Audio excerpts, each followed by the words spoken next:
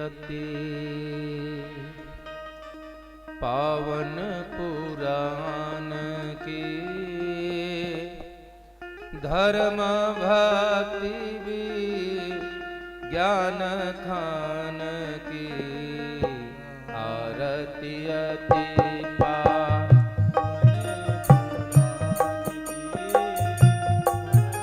भक्ति ज्ञान खान की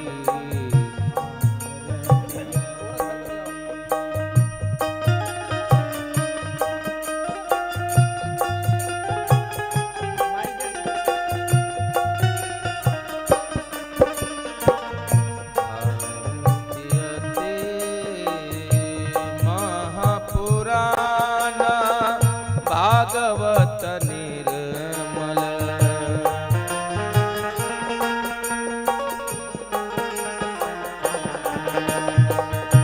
सुख मुख विगलित निगम कल्प फल सुख मुख विगलित निगम कल्प फल परमानंद सुधार समय फल परमानंद सुधार समय फल लीला रति रस रस निधान की आरती अति पावन पुराण की आरती अति पावन पुराण की धर्म भक्ति ज्ञान ज्ञान की आरती अति पावन पुराण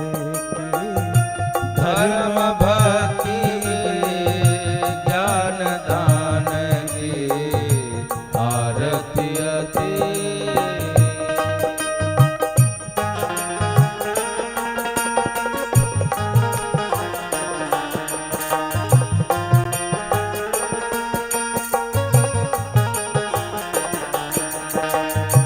कलिमल मथने त्रिताप निवारने कलिमल मथने जन्म मृत्यु भव भय भव हारने जन्म मृत्यु भय भव भय हारणे पर्वत सतत सकल सुखकारिणी सेवत सकल सतत सुखकारिणी सुमहोषधि अति चरित गान की धर्म भक्ति ज्ञान खान की आरती अति पावन पुराण की धर्म भक्ति ज्ञान खान की आरती अति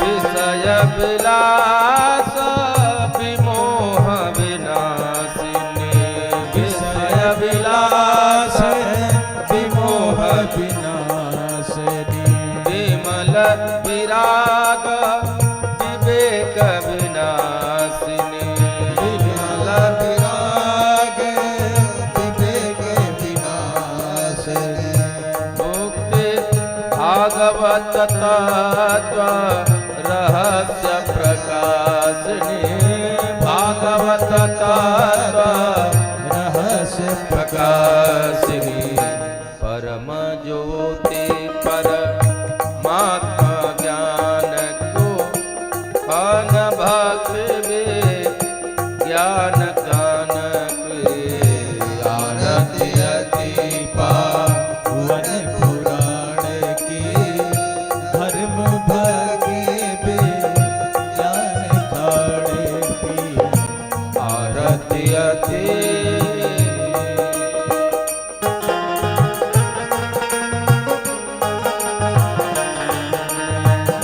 परमहंस मुनि मुनि मन उल्लासिनी परमहंस मुनि मन उल्लासिनी रसिक हृदय रस रास विलासिनी रसिक हृदय रस रास विलासिनी मुक्ति मुक्ति रति प्रेम सुदासिनी मुक्ति मुक्ति रस प्रेम सुदारसी कथा कीर्तन प्रिय सुजान की धर्म भक्ति के ज्ञान कान की आरती अति पावन पुराण के धर्म भक्ति के ज्ञान कान के आरती अति पावन पुराण की धर्म भक्ति ज्ञान कान की आरती अति पावन पुराण की धर्म भक्ति ज्ञान कान की धर्म भक्ति ज्ञान दान की धर्म भक्ति ज्ञान दान की आरती अति हरि ओम महारार्तिक्यम दिलेन शील्यगणम शील्यतम निगमादा शील्यतम निगपिता शील्यतम श्री राधे। श्री शीतलाय नमो नमः श्री बोले राधे। भागवत भगवान की जय हो व्यास जी श्री राधे। महाराज की श्री राधे। जय हो जय जय श्री सीताराम श्री राधे श्री राधे श्री राधे श्री राधे राधे राधे श्री राधे श्री राधे राधे श्री राधे राधे राधे श्याम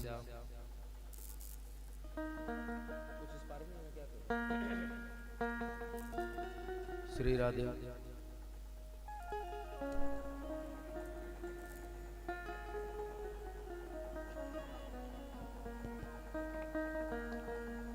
बोले सद्गुरुदेव भगवान की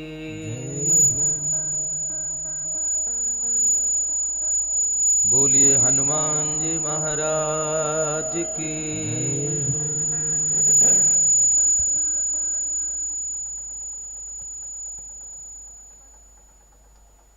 हर ये परमात्मने नमः। श्री सद्गुरुदेव चरण कमलेभ्यो नमः। उमा महेश्वर चरण कमलेभ्यो नमः।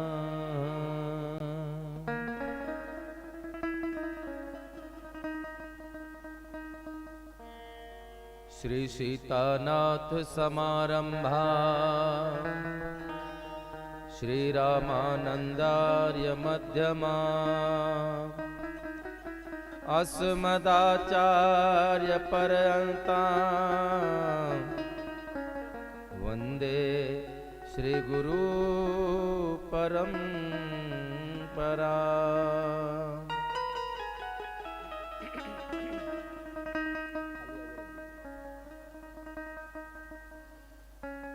वंशी विभूषित करा नवनीर दाभा पीतांबरा दरुड़ बिंब फलार्धरोष्ट पूर्णेन्दु सुंदर मुखादर बिंब नेत्रा कृष्णात् परां किमपि तत्त्वमहं न जाने।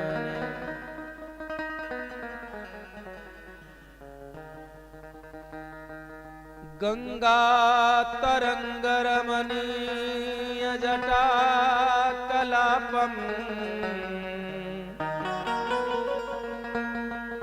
गौरी निरंतर विभूषित वाम भागम नारायण प्रियमनंगमदापहारम् वाराणसीपुरपतिं भज विश्वनाथम्।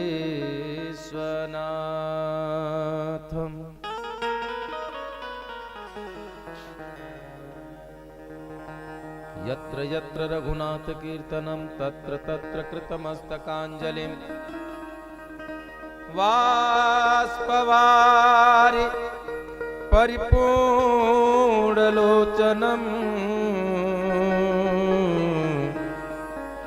मारुतिं नमत राक्षसान्तकम्।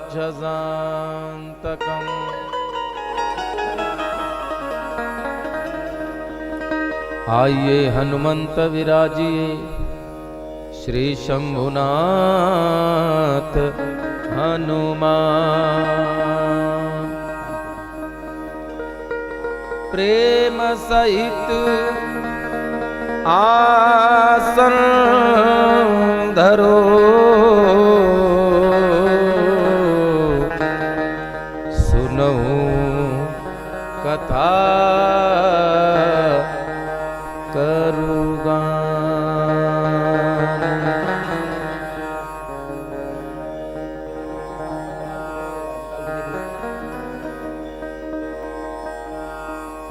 राधा मेरी स्वामिनी मैं राधे जू को दास। जन्मा जन्म मोह दीजियो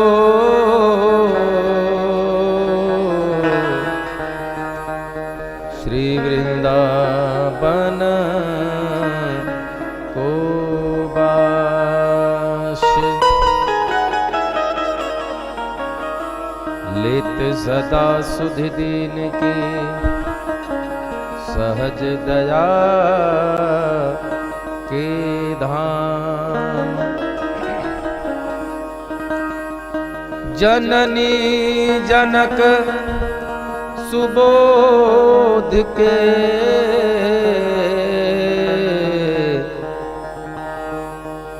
प्रभु श्री सीताराम।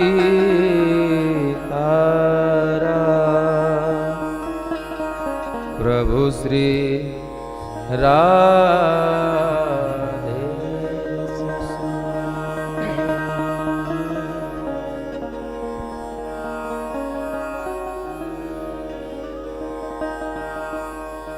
आइए हम सभी लोग बड़े भाव से बड़े प्रेम से पूरी तत्परता पूरी तन्मयता के साथ भगवान की पावन कथा में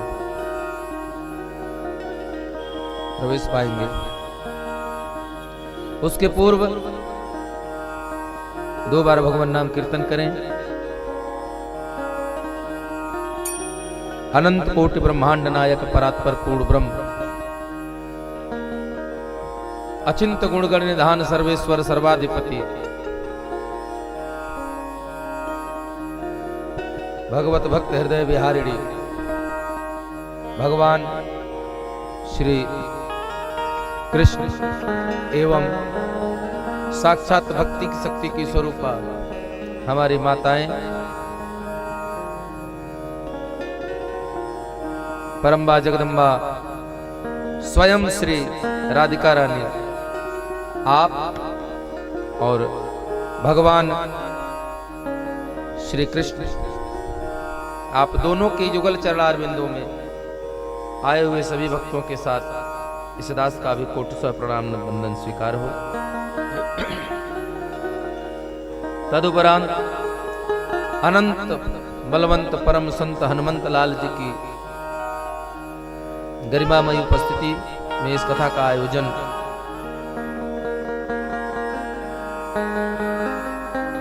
हम सभी भक्तों को प्राप्त हुआ है। तो ऐसे हनुमंत लाल जी के चरणों में भी बारंबार प्रणाम। साथ ही इस कथा प्रांगण में आए हुए सभी भगवत भक्त एवं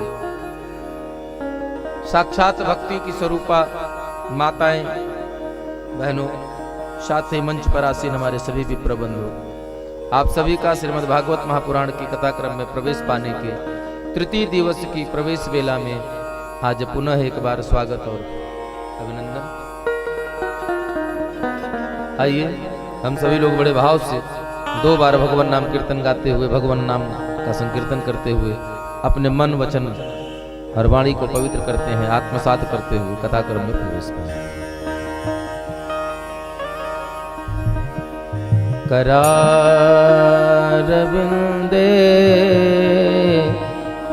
न पदारविंदम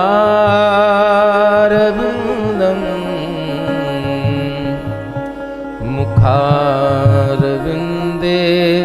विनिमेषयन्त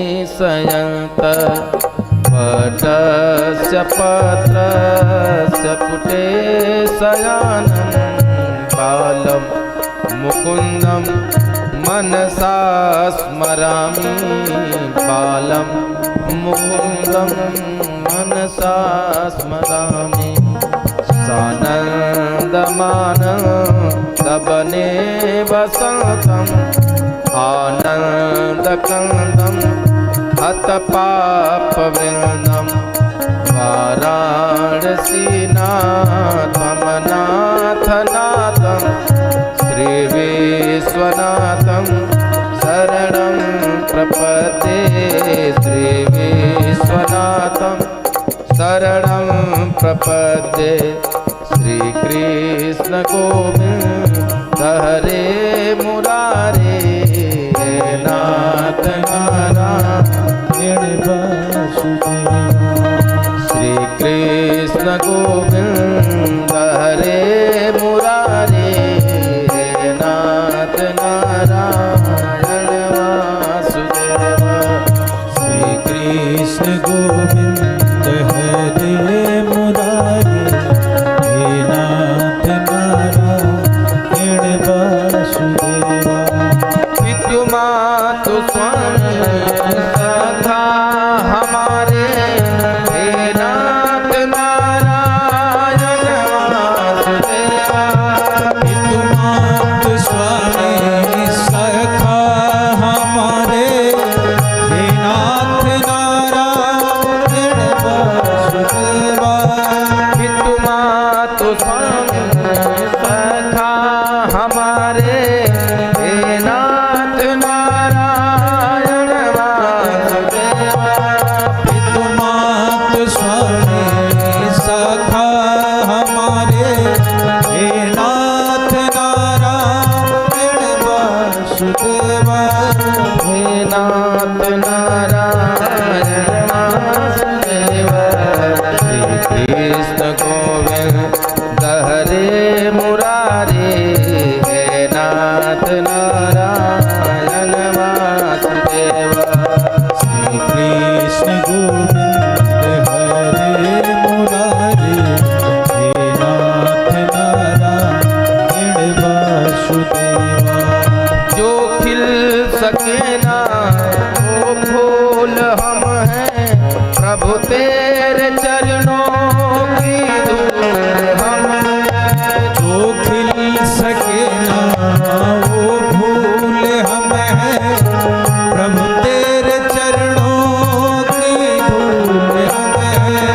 जो खिल सके ना वो फूल हम हैं, प्रभु तेरे चरणों की धूल हम हैं। जो खिल सके ना वो फूल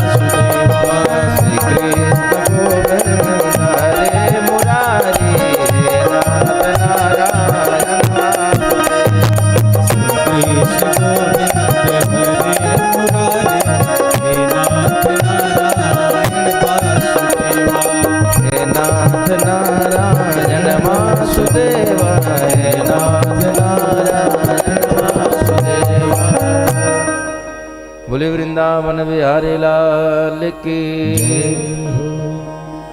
बोले पवन सुत हनुमान जी महाराज की, बोले उमापति महादेव की। जय जय श्री राधे, जय जय श्री राधे श्याम।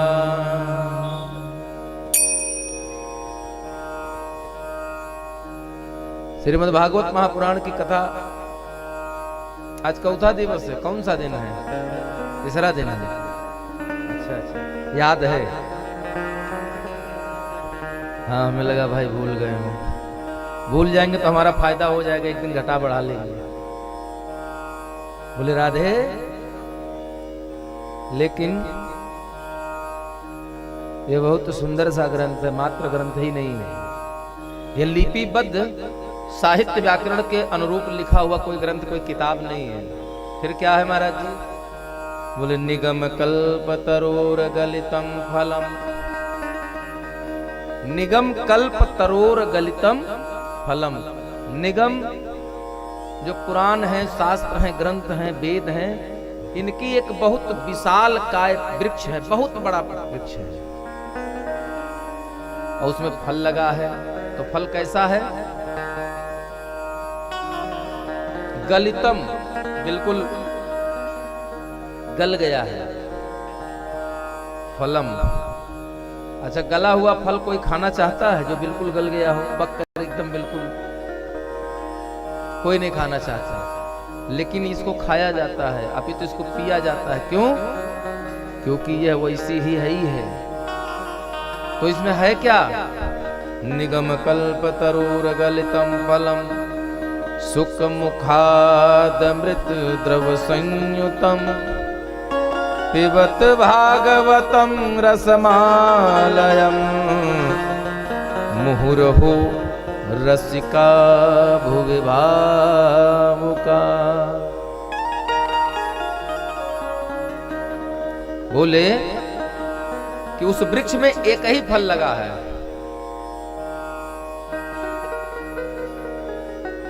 उस वृक्ष में एक फल लगा है, और वो भी बिल्कुल पक कर एकदम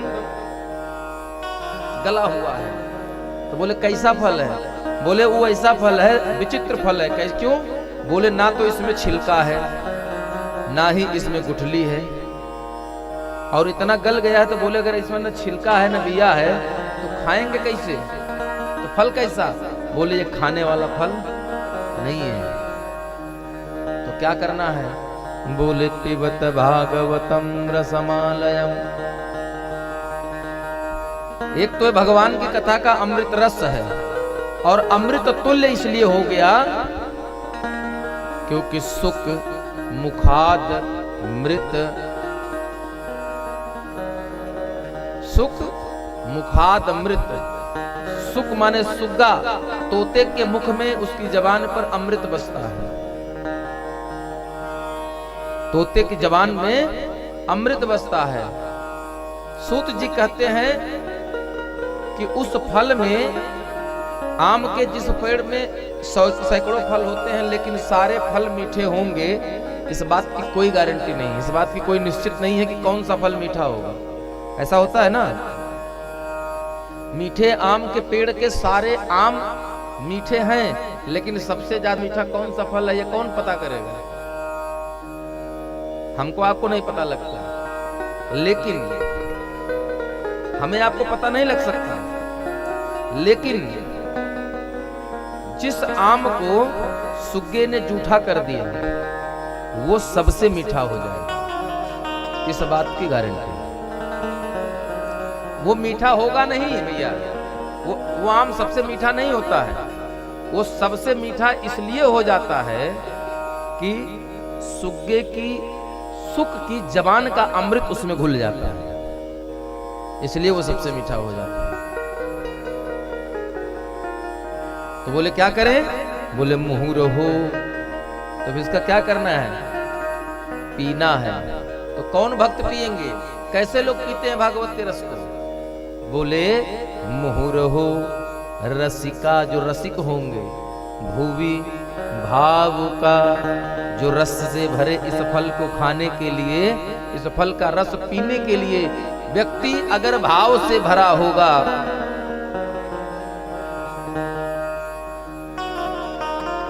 फिर उसका जीवन अपने आप तर्क जाएगा। सूत जी कहते हैं तो इस आम के फल में या कोई भी फल है, इस फल में रस हो सकता है लेकिन अमृत कैसे होगा? बोले अमृत इसलिए होगा कि अमृतम परमानंदः, अमृतम परमानंदः स एव द्रवो रसः। जो परमानंद की प्राप्ति करा देता है, तो परमानंद कौन है? जो आनंद सिंधु सुख राशि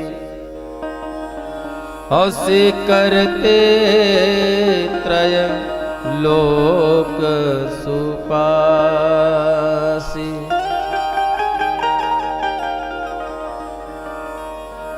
कैसे है?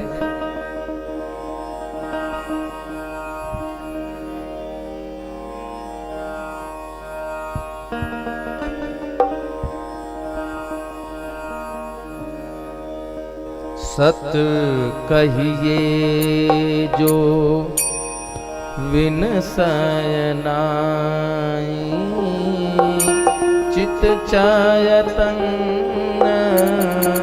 सकल घट माई।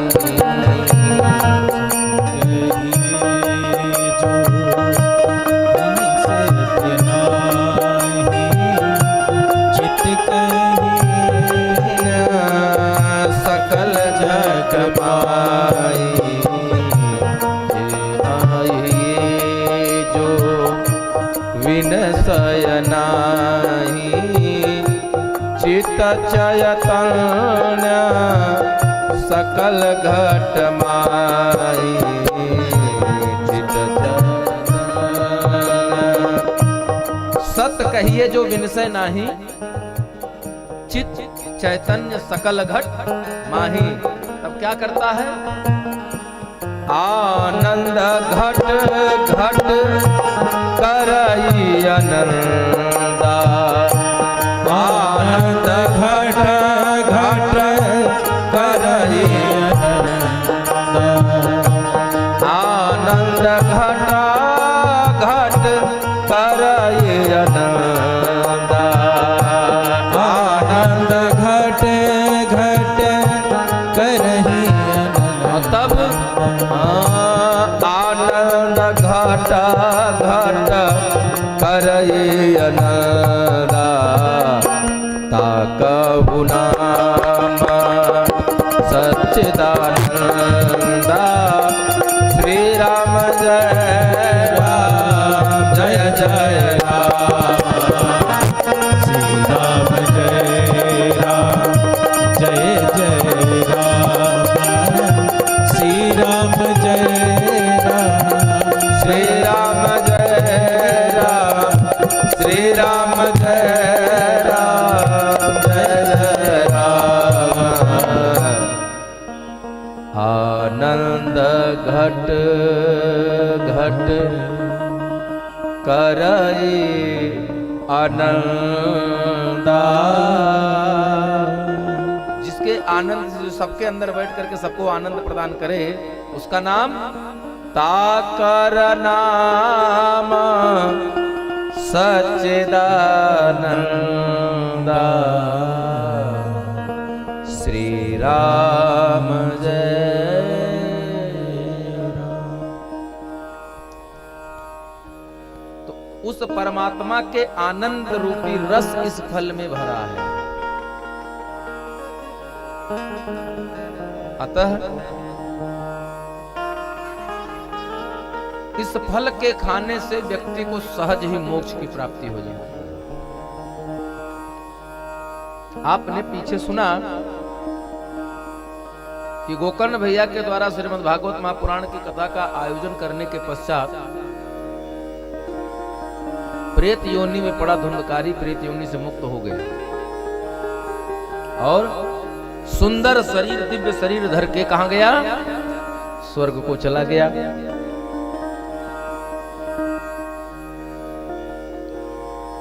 तो सौनकादिक ऋषि कहते हैं कि प्रभु आखिर इस कथा को सुन करके मोक्ष हो गए। परीक्षित को हुआ,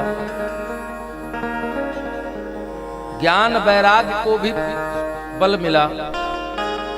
आत्मदेव के पुत्र गोकर्ण के द्वारा किया गया आयोजन उसके द्वितीय पुत्र धुंधकारी को प्रेत योनि से मुक्ति दिला देता है। आगे सुखदेव जी ने राजा परीक्षित को सुनाया, उनको भी मुक्ति मिल गई।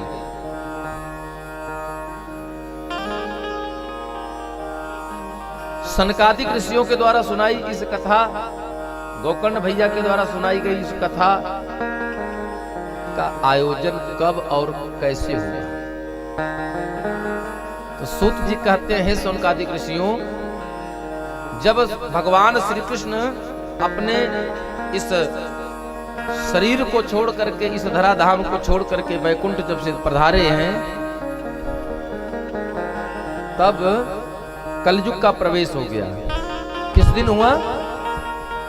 कलयुग का प्रवेश उसी दिन हुआ जिस दिन हमारे सरकार ने इस धराधाम को छोड़ करके वैकुंठ की तरफ का रास्ता अपना लिया। उसी दिन कलयुग प्रभावी हो गया।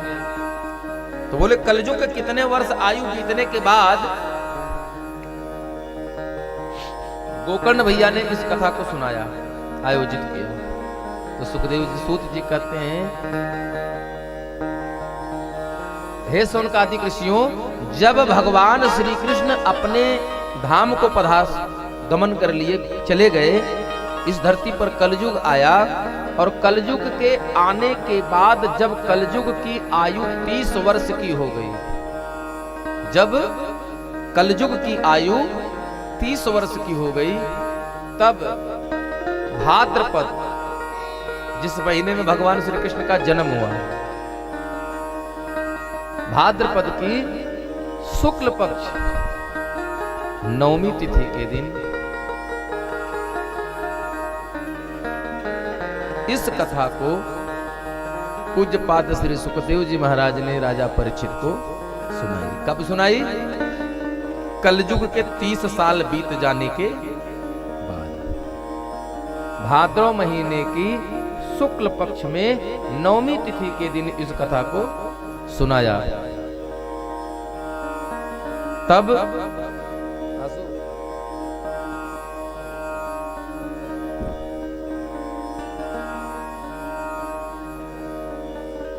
तब दूसरा आयोजन हुआ किसका? दूसरा आयोजन 30 वर्ष ये बीता, इसके बाद 200 वर्ष और बीते। कुल मिलाकर के कलयुग की आयु कितनी हो गई? 230 वर्ष। और जब कलयुग की आयु 230 वर्ष हो गई,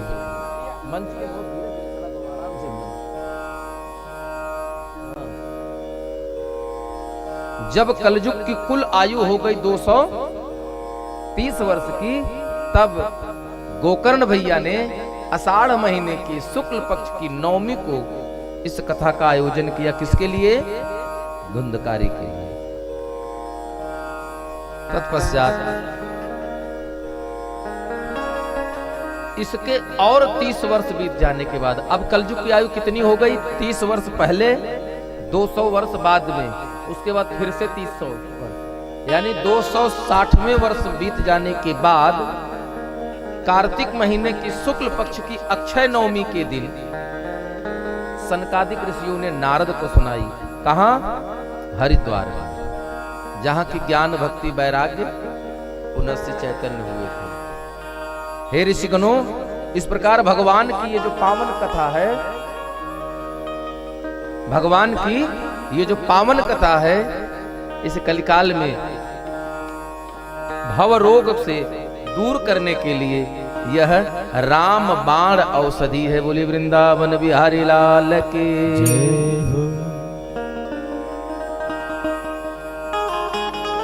बाबा गोस्वामी तुलसीदास बड़ी अच्छी अच्छी बातें लिखते हैं रामचरितमानस में।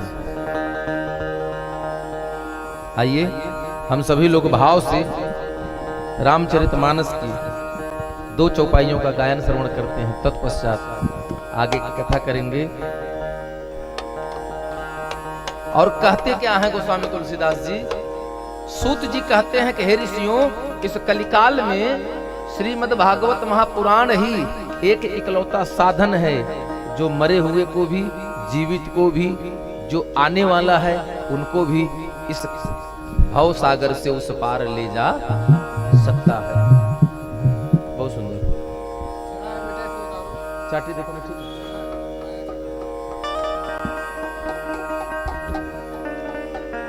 और कहते हैं माइक थोड़ा सा नीचे कर।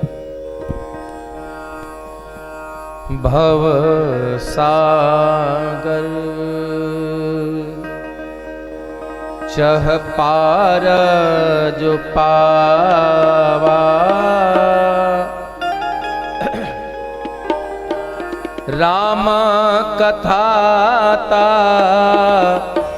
कह डेढ़ नावा, राम कथा कह डेढ़ नावा,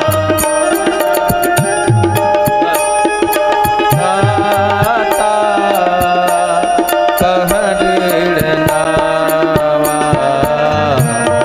श्री राम जय राम, जय जय राम, श्री राम जय राम, जय जय राम, श्री राम जय राम, श्री राम जय राम, जय जय राम।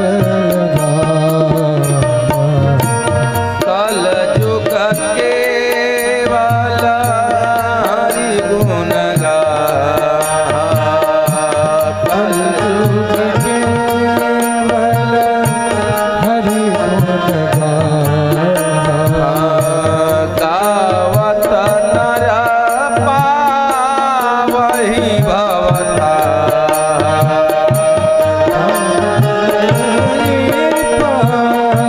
वही भवता।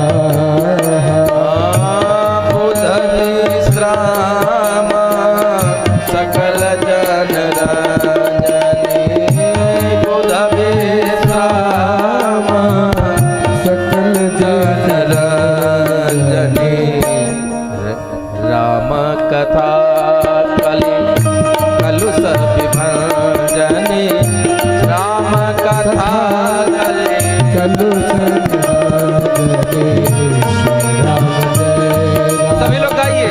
जय जय राम, श्री राम जय राम, जय जय राम, श्री राम जय राम, जय जय राम, श्री राम जय राम, जय जय राम, श्री राम जय राम, जय जय राम,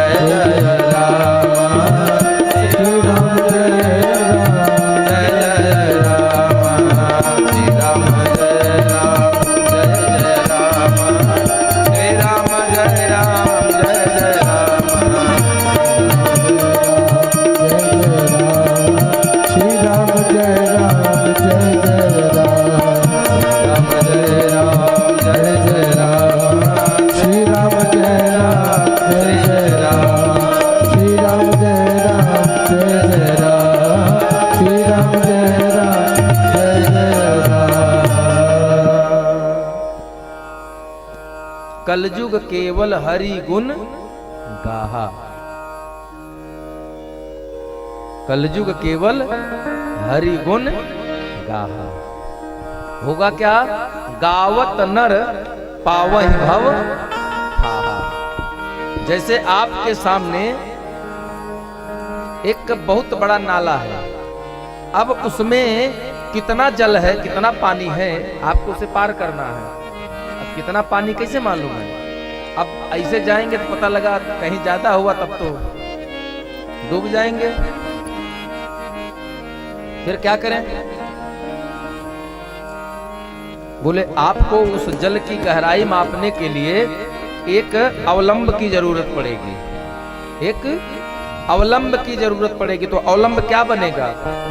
राम नाम अवलंबन एक, राम नाम अवलंबन एक। जैसे लाठी का सहारा होता है, अवलंब कहते हैं आधार, जिसके मदद से, जिसकी सहायता से हम उस जल को नाप सकते हैं कि कहां ज्यादा है और कहां कम है, उसी दिशा को जाएंगे। तो गोस्वामी जी कहते हैं कलयुग केवल हरि गुण गाहा और गावत नर, कैसे? गावत नर पावहि भव।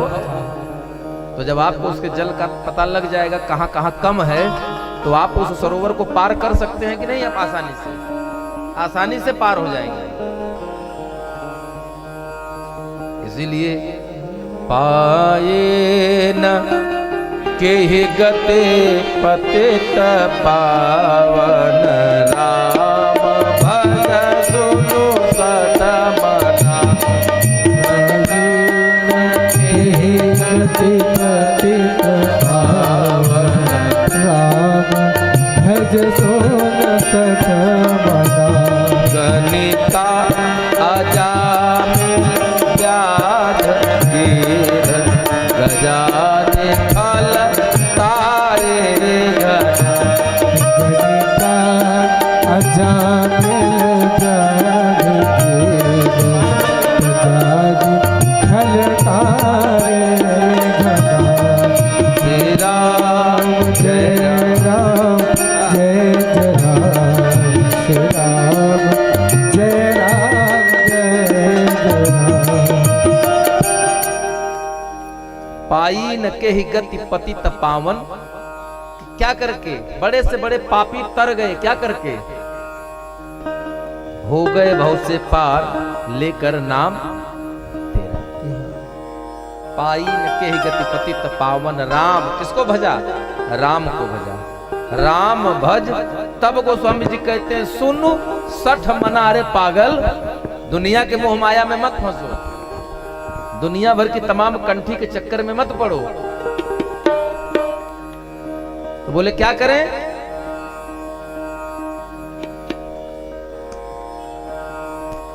उसका ध्यान करो। किसका ध्यान करें? भगवान है कौन? क्या पहचान है भगवान की? हम कैसे पता करेंगे कि यही भगवान है? हम इस बात को कैसे जाने के? हमको ये बात पता कैसे लगेगी कि ये भगवान है? आखिर भगवान की कोई एक पहचान होगी ना, कोई परिचय होगा। शंकर जी की मूर्ति बिना देखे आदमी जान लेता है, हाथ से छुएगा तो बता देगा कि शंकर जी हैं, क्योंकि उनकी विशेष छवि है। हाथ में त्रिशूल तो उनके भी है, हाथ में त्रिशूल तो दुर्गा जी के भी है। तो दुर्गा जी को काली जी तो बता नहीं देंगे हम शंकर जी, दुर्गा जी तो दुर्गा जी हैं। तो पहचान क्या है? बोले शंकर जी के गले में सांप है। जैसे अंधा भी छुएगा तो जान जाएगा कि भगवान शंकर हैं। माथे पर चंद्रमा है।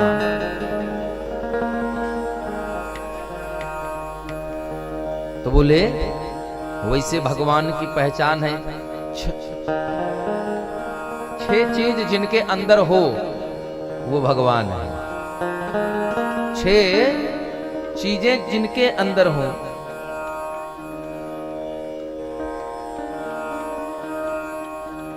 वो भगवान। छह चीजें कौन कौन? ज्ञान, ध्यान से समझ लीजिए। भगवान के पहचान में सबसे पहली निशानी उनके अंदर ज्ञान होगा। दूसरा, जिसके अंदर वैराग्य समाहित हो वो भगवान।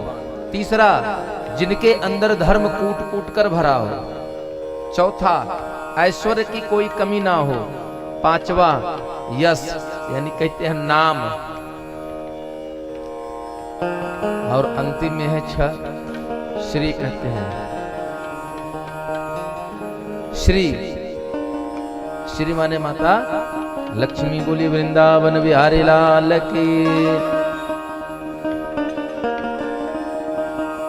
और जिनके अंदर ये 6 चीजें हैं वो भगवान, और जहां से इन 6 चीजों का प्रतिपादन होता है वही श्रीमद् भागवत महापुराण है। इसमें 12 स्कंद हैं और 12 स्कंद 12 चीजों को अवतारित करते हैं। प्रथम स्कंद में अधिकार की चर्चा की जाती है, द्वितीय स्कंद में साधन, तृतीय स्कंद में सर्ग, चौथे में विसर्ग, पांचवें में स्थिति, छठे में पुष्टि, सप्तम में उति, अष्टम में मनवंतर, नवम स्कंद में भक्तों का चरित्र, दसम स्कंद में मन का निरोध और एकादश स्कंद में मुक्ति, और तब जाकर के द्वादश स्कंद में तत्व दर्शन। जिसको तत्व दर्शन हो गया उसे परमात्मा मिल गया।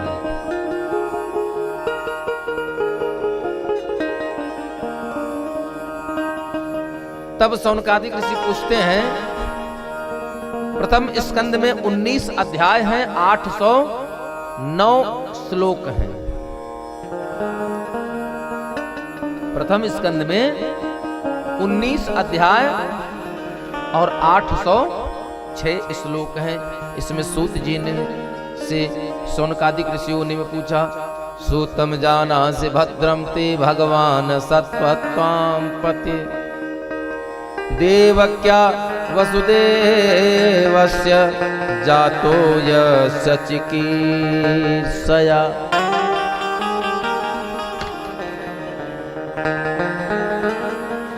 हे प्रभु, हम आपसे जानना चाहते हैं कि यदुवंश के रक्षक भगवान भक्तवत्सल श्री कृष्ण देवकी मैया के गर्भ में, देवकी मैया के गर्भ से अवतरित होने का क्या कारण था? भगवान के धरा पर अवतरण होने के कोई तो कारण होगा ना, क्योंकि सृष्टि में बिना कारण के कोई काम होता नहीं है। अगर आपको भूख नहीं लगेगी तो आप नौकरी नहीं करेंगे। आपको अगर आपने दीन दुनिया की लोक लाज छोड़ दिया तो आपको फिर पैसे की क्या जरूरत है? कपड़ा हो ना हो तब भी सीताराम, खाना मिले ना मिले भूखे नहीं लगनी है तो क्या करेंगे रोटी का हम? अगर हमारी आवश्यकताएं नहीं होंगी तो हमें किसी चीज की आवश्यकता फिर जब होगी नहीं तो हमें किसी के अंदर में काम करने की जरूरत नहीं होगी। तो बिना कारण के कार्य नहीं होता है, बिना किसी कारण के क्रिया नहीं होती। वो अलग बात है कि हम जान नहीं पाते हैं कि किस कारण से क्या हो रहा है। जैसे आपके पैर में चोट लग गई, हाँ, प्रैक्टिकल बात को समझिए। आप कहीं जा रहे थे, आपका वाहन दुर्घटनाग्रस्त हो गया, किसी भी प्रकार से आपके पैर में चोट आ गई, आपने वहां मलहम पट्टी कराई और चले आए सुंदर घर में। दवा नहीं लिया, मतलब मलहम पट्टी करा लिया कि खून रुक गया और आप घर चले आए। पता लगा शाम को जब दर्द उठा तो उसके बाद बुखार आ गया। किसी प्रकार से रात बीती, दूसरे दिन सुबह आप तुरंत गए मेडिकल स्टोर पर, अपने बेटे को भेजा, कहा बेटा जाओ 4 टेबलेट पैरासीटामॉल खरीद लाओ। आपने बच्चे को भेज दिया कि 4 पैरासीटामॉल खरीद लाओ, या जो भी दवा बुखार की आपने मंगाई, और मंगा करके आपने खा लिया। जब बुखार आया तो आपने दवा खा लिया। तो दवा खाने से हुआ क्या? उस दवा के प्रभाव से हुआ क्या? आपका बुखार उतर गया कुछ समय के लिए, लेकिन जैसे ही उस दवा का प्रभाव कम होगा वो बुखारवा वापस आएगा। आएगा ना? क्यों आएगा? अब आप खाते रहिए, 1 महीना पैरासीटामॉल खाइए सुबह दोपहर शाम। अगर बुखार आपको छोड़ दे तो कहिएगा, चाहे पूरा मेडिकल स्टोर खा जाओ, लेकिन बुखार नहीं छोड़ेगा। क्यों? क्योंकि वो तो दुख है, वो तो क्रिया है जो हो रही है। दोष तो कहीं और था। जीवन में दुख क्यों आता है? क्योंकि हमारे अंदर दोष है। अगर दोष होगा तो दुख मिलेगा, इसको कोई बदल नहीं सकता। दोष अगर आज आपने उसको दबा दिया है तो कल फिर से घूमकर वो आएगा जरूर आपके पास। आपके पैर में चोट लगी, दोष तो वहां उस चोट में है। क्यों? क्योंकि बुखार उस चोट के कारण आ रहा है। आपने दोष का इलाज नहीं किया, दुख का इलाज कर लिया। सुबह शाम तीनों टाइम पैरासीटामॉल खाए जा रहे हैं, लीवर किडनी सब खराब हो गया, लेकिन चोट का इलाज नहीं कर रहे हैं। तो जब तक चोट का इलाज नहीं करेंगे तब तक बुखारवा नहीं छोड़ेगा। तो कुछ तो कारण होगा कि भगवान देवकी के गर्भ से अवतरित हुए, जबकि वो तो स्वतंत्र है, परम स्वतंत्र, न सिर पर कोई।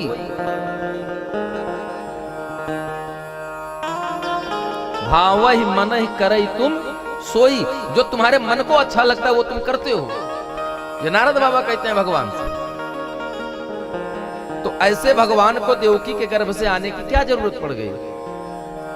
तो कुछ तो कारण विशेष रहा होगा जो भगवान को आना पड़ा। तब सूत जी कहते हैं कि हे शौनकादिक ऋषियों, आपने समग्र सृष्टि के लिए प्रश्न पूछा है जो बहुत उत्तम है। कथा जो सकल लोक हितकारी, सोई पूछन चह शैल कुमारी। हे प्रभु, हे संतो, आपने वो कथा पूछी जो जगत का कल्याण करने वाली है।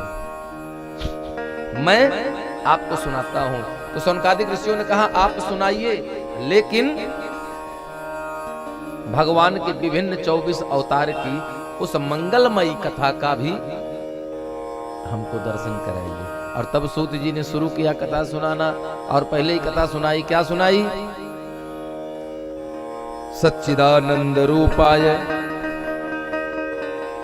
विश्वोत्पत्त्यादि हेतवे तापत्रय विनाशाय श्री कृष्णाय वयं नुमः। कैसे? सत, चित और आनंद। हमने बताया था पहले दिन भगवान के 3 तत्व हैं। कौन कौन?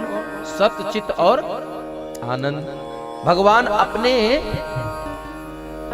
जब भगवान जगते हैं और भगवान की लीला करने की इच्छा होती है, तब हमारे ठाकुर जी क्या करते हैं? अपने उन्हीं तीनों गुणों में क्षोभ उत्पन्न करते हैं। जैसे आप लोग रात में दूध में जामुन डालकर रख देती हैं, सुबह दही हो जाती है। अब दही से मक्खन निकालने के लिए मथानी के द्वारा उसको मथना पड़ता है। तो भगवान अपने इन्हीं तीनों गुणों में क्षोभ उत्पन्न करते हैं, अर्थात उसे मिलाते हैं, मथते हैं, और मथने के बाद 3 लोग जन्म लेते हैं। 3 तत्व अलग अलग आ जाते हैं। कौन कौन? सत, रज और तम। इन 3 तत्वों से 3 लोगों का अवतार होता है, 3 का जन्म होता है, प्रकट होते हैं। कौन कौन? सतोगुण से भगवान ब्रह्मा जी, रजोगुण से भगवान विष्णु जी, और तम से यानी कि काल भगवान का जन्म होता है। कौन है काल? कैलाश के निवासी नमो बार बार हूँ, नमो बार बार हूँ। आयो शरण तिहार प्रभु तार तार तू, आयो शरण तिहार प्रभु तार तार तू, आयो शरण तिहार आयो शरण तिहार प्रभु तार तार। और कैलाश के निवासी नमो बार बार हो, कैलाश के निवासी नमो बार बार हो, नमो बार बार हो। आया शरण तिहार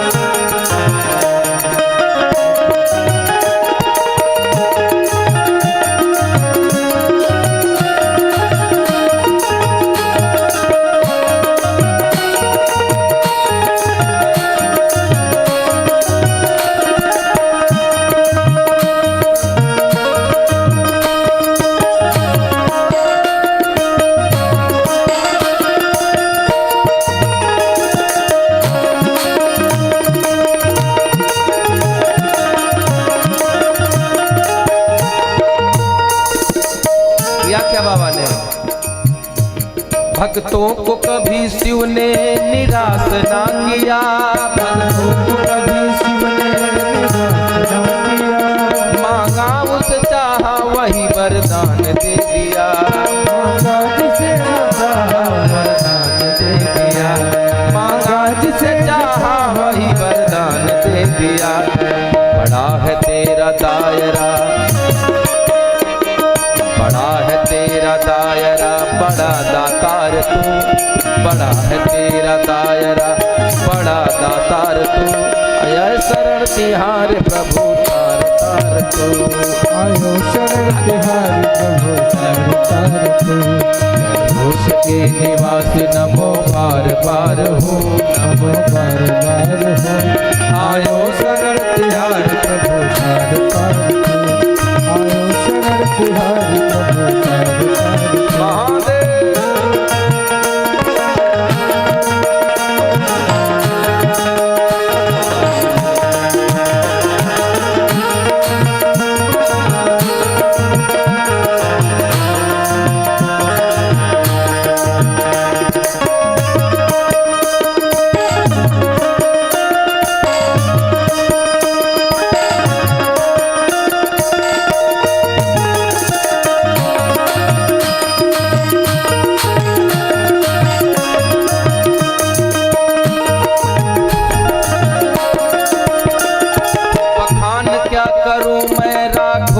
ढेर का बखान क्या करूं मैं राधों लपटी विभूति में है खजाना कुबेर का, लपटी विभूति में है खजाना कुबेर का।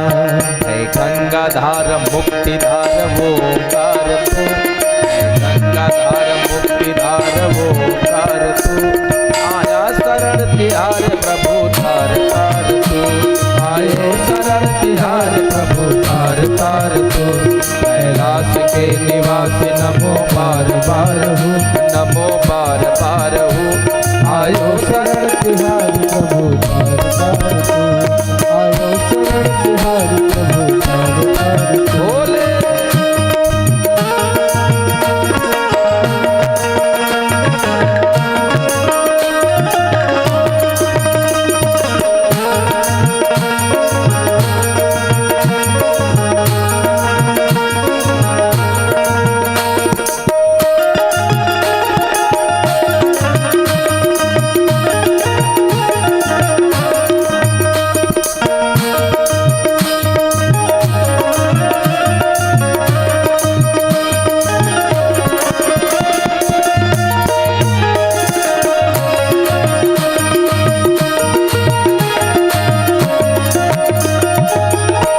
गंगा नहीं दिया है ये हम प्रमाण है, क्या नहीं दिया है क्या क्या प्रमाण है। क्या क्या नहीं दिया है ये हम प्रमाण है, क्या क्या नहीं दिया है ये हम प्रमाण है। तेरी कृपा के आसरे सारा जहान है, तेरी कृपा के आसरे सारा जहान है। जहर पिया जीवन दिया कितना उदार तू, जहर पिया जीवन दिया कितना उदार तू, कितना उदार तू। आयो शरण तिहार प्रभु कैलाश के निवासी नमो बार बार हो, नमो बार बार हो। आयो शरण तिहार प्रभु तार तार तू, आयो शरण तिहार प्रभु तार तार तू। आयो शरण तिहारी प्रभु तार तार तू, प्रभार तार तू, प्रभु तार तार तू, प्रभु तार तार तू। कैलाश के निवास निवासी नमो बार बार हो। क्यों आयो शरण तिहारी प्रभु तार तार तू। भोले बाबा कैसे हैं? काल है साक्षात, बल्कि काल के भी काल महाकाल। महाकाल। सतगुण से ब्रह्मा, रजगुण से भगवान विष्णु और तमोगुण से भगवान शिव, रुद्र का प्राकट्य हुआ। और भगवान ने अपने इन्हीं तीनों तत्वों से, अपने सूक्ष्म भूत चिन्ह मात्र से, अर्थात जो भगवान के अंदर में विराजित हैं, अपनी इंद्रियों से और अपने ही अंतःकरण में विराजित आदि समस्त गुणों के द्वारा अपने विकारों के भूत और भावों से, अपने मन के जो भाव बने, उन भावों के द्वारा ही भगवान ने इस 84 लाख योनि का निर्माण किया। क्यों? क्योंकि भगवान की लीला करने की इच्छा होती है। जब भगवान का नाटक देखने का मन करता है या रामलीला देखने का मन करता है तो बढ़िया बढ़िया मंच सजा देते हैं, और जब मन भर जाता है तो उस दिन उसकी पूर्णाहुति करवा देते हैं, बस स्वाहा, वहीं प्रलय हो जाती है। भ्रिकुटी विलास सृष्टि लय होई।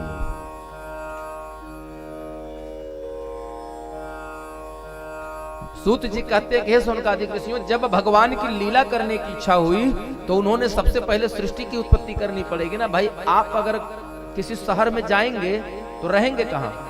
सड़क पे। रहने के लिए आपको पहले जगह चाहिए, घर चाहिए।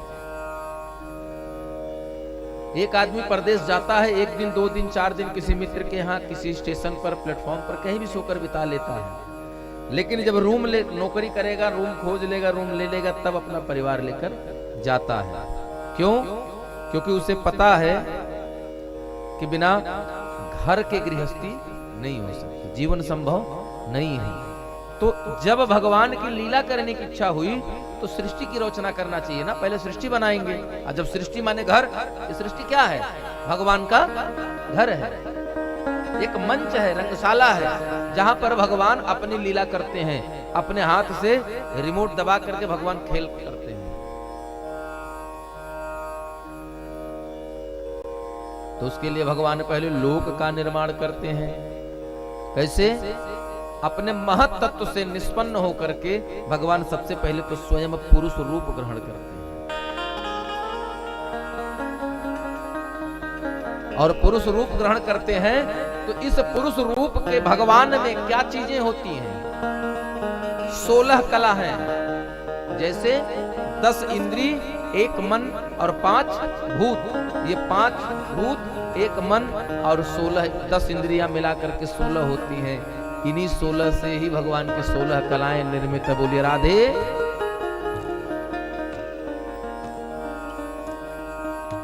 एक बार भगवान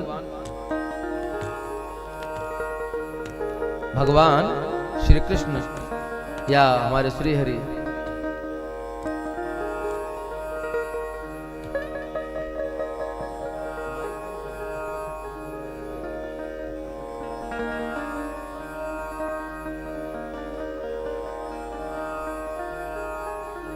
भगवान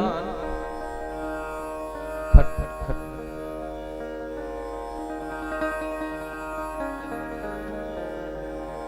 क्षीर सागर में शयन कर रहे हैं। उसी समय उनके मन में सृष्टि की परिकल्पना आती है, और सृष्टि की परिकल्पना आते ही भगवान के नाभि सरोवर से ही एक कमल प्रकट होता है, और उसी कमल पर भगवान ब्रह्मा जी का जन्म होता है। और ब्रह्मा जी का जन्म होता है तो ब्रह्मा जी पहले चिंता करने लगे कि मैं आया कहां से।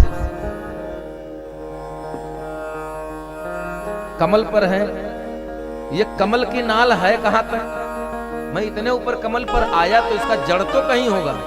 अब ब्रह्मा जी लगे कमल की जड़ को खोजने, और खोजते खोजते बेचारे एकदम थक गए, लेकिन पता नहीं लग पाया। और जब पता नहीं लगा तो क्या किए? लौटकर वापस उसी कमल पर आए और भगवान की स्तुति करने लगे। भगवान की स्तुति किए तो भगवान ने उन्हें आदेश किया कि तुम तपस्या करो और सृष्टि का निर्माण करो। तब भगवान श्री हरि के ही अंग प्रत्यंग के द्वारा ही समस्त सृष्टि की हर एक वस्तु का निर्माण कहां से हुआ? कुछ का भगवान के आंख से, कुछ कान से, कुछ आवाज से, कुछ जीभ से, कुछ पैर से, कुछ नाखून से, कुछ बाल से। ये जो सृष्टि जितनी है ये सब भगवान के ही शरीर के अंग प्रत्यंग से ही निर्मित है। सबसे पहले भगवान ने 14 खंड बनाए, अर्थात 7 तल नीचे जमीन के और 7 ऊपर। भगवान के कमर के नीचे जो पड़ा वो रसातल, सुतल, महातल, तलातल, वितल, अतल और भूतल। ये 7 तल बने भगवान के पैर से लगा करके कमर तक। अब हम भूतल तक आ गए हैं। इसके बाद इसके ऊपर जब आते हैं तो भगवान की नाभि में ही आकाश स्थित है। भगवान की जो नाभि है, नाभि क्षेत्र में ही आसमान स्थित है, आकाश है। और भगवान के वक्ष यानी भगवान के सीने पर, भगवान की छाती में जहां भगवान का सीना है, वक्षस्थल है, वहां पर स्वर्ग है। भगवान के गले तक अगर आप पहुंच जाते हैं तो वो महर लोक है। मुंह तक आ जाएंगे तो वो जन लोक है। ललाट तक आ गए तो वो तप लोक है। और यहां तक आ गए भगवान के जो सहस्र सिर हैं या भगवान का जो मस्तक है, सिर है, वही सत्यलोक है। और हर व्यक्ति यही चाहता है कि हमको सत्यलोक की ही। सत्यनारायण की कथा जरूर आप लोगों ने सुनी होगी। जब से कोई भी अध्याय की कथा संपूर्ण होती है तो अंत में एक लाइन आती है, इह लोके सुखम भुक्त्वा चान्ते सत्यपुरम ययौ। ये हर अध्याय में आता है, इह लोके सुखम भुक्त्वा च। इस जीवन में जब तक रहे मृतलोक में तब तक सुख भोगा, और अंते मरने के बाद कहां गए? सत्यपुरम ययौ। ययौ माने गए कहां? सत्यपुर, सत्यलोक चले गए। ये वही सत्यलोक है जहां जाने के बाद कोई लौट कर वापस।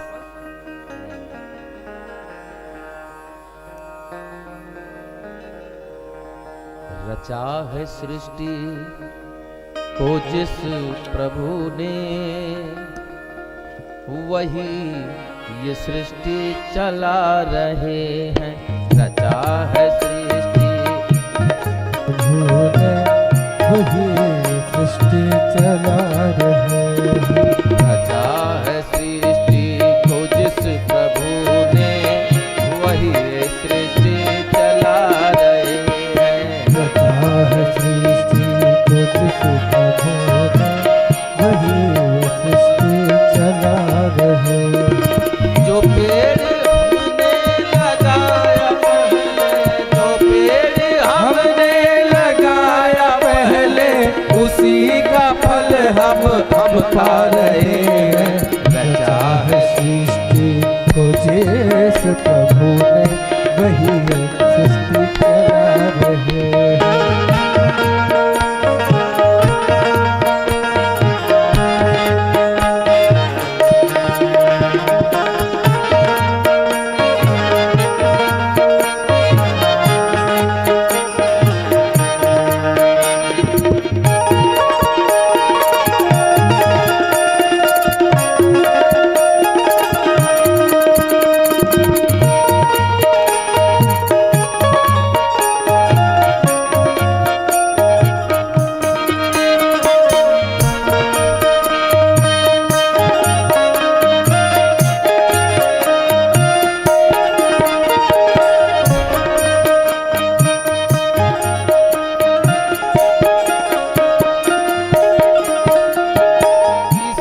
धरा में शरीर पाए, इसी धरा में शरीर पाए, इसी धरा में फिर हम समाए। इसी धरा में फिर हम समाए। है सत्य नियम यही जहाँ का, है सत्य नियम यही जहाँ का। एक आ रहे हैं एक जा रहे हैं। रचा है सृष्टि तो जिस प्रभु ने, वही सृष्टि चला रहे हैं। जो पेड़ हमने लगाया पहले, जो पेड़ हमने लगाया पहले, उसी का फल हम अब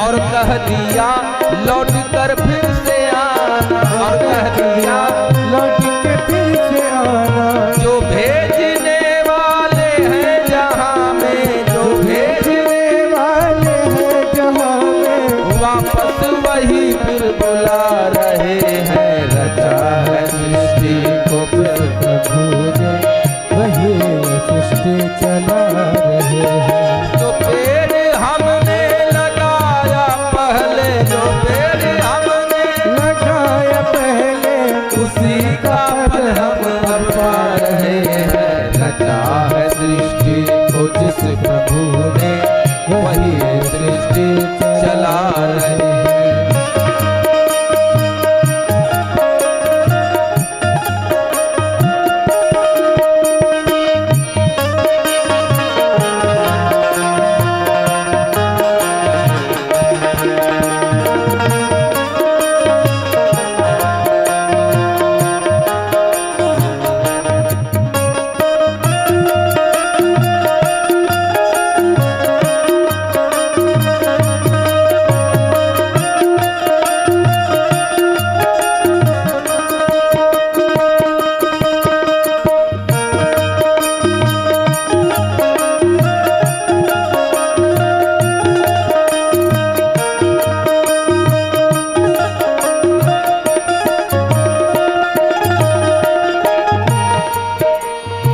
सबसे बड़ी बात,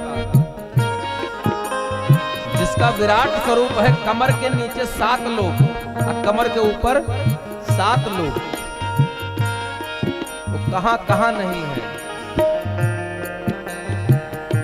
सुंदर बैठे हैं जो कहां,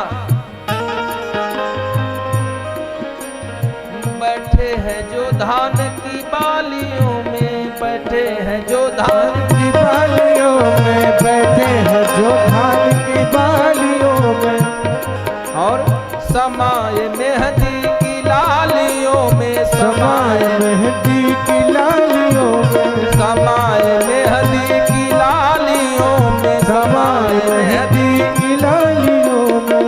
हर डाल हर पत्ते में समा कर, हर डाल हर पत्ते में समा कर, फूल रंग बिरंगे खिला रहे हैं। रचा है सृष्टि को प्रभु ने वही सृष्टि चला रहे हैं। रचा है सृष्टि को प्रभु ने वही सृष्टि चला रहे हैं।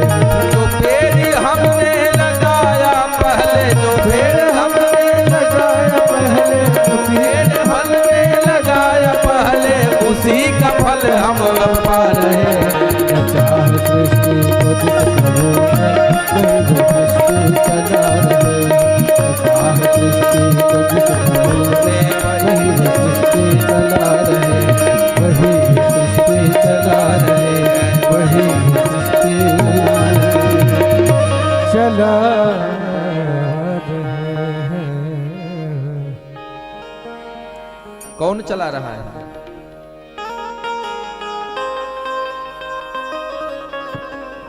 बैठे हैं जो धान की बालियों में, और समाये हैं मेहंदी की लालियों में। हर डाल हर पत्ते में समा कर गुल रंग बिरंगे खिला रहे हैं। रचा है सृष्टि को जिस प्रभु ने, वही वो सृष्टि चला रहे हैं। सूत जी कहते हैं कि हे समगादिक ऋषियों, ये परमात्मा के शरीर से ही, परमात्मा के द्वारा ही इस सृष्टि की परिकल्पना है। भगवान के द्वारा होती है, भगवान से होती है, और भगवान के लिए होती है।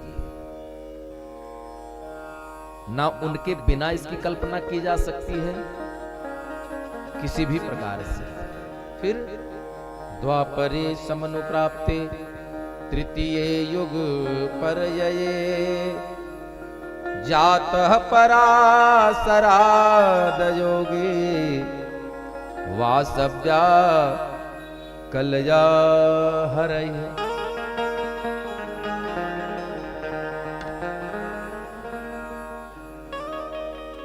सूत जी कहते हैं कि वर्तमान चतुर्युग के तीसरे युग में, वर्तमान चतुर्युग, एक कल्प में कितने युग होते हैं? 4, सतयुग, त्रेता, द्वापर और जिसमें हम, हाँ जिसमें हम लोग कलयुग में तो हैं। अच्छा ये बताइए कितने लोग अपने आप को बड़ा सौभाग्यशाली मानते हैं कि कलयुग में जन्म मिला है? बहुत सोच समझ कर हाथ उठाइए। आप लोग नहीं मानते कि हम सौभाग्यशाली हैं कि कलयुग में जन्म मिला, या मानते हैं? नहीं मानते हैं। हम मानते हैं कि बहुत सौभाग्यशाली है कि कलयुग में जन्म मिला है। काहे कि यहां सपने में किसी को भी कुछ भी कह दीजिए, कोई पाप नहीं लगना है। हाँ, जानबूझ करके सोच समझ कर कुछ भी कहिए, कोई पाप नहीं लगना है। लेकिन करेंगे तभी पाप लगेगा, करेंगे तो पाप लगेगा। इसलिए कलयुग में एक चीज देखा होगा, आदमी कहता बहुत है करता।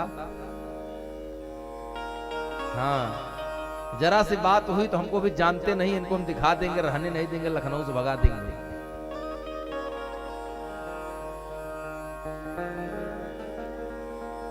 सही बात है ना? बोलता ज्यादा है कलयुग का इंसान, करता कम है। इसीलिए भगवान ने कहा यहाँ आ जाओ, इस युग में करने का प्रभाव परिणाम मिलेगा, बोलने का नहीं मिलेगा, सोचने का नहीं मिलेगा। मानस पुण्य हो या नहीं पापा, आज बढ़िया, मानस पुण्य हो या नहीं पापा। और कलयुग का सबसे बढ़िया, सबसे उत्तम बात जानते हैं क्या है? एक बात है, यत फलम तपसा योगेन न समाधिना। सतयुग त्रेता द्वापर में जो हजारों वर्ष लाखों वर्ष की कठिन तपस्या के बाद जो फल मिलता था, तो कलयुग में कब मिलता है? तत्फलम लभते सम्यक कलौ केशव कीर्तना। बोले 1000 लाख वर्ष वाली तपस्या करने का जो फल मिलता था, वो फल आपको मिल जाता है। एक बार भगवान का कीर्तन कर लीजिए, भजन कर लीजिए। ये कलयुग का प्रभाव है। लेकिन वो भजन कैसे हो? मुख में राम, बगल में छुरी है, राम राम जपना पराया माल, हाँ आवो दो अपनी जेब में। ऐसे नहीं, एक बार ही नाम लीजिए, लेकिन वो एक बार नाम भी लीजिए। इसीलिए कहा एक घड़ी आधी आधी में पुनियाद। पुनियाद माने 12.5 मिनट, उसमें भी आधा कर लीजिए, 6.25 मिनट। अब इतना समय तो आप भगवान के लिए निकाल ही सकते हैं कि वो 6.25 मिनट 6.5 मिनट समय एकदम बिल्कुल, जिसको कहते ना अपना 100% देना, वो 100 में 100% भगवान के लिए हो। उस 6 मिनट के अंदर अगर घी की गगरी आपकी गिर जाए तो गिर जाए, लेकिन वो 6 मिनट में अगर माला उठ गया है हाथ में, तो माला रुकना नहीं चाहिए।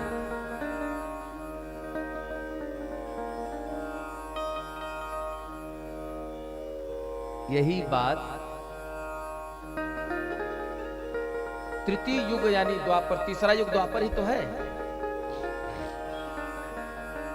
द्वापर युग के में एक महर्षि हुए, एक ऋषि हुए, नाम है पराशर। उनकी पत्नी का नाम है सत्यवती। मैया सत्यवती के गर्भ से भगवान स्वयं भगवान के अंशावतार हैं। कौन अवतार हैं? कलावतार। नाम है पूज्य पाद श्री व्यास जी भगवान।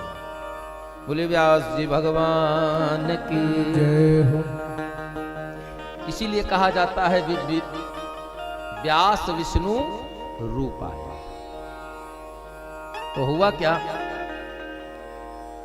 समय बीता, व्यास जी ने देखा कि आने वाला जो कलयुग है, इस कलयुग में व्यक्ति की स्मरण शक्ति कम हो जाएगी।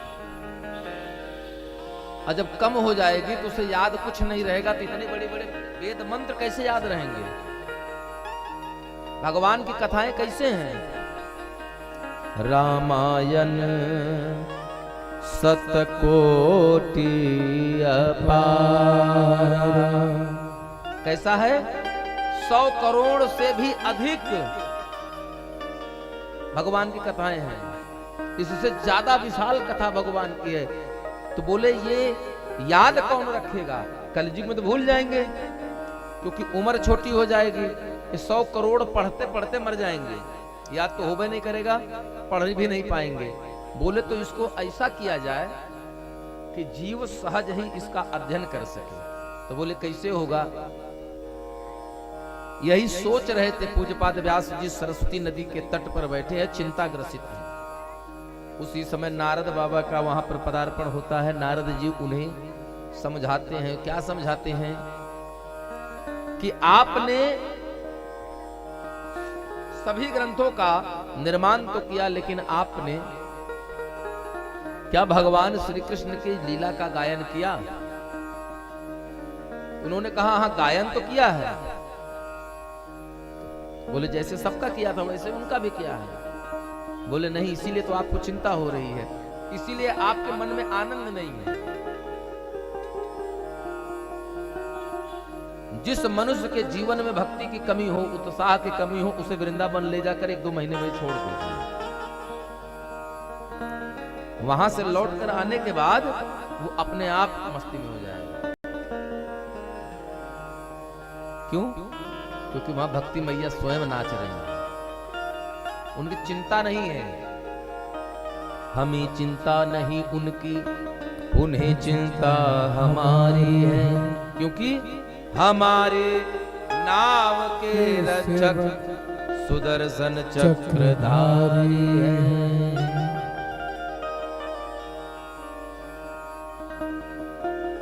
होगा क्या? नारद बाबा ने अपना वहां पहुंचे, नारद जी ने उनसे जब इतनी बात बताई तो उन्होंने कहा मुझे भी भगवान के कारण ही शांति मिली। बोले जैसे? बोले जब भगवान ने इस सृष्टि की कल्पना किया और ब्रह्मा जी को आदेश कर दिया, तो मैं ब्रह्मा जी के गोद में 10 मानस पुत्रों के साथ, मरीचि, अंगिरा, इन ऋषियों के साथ, कश्यप आदि ऋषियों के साथ मैं भी ब्रह्मा जी की गोद में ही प्रकट हुआ था। तो मेरा जन्म कहां हुआ? ब्रह्मा जी की गोद में ही हुआ। बोले लेकिन जब ब्रह्मा जी की गोद में मेरा जन्म हुआ, समय बीता कालांतर में, तो एक बार ब्रह्मा जी ने मुझसे कहा कि भैया ऐसा है, अब आप थोड़ा ये बीड़ा बजाना छोड़ दीजिए, ये झांझ करताल बजाना छोड़ करके थोड़ा सृष्टि के काम में हाथ बटाइए, अर्थात सृष्टि को आगे बढ़ाने में मेरी मदद कीजिए। अच्छा, ब्रह्मा जी ने 10 मानस पुत्रों को पैदा किया, पहले 10 को पैदा किया। उन्होंने सोचा 10 बनाएंगे, 10 से 15 होंगे, 15 से 25 होंगे, 25 से 50 होंगे। लेकिन 10 जब हुए तो हुआ क्या? एक ने की बीड़ा करताल उठा लिया, एक चले गए वन में तपस्या करने, एक कहीं और चले गए, एक कहीं और चले गए। 10 के 10 ऋषि हो गए, साधु हो गए।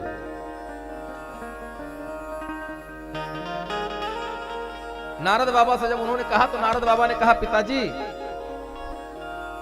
हमारे तो आनंद, हमको तो बस इसी में आ रहा है कि बीड़ा बजाएं और भगवान का नाम गाएं। श्रीमन नारायण नारायण नारायण, श्रीमन नारायण श्रीमन नारायण नारायण नारायण, श्रीमन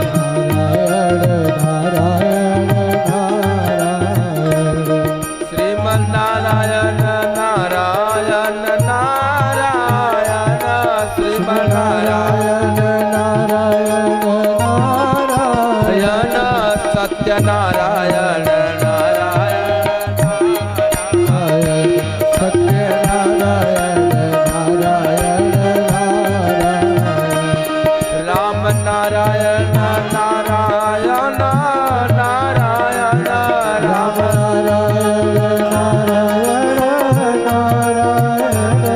राम नारायण नारायण नारायण, राम श्याम नारायण नारायण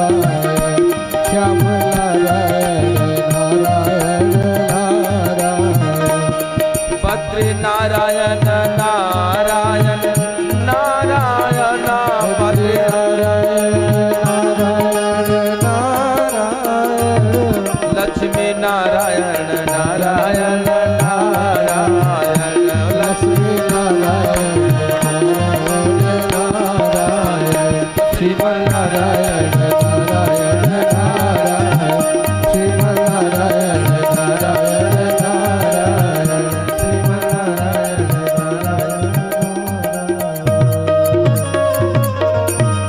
बोलिए लक्ष्मी नारायण भगवान की जय हो। जय जय श्री राधे। तो अब नारद बाबा सुना रहे हैं क्या? अपनी कथा सुना रहे हैं। और कैसे? नारद बाबा कथा सुना रहे, कहें जब हमारा जन्म हुआ उन्होंने कहा सृष्टि करिए, मैंने कहा यह हमारे बस का रोग नहीं है, यह मेरे बस का काम नहीं है। बोले क्यों? बोले मुझे तो बस एक ही काम अच्छा लगा है, राम ही गाय सुमेरी राम। राम गाना और राम सुमरना, स्मरण करना, यही अच्छा लगता है। बोले तब बोले सृष्टि आपकी जिम्मेदारी है, आप अपना काम करिए। पितामह ब्रह्मा जी को क्रोध आ गया, उन्होंने श्राप दे दिया। और श्राप दिया तो क्या कहा? मेरी आज्ञा का उल्लंघन करके तुम्हें गाना बजाना अच्छा लग रहा है, तो जाओ हम तुमको श्राप देते हैं कि तुम सचमुच गाने वाले ही बनोगे, गंधर्व हो जाओ। और नारद बाबा गंधर्व हो गए। कहां? स्वर्गलोक में। ये दूसरा जन्म हो गया। और गंधर्व होकर के बैठे थे। एक बार देव सभा में गाना गा रहे थे, सुंदर भजन गा रहे थे और सुंदर गंधर्व बजा रहे थे। गाते गाते एक समय ऐसा आया कि नारद जी बेताला हो गए। नारद जी बेताला हो गए। जैसे बेताला मतलब एक लय है, एक स्पीड है, एक गति है जो निर्धारित है। जैसे आप घर में कुछ करते हैं या किसी चीज की परिमाप है तो उसकी एक निश्चित दूरी है। अगर 1 सेंटीमीटर पर है तो 1 सेंटीमीटर पर ही सारे स्टेप। जैसे आपके घर की छत सीढ़ी बनती है तो जितनी ऊंची पहली होगी उतनी ही दूसरी, उतनी ही तीसरी, वो सारी एक बराबर हो करके छत पर आपको पहुंचा देती है। अब मान लीजिए कि अगर आपने एक सीढ़ी के बाद दूसरी सीढ़ी के बाद पैर नीचे तीसरी पर धरा, तब पहली पर रखे दूसरी छोड़कर तीसरी पे आ गए तो आप बेताले हो गए ना। आपने अपने स्थान को छोड़ दिया। नारद बाबा बेताले हो गए। उस सभा में ब्रह्मा जी भी बैठे थे। ब्रह्मा जी ने देखा अच्छा, उन्होंने तुरंत श्राप दे दिया। जीवन बीत गया, एक जन्म बीत गया गाते बजाते, दूसरा जन्म भी चला गया, लेकिन अभी तुमको गाना भी नहीं आया, इसलिए जाओ मृत्युलोक में और दासी पुत्र होकर जन्म हो जाओ, शूद्र योनि में जन्म हो। नारद बाबा का तीसरा जन्म हुआ। नारद जी का तीसरा जन्म हुआ। कहां? मृत्युलोक में, एक दासी के घर में, शूद्र परिवार में। यहां लोग कहते हैं कि शूद्रों को भजन करना मना था, उनको मंदिर जाने में रोक थी।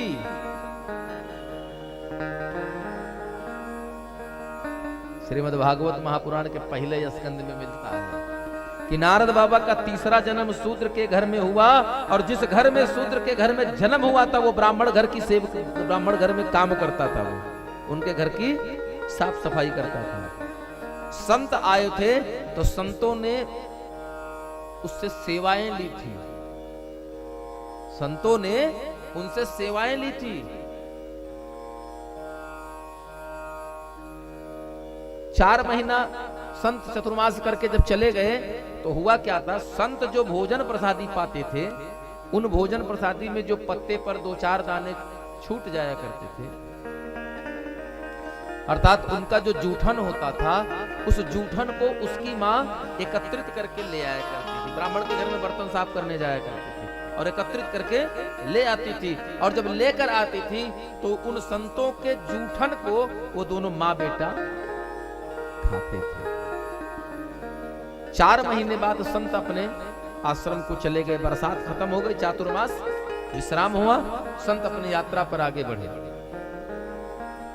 फिर क्या हुआ, एक दिन रात्रि वेला में, मतलब सूर्य अस्त के बाद, उस नारद बाबा के जो मैया हैं वो गाय का दूध निकालने, गौ दोहन के लिए घर जा रही थी। मतलब अपने घर से निकल करके गौशाले में जहां गाय का कमरा है। और हुआ क्या, मार्ग में ही उन्हें एक सांप ने काट लिया, एक नाग ने दंश कर लिया, डस लिया। और सांप के काटने के कारण नारद की मैया का स्वर्गवास हुआ। जब नारद बाबा की मां मर गई तो नारद बाबा बहुत दुखी हुए। ग्रामीणों के सहयोग से उन्होंने अपनी मां की अंतिम संस्कार किया। और कुछ ही दिन बाद निकल कर चले गए वन में तपस्या करने। और तपस्या करने गए तो वहां किया क्या, नारद बाबा तपस्या में लग गए।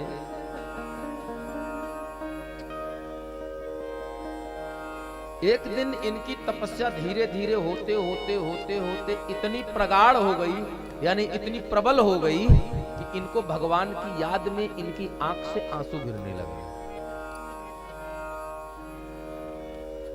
और जब नारद बाबा की आंख से आंसू गिरने लगा तो इन्हें आकाशवाणी सुनाई पड़ी। अच्छा, आंसू गिरा क्यों, भगवान के लिए आंसू गिरा क्यों? क्योंकि उन्होंने जब नेत्र बंद कर रखा था तो अंतर मन में उन्हें भगवान की एक छवि दिखाई पड़ती।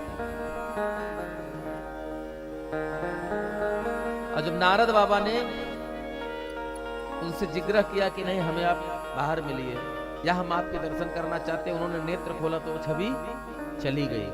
फिर नारद बाबा ध्यान लगाते, आंखों से आंसू गिरता है। बाबा रोने लगे। तब आकाशवाणी हुई कि हे बालक, इस शरीर से तुम मेरा दर्शन नहीं पा सकता, तुझे मेरा दर्शन मिलेगा लेकिन इसके बाद जो शरीर धारण करोगे उस शरीर से। बोले तब तक तो मैं भूल जाऊंगा। बोले नहीं, भूलोगे नहीं, तुम्हारे इस जन्म की पूरी याददाश्त बनी रहेगी।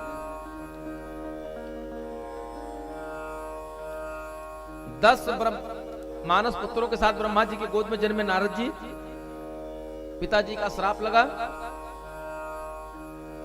उपबरहण नाम के गंधर्व बने। कब बने?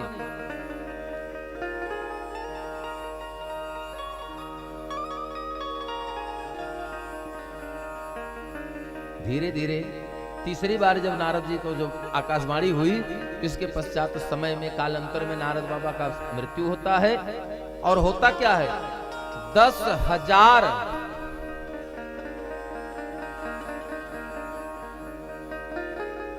क्षमा करिएगा, 1000 एक सहस्र चतुर्युग, यानी एक युग में 4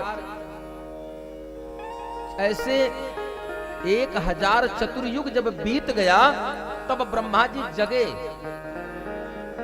सो रहे थे। और जब ब्रह्मा जी जगे तो उन्होंने सृष्टि प्रारंभ किया और उन्हीं सृष्टि में से मैं जन्म लेता हूं।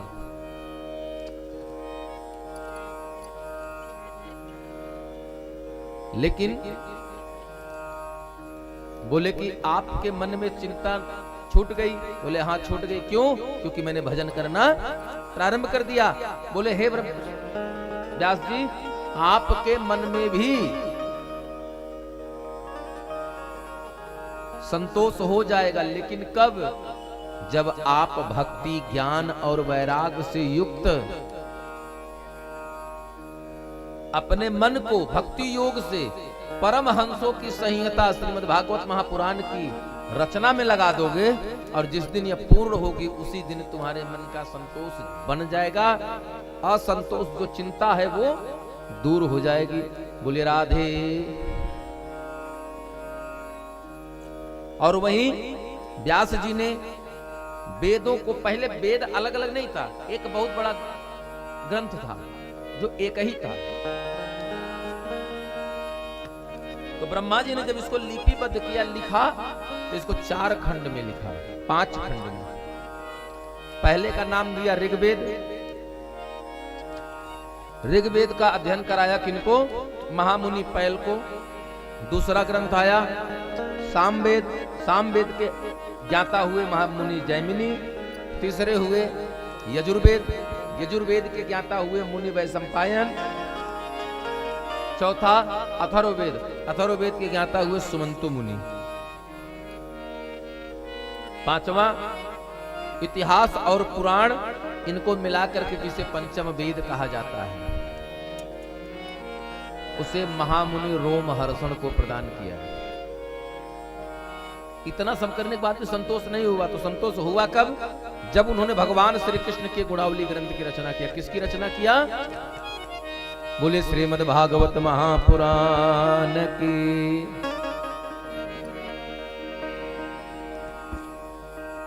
चित्त चैतन्य सकल घट माही। बोले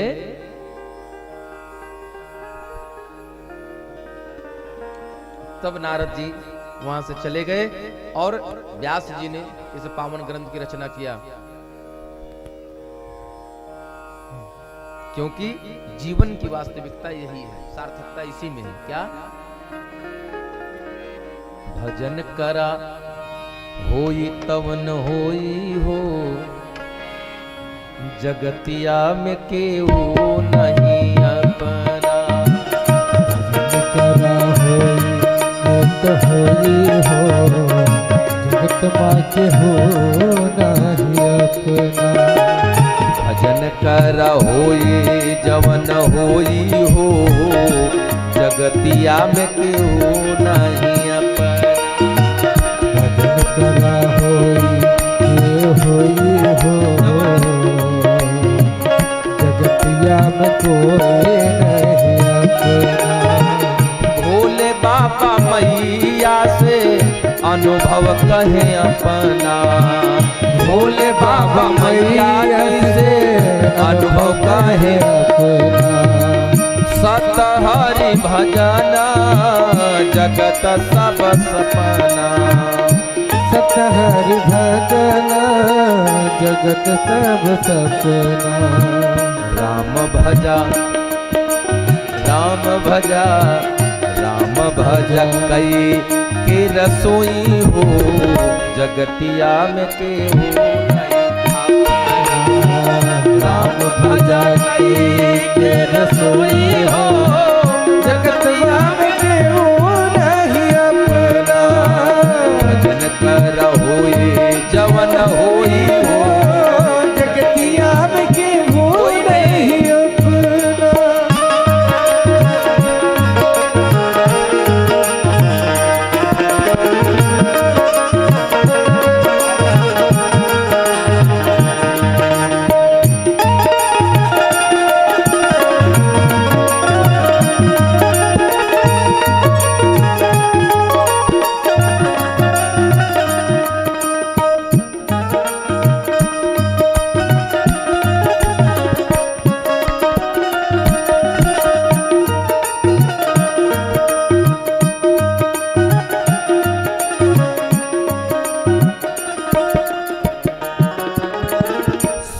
संपत्ति परिवार बढ़ाए।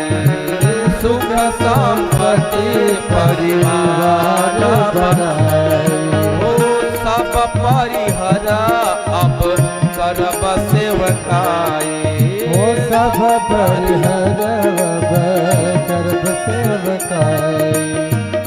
एही से उद्धार तोहर होई हो, एही से उद्धार तोहर होई हो, जगतिया में केहू नहीं अपना। एही से उधार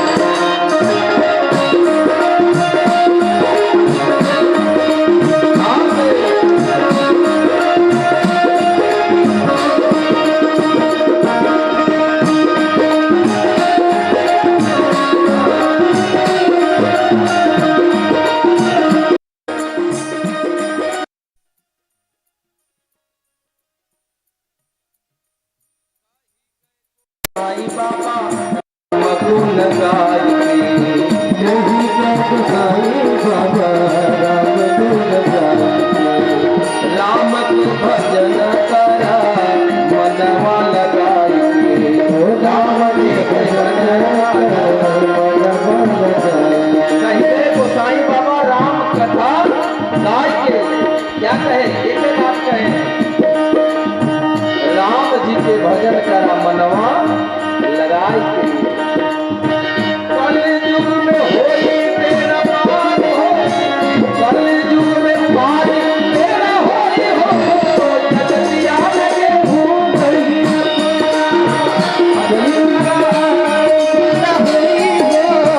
जगतिया के भूल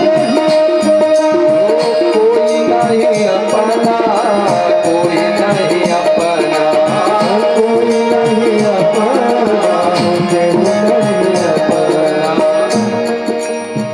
भजन करा, भजन करा, भजन करा होई कमन होई हो, जगतिया में कोई नहीं अपना। भजन करा होई हो जगतिया के भूल गई। भजन करा होई कोई नहीं अपना, कोई नहीं अपना। भजन करा होई कमन होई हो, जगतिया में कोई अपना। भजन करा होई कमन होई हो, जगतिया में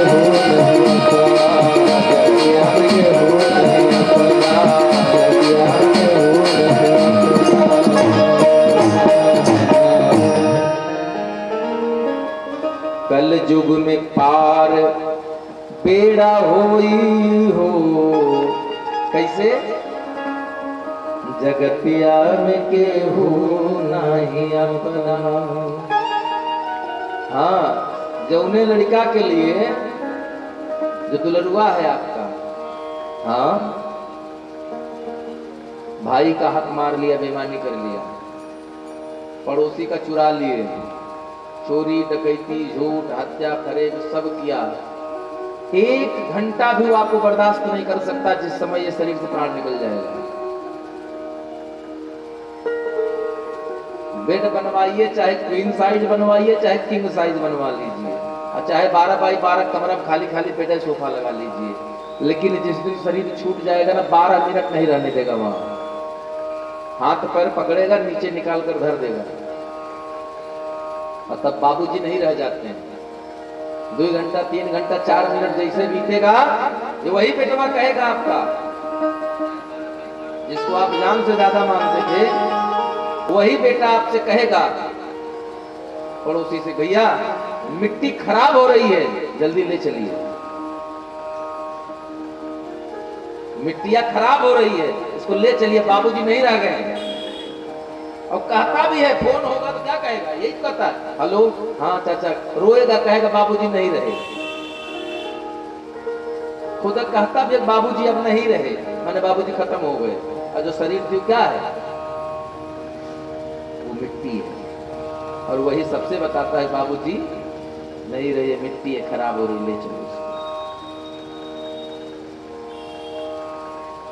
सब कुछ करिए, गृहस्थ है, परिवार है, दंपति जीवन का धर्म का निर्वहन कर दिए। अरे ये दुनिया है, इसने तो राम जी को नहीं छोड़ा महाराज, इस संसार में तो राम जी को नहीं छोड़ा कहने से,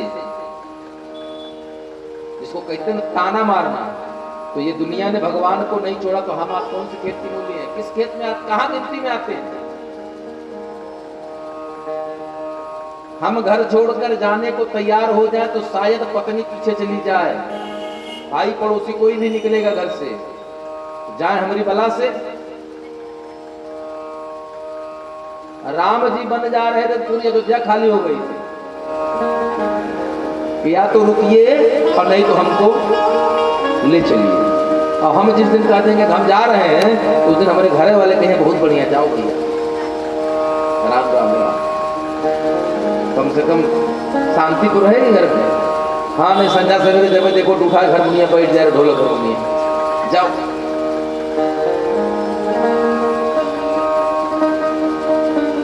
राम हो या रावण हो, बलि हो या वामन हो, बहुत ध्यान से सुनिएगा इस पर। राम हो या रावण हो, बलि हो या वामन हो, यश अपयश ये जग में ही रहेंगे। यश और अपयश, नाम और बदनामी, जब जब चर्चा चलेगी श्री राम जी की, तो सीता जी की महिमा में तिनका सम बहेंगे। सीता जी की तुलना में राम जी हल्के पड़ जाते हैं। जब जब चर्चा चलेगी श्री राम जी की, तब सीता की महिमा में तिनका सम बहेंगे। क्यों? क्योंकि आगे आगे राम सिय पीछे ही चली हैं। कभी सीता जी राम जी के आगे नहीं गई, आगे आगे राम सिय पीछे पीछे ही चली हैं। अब आगे आगे सिय राम पीछे ही चलेंगे। क्यों? राम सीता अब कोई ना कहेंगे, तो क्या कहेंगे? सब सीताराम सीताराम सीताराम कहेंगे। सब सीताराम सीताराम सीताराम कहेंगे। ये कब हुआ? बोले जब राम जी बन गए थे तो सीता जी साथ गई थी। ये वनवासियां कहती हैं कि तू बन गईलू तो ऊ बन गई न, तो तू बन गईलू, अजब तू बन गईलू तो काहे न आईन। तो राज के सीता मैया ने कहा वो राजा है, राजा की प्रजा के अधीन होता है राजा। ये झूठ कहते हैं कि राजा के अधीन प्रजा होती, प्रजा के अधीन राजा होता है। आज वोट के कारण नहीं, पहले भी बोले वो राजा है, राज धर्म के कारण उनको हमें वन भेजना पड़ा। तो सब जो बनवासी थी वो कहती है ऋषि पत्नियां कि राज के धर्म भले निभैन, पर दंपति धर्म न तनिको निभैन। अरे ऊ बन गई न तो बन गईलू, जब तू बन गईलू तो ऊ काहे ना आईन। जब आप वो बन गए थे तो आप बन गई, और जब आप को बन हुआ तो काहे पीछे पीछे नहीं आए। तब है कि राम सीता अब कोई ना कहेंगे, तो क्या कहेंगे? सब सीताराम सीताराम सीताराम कहेंगे। तभी से सीताराम हो गए, और नहीं तो राम सीता।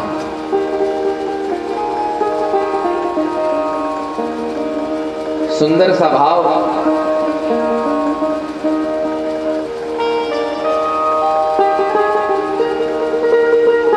एक सुंदर सा संगीत बना सुनिए।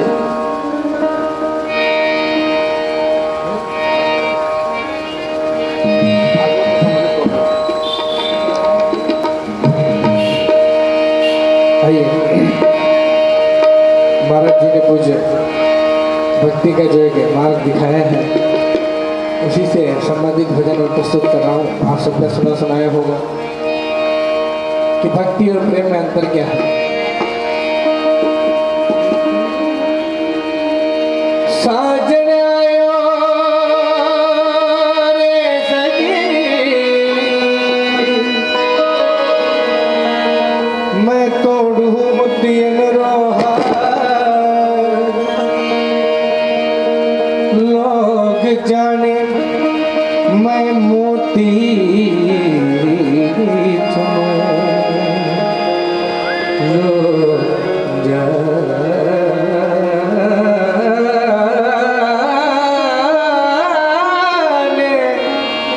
मैं मोती चुनूं मैं तो झुक झुक करूं जुहार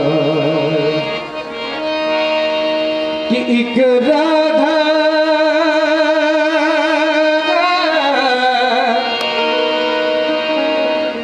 एक मीरा दोनों ने श्याम को चाहा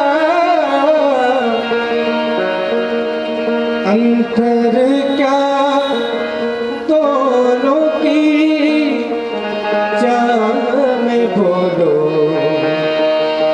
अंतर क्या दोनों की चाह में बोलो एक प्रीत दीवाने एक तरस दीवाने एक प्रीत दीवाने एक तरस दीवाने एक राधा एक मीरा दोनों ने श्याम को चाहा अंतर क्या दोनों की चाह में बोलो अंतर क्या दोनों की चाह में बोलो एक प्रीत दीवाने एक तरस दीवाने एक प्रीत दीवाने एक तरस दीवाने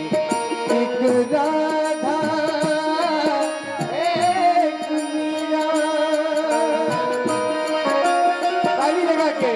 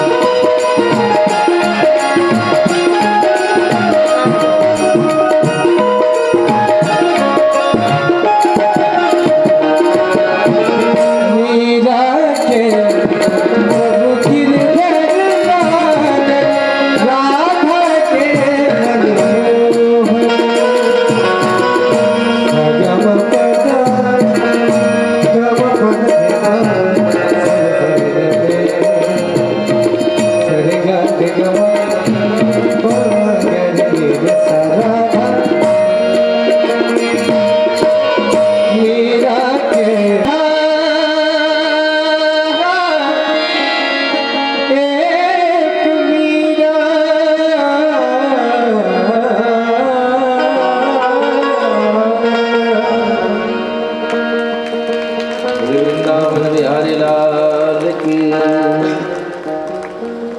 जय। और यहाँ सुंदर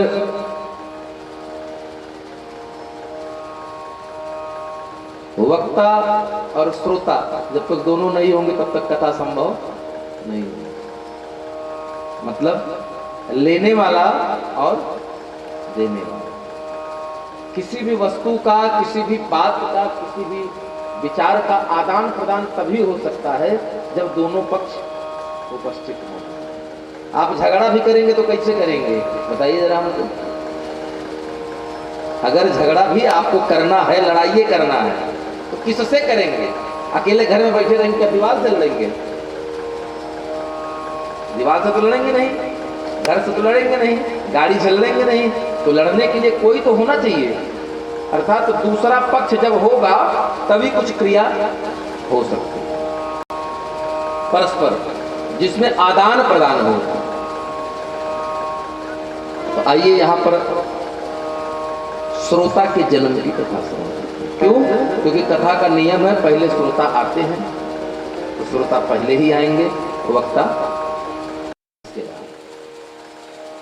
परिचय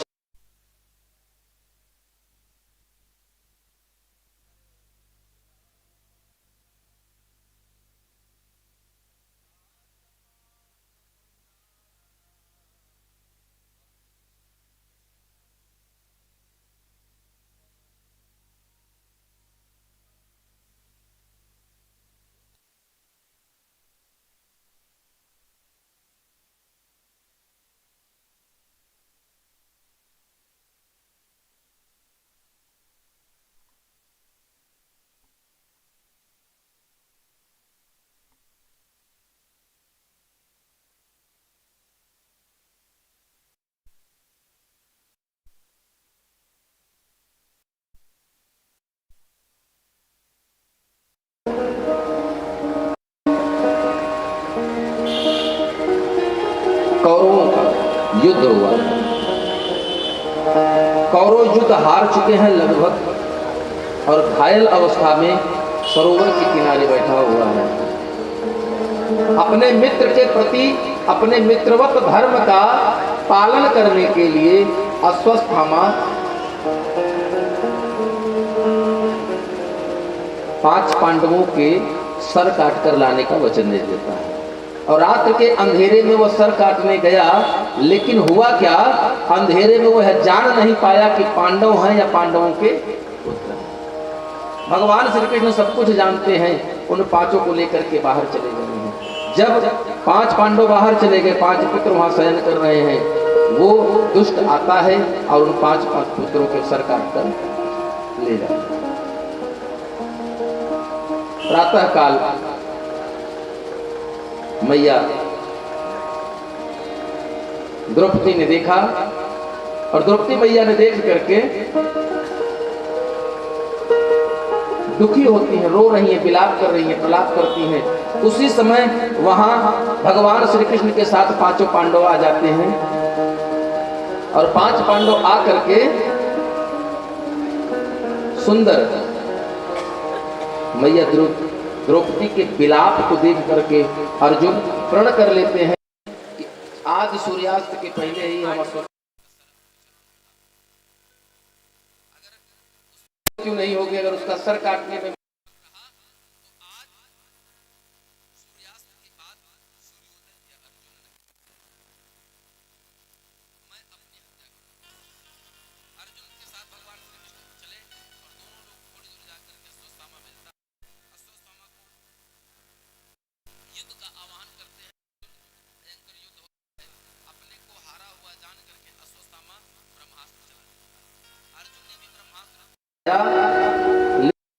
अर्जुन और अश्वत्थामा के ब्रह्मास्त्र आपस में एक दूसरे से टकराए, उसके पहले ही यही पराशर नंदन भगवान व्यास जी उन ब्रह्मास्त्रों के मध्य में आ जाते हैं और कह देते हैं कि अर्जुन अपने ब्रह्मास्त्र को तुम वापस बुला लो।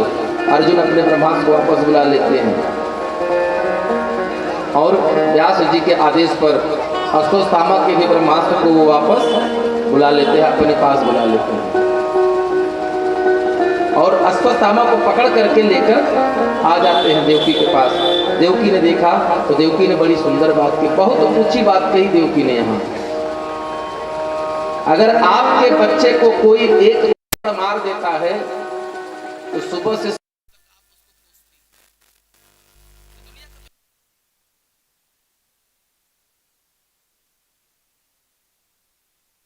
बात से दुखी हैं देवकी मैया, लेकिन जैसे ही उन्होंने देखा कि अश्वत्थामा मेरे सामने बैठा है, घुटनों पर है और अर्जुन इसका प्राण लेने के लिए तैयार है, तो यह दर्शन, यह भाव मात्र एक मां के हृदय में ही बन सकता है, बाकी और किसी के अंदर नहीं। बल्कि मैं तो ये कहूंगा कि यह भाव केवल और केवल द्रौपदी जैसी माताओं के अंदर बन सकता है।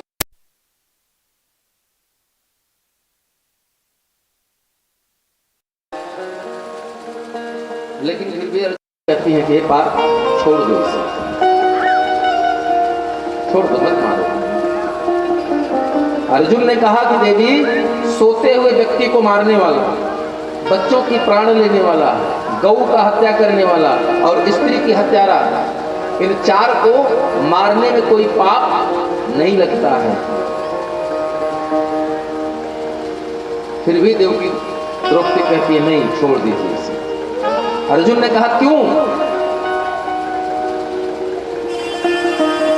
तब देवकी ने कहा कि स्वामी, ठीक है, इसने मेरे 5 पुत्रों का वध किया, ये अपराधी है, लेकिन अपराधी होने के साथ साथ यह गुरु पुत्र भी है, यह आपके गुरु का पुत्र है, हमारे गुरु का पुत्र है। पहली बात। दूसरी बात, मेरे 5 पुत्र मर गए, लेकिन मेरे सामने मेरा सहारा बनने के लिए मेरे 5 पति मेरे साथ खड़े हैं, और यह हमारी गुरु माता का इकलौता सहारा है। अब गुरु जी भी नहीं रहे, गुरु द्रोण भी नहीं है, तो अगर इसको भी हम मार देंगे तो जिस दर्द को आज मैं महसूस कर रही हूँ वही पीड़ा हमारी गुरु माँ को भी महसूस कर रही है। और एक माँ के सामने ही अगर उसके संतान की मृत्यु हो जाए तो उस माँ के ऊपर क्या बीतती है यह भली भांति में जानती है। इसलिए इस कष्ट को मैं अपनी गुरु माता को नहीं देना चाहती, इसलिए आपसे निवेदन है कि आप इसे मुक्त कर दें। अर्जुन ने कहा ठीक है, अगर ये नहीं मरता तो मुझे मरना पड़ेगा। तब बात आई भगवान कृष्ण के पास कि कैसे किया जाए, तो भगवान श्री कृष्ण ने कहा वैसे ही करना है जैसे त्रेता में था कि राम जी सो रहे थे और लक्ष्मण जी को आदेश था कि अगर कोई मेरे पास आएगा तो मैं उसे मृत्युदंड दे दूंगा। अगर कोई मुझे सोने में जगाएगा या सोने में किसी ने मेरे बाधा उत्पन्न की तो मैं उसे मृत्युदंड प्रदान करूंगा, यानी मेरे कक्ष में कोई आए ना।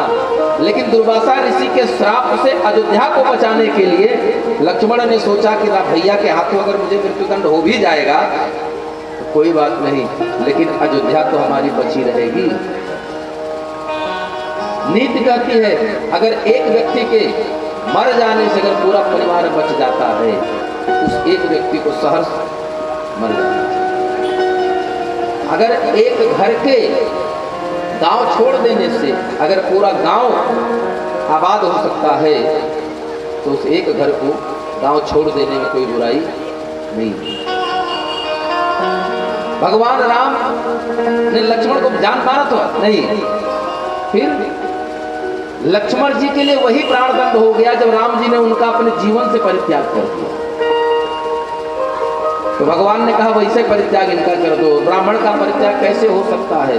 उसके माथे का चंदन बलात् हटा दिया जाए, जबरी हटा दिया जाए, उसकी शिखा काट दी जाए, उसके यज्ञोपवीत को काट दिया जाए, भरे समाज में उसे अपमानित कर दिया जाए, तो उस ब्राह्मण को उस समय ही वह ब्राह्मण मर जाता है, उसी समय वह मृत प्राय हो जाता है। क्योंकि आत्मसम्मान से गिरा हुआ ब्राह्मण मरे के समान ही है। या यूं कह सकते हैं कि आत्मसम्मान के बिना कोई भी नर मरा हुआ है। हम आप कोई भी, या जाति विशेष या वर्ग विशेष की बात नहीं है। मानव मात्र अगर सम्मान नहीं है दुनिया की नजर में हो या ना हो इससे कोई प्रभाव नहीं पड़ता, लेकिन मेरी नजर में मेरा खुद का कितना सम्मान है ये मायने रखता है।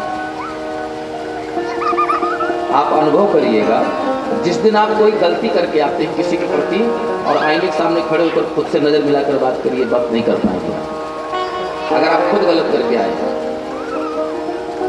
क्यों? क्योंकि आप तो मन के अधीन होकर गलत करके आए, लेकिन अंदर जो आत्मा बैठी हुई है ना, वो गलत को गलत ही कहेगी, वो सही नहीं कह सकती। मन तो 100 रास्ता निकाल लेता है। कैसे? अरे हमसे चोट लग गई, चलो ठीक है भाई, अरे हमारे गलती छोड़ो थे, हम भी बाइक से जा रहे तो बड़ा तेज आए तो लड़ गए तो हम क्या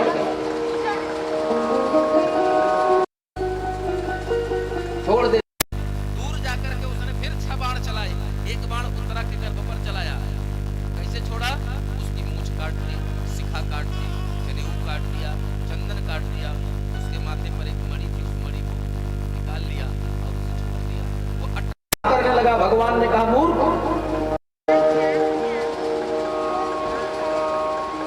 तुझे इस बात का भ्रम है कि तू मर नहीं सकता।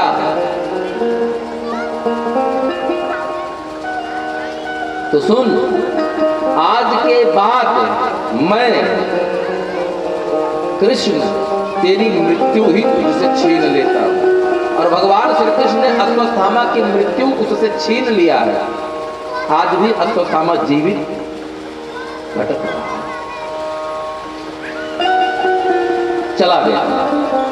जाने के बाद दूर गया तो प्रतिशोध फिर लेने की इच्छा हुई। उसने वहां दूर से 6 बाण चलाए 5 पांडवों को मारने के लिए, और एक बाण उत्तरा के गर्भ में पल रहे अभिमन्यु के पुत्र की। अपनी तरफ आग का गोला आता देख करके उत्तरा भागते भागते देवकी के साथ, द्रौपदी मैया के साथ पहुंची, कुंती के साथ। इधर भगवान श्री कृष्ण रथ पर चढ़ने जा रहे हैं। कहां? द्वारिकापुरी जाने के लिए। रोने की आवाज सुनी, भगवान रथ से नीचे उतर आए और बुआ के पास आकर खड़े हो गए। उसी समय उत्तरा आकर कहती है मैया से कि हे मैया, वो देखो दूर से आग का गोला आ रहा है, मानो वो मुझे ही मारने आ रहा है, तो मुझे मार दे इसकी चिंता मुझे नहीं है। भगवान से हाथ जोड़कर कहती, पाहि पाहि महायोग,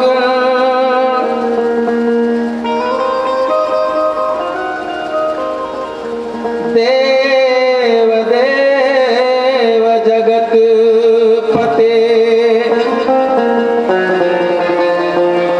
नान्यम त्वद भयं पश्ये,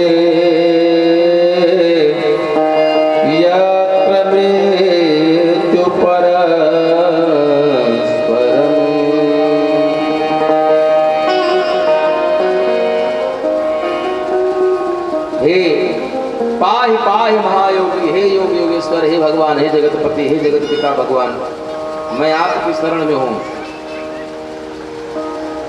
उस आने वाले आग के गोले से आप मेरे गर्भ की रक्षा कर लीजिए, भले ही उससे मैं मर जाऊं, क्योंकि यह पांडवों के अंतिम वंश की निशानी है, अंतिम वंश है। अगर ये भी चला जाएगा, नष्ट हो जाएगा, तो मेरे पुत्र की मृत्यु हो जाएगी, तो मैं जीवन जी करके क्या करूंगी। भगवान वही अंगुष्ठ मात्र का स्वरूप बनाया है। यद्यपि भगवान को गर्भ में आने की जरूरत नहीं है, लेकिन भगवान ने अपने भक्त की रक्षा करने के लिए गर्भ में भी प्रवेश किया। कैसे? अंगुष्ठ के आगे भाग, ये जो अंगूठे का अगला भाग है, इस भाग के बराबर भगवान ने स्वरूप बनाया और गर्भ में प्रविष्ट हुए। अपने सुदर्शन चक्र को बाहर छोड़ा, आदेश कर दिया कि हे सुदर्शन, तुम 5 पांडवों की रक्षा करो। और भगवान अंगुष्ठ मात्र के स्वरूप में उत्तरा के गर्भ में प्रविष्ट हुए। और भगवान उत्तरा के गर्भ की रक्षा करने के लिए इतने तेज गति से अपनी गदा को घुमाया है, आपने ध्यान दिया होगा। पंखा जो होता है, पंखे में 4 पर है, 4 जगह पर होते हैं, है ना, और बीच में जगह खाली होती है। लेकिन जब वो पंखा चलने लगता है तो खाली जगह दिखती है? नहीं दिखती है। वो पूरा क्या दिखाई देता है? पूरा एक गोल चक्र जैसा दिखता है। तो भगवान द्वारिकाधीश ने अपने गदा को इतनी तीव्र गति से घुमाया कि कुछ भक्तों को यहां भ्रम हुआ कि भगवान ने चक्र से परीक्षित की रक्षा किया। बोले भक्तवत्सल भगवान की। यही भगवान का नाम भक्तवत्सल पड़ा, क्योंकि वात्सल्य रूप बचपन का रूप बनाकर बालक होकर प्रभु गर्भ में प्रवेश हुए। 28 श्लोक में मैया कुंती ने यहाँ भगवान कृष्ण की स्तुति किया। इसके पश्चात भगवान श्री कृष्ण, माता कुंती 5 पांडवों के साथ चले हैं कुरुक्षेत्र में, जहाँ की पितामह भीष्म शरण बाणों की सैया पर लेटे हैं और 58 दिन सरसैया पर पितामह भीष्म रहे हैं। इसके बाद माघ शुक्ल पक्ष में इन्होंने अपना शरीर छोड़ा। कब? जब सूर्य नारायण दक्षिणायन से उत्तरायण, तब इन्होंने शरीर छोड़ा। और कब? गंगा जी का तट हो और सामरा निकट हो, जब प्राण निकले। कब निकले? जब सांवरा निकट। पितामह भीष्म सबको लेकर के चले गए।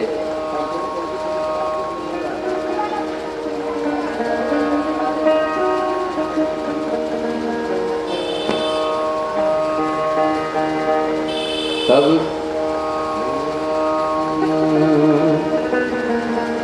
भगवान पांडवों के साथ पितामह भीष्म के पास कुरुक्षेत्र में गए। 11 श्लोकों में पितामह भीष्म ने भगवान की स्तुति किया और भगवान के सन्मुख पितामह ने अपने शरीर छोड़े। प्राण निकल करके भगवान श्री कृष्ण के चरणों में समा गया। इसके बाद भगवान श्री कृष्ण अर्जुन के साथ द्वारिकापुरी चले गए। ततः सर्वगुणोर्धर के सानुकूल ग्रहोदये, जग्गे वंशधर पांडुर्भूय पांडुरी बौजसा।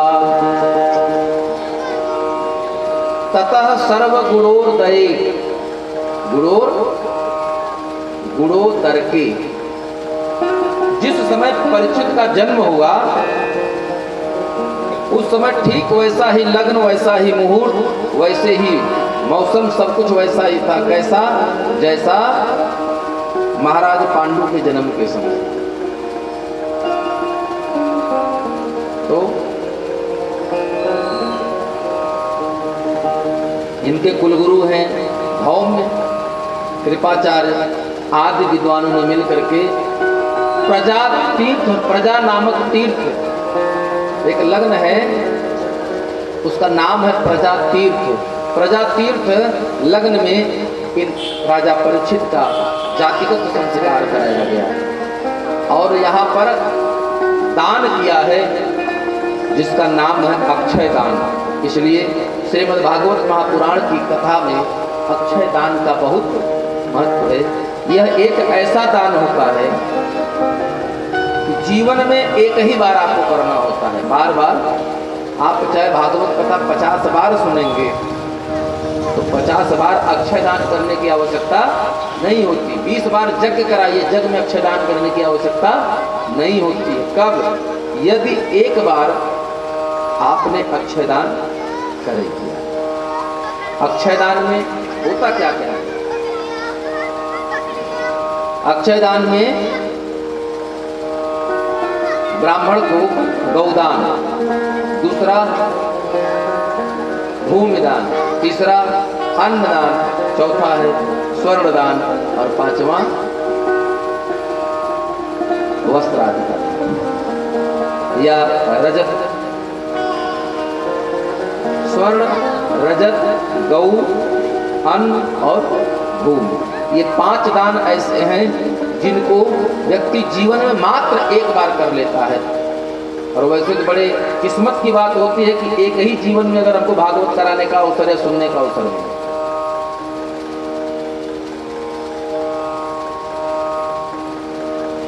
इसी दान को अक्षय दान कहते हैं, जो कभी क्षय नहीं होता। एक बार अगर आपने दान कर दिया है जीवन में, तो फिर दोबारा अक्षय दान करने की जरूरत, क्योंकि इसका नाम ही है अक्षय, जो कभी खत्म नहीं होता। एक दिन इनका नाम परिचित रखा गया, क्यों? क्योंकि जिनका पर इच्छित, जो दूसरे के द्वारा रक्षित हो, जिसका जन्म दूसरे की इच्छा पर निर्भर हो, वही परीक्षित। कालांतर में समय बीता। एक दिन 5 पांडवों के बड़े भैया धृतराष्ट्र अपने 4 भाइयों के साथ बैठे हैं। अर्जुन भगवान श्री कृष्ण को छोड़ने गए हैं। युधिष्ठिर अपने बड़े पिता धृतराष्ट्र से मिलने आते हैं, लेकिन धृतराष्ट्र और गांधारी वहां नहीं मिले। उनको बड़ी चिंता हुई, क्या हमारी सेवा में कोई कमी रह गई, कोई कष्ट हुआ हमसे, जो पिताजी यहाँ घर छोड़कर चले गए। तब उन्होंने कहा, विदुर जी ने कहा, नहीं, आपकी सेवा में कोई कमी नहीं है। वो गए हैं कि अब इस जीवन को सुधार लिया जाए, क्योंकि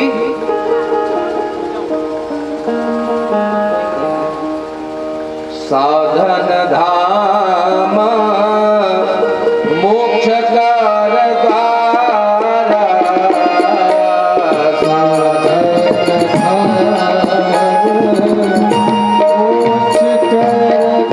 धाम मोक्ष कर द्वारा, साधन धाम मोक्ष कर द्वारा,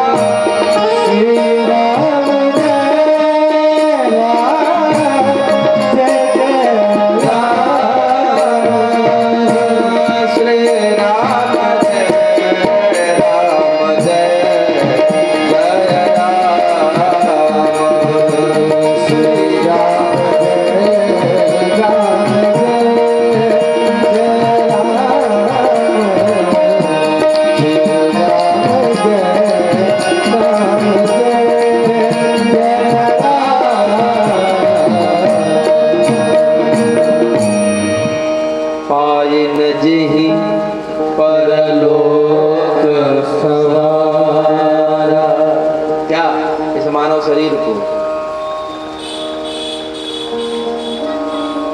युधिष्ठिर को विदुर समझाते हैं, हे युधिष्ठिर जी, वो आपकी सेवा से रुष्ट होकर नहीं गए हैं। आज 5वें दिन उन्होंने विचार किया कि मैं अपने शरीर का त्याग कर दूंगा, इसलिए वो अपने परलोक को बनाने के लिए गए हैं। कहाँ? हिमालय के उत्तरी भूभाग में चले गए हैं। यहाँ ये विदुर कौन है? विदुर स्वयं धर्मराज है और मांडव ऋषि के श्राप के कारण ये शूद्र के घर में जन्म लिया है, दासी पुत्र होकर पैदा होकर विदुर बने। वहां से लौट करके आए और यह जान गए कि वहां इस पहाड़ के क्षेत्र में है, तो जाने पर मिल जाएंगे। ऐसा सोच करके युधिष्ठिर भैया थोड़ा संतुष्ट हो गए और अपने भाइयों के सहित बैठे हैं। कहा? दरबार में। इधर अर्जुन अभी भगवान श्री कृष्ण को द्वारिका छोड़ करके वापस नहीं।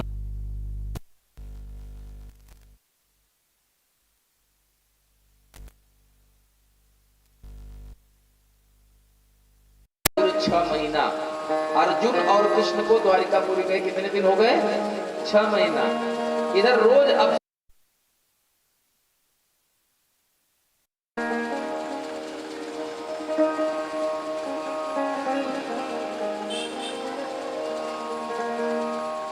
अर्जुन उसी समय कुछ घटित होने वाला है ऐसा विचार करने वाले हैं, कुछ समय खराब होने वाला है ऐसा विचार करते हैं युधिष्ठिर। उसी समय बड़े दुखी मन से, दुखी झुके हुए चेहरे से अर्जुन जी का वहां प्रवेश होता है। अर्जुन की उदासी देख करके भगवान के बारे में पूछते हैं, युधिष्ठिर क्या हुआ, इतने उदास क्यों हो? अरे भाई तुम्हारा मित्र था, द्वारिका गया है, जब इच्छा होगी तब जाकर मिल लेना।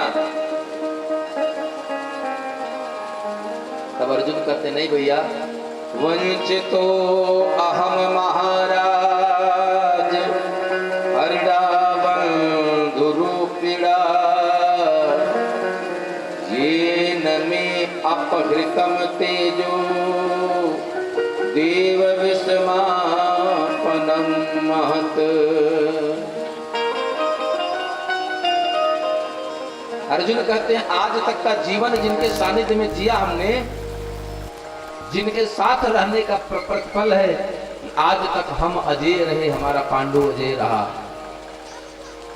आज वो भगवान हमें छोड़ करके अपने स्वधाम को, और इतना ही नहीं, अब मैंने मान लिया कि अब हम लोगों को भी धराधाम पर रहने की जरूरत नहीं है, रहना नहीं चाहिए। क्यों अर्जुन ऐसा क्यों कह रहे हो? तो बोले इसलिए कह रहे हैं भैया कि पिता भगवान कृष्ण की पत्नियां हमारे साथ आ रही थी, भगवान ने कहा था कि इन्हें गोकुल तक छोड़ देना, लेकिन रास्ते में हुआ क्या, मनुज बले नहीं होत है समय होत बलवान, पीलन लूटी को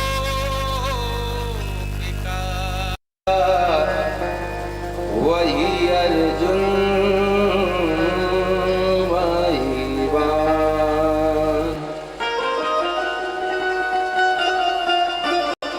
भिलन लूटी गोपिका वही अर्जुन वही बाण। मैं वही अर्जुन हूँ, मेरा ये गांडीव है, मेरे तुनीर में मेरी तरकस में रखे बाण वही है, लेकिन साधारण से लड़ाका वो कोलभिल वनवासियों ने इस अर्जुन को हरा दिया और गोपियों को हमसे छीन ले गए।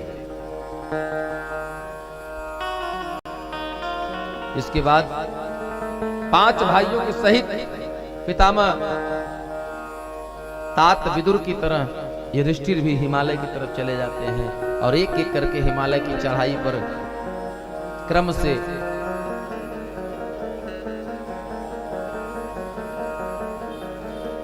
नकुल, सहदेव, भीम, अर्जुन और द्रौपदी एक एक करके क्रम से विलीन होते चले गए उसी पर्वतारोहण में। और अंत में युधिष्ठिर और एक कुत्ता साथ में बचा। युधिष्ठिर ने पूछा, वहां उन्होंने क्या देखा कि मेरे साथ एक कुत्ता, मेरे सारे भाई, मेरी पत्नी इसी पर्वत पर चढ़ते चढ़ते विलीन हो गए, लेकिन ये कुत्ता नहीं विलीन हुआ।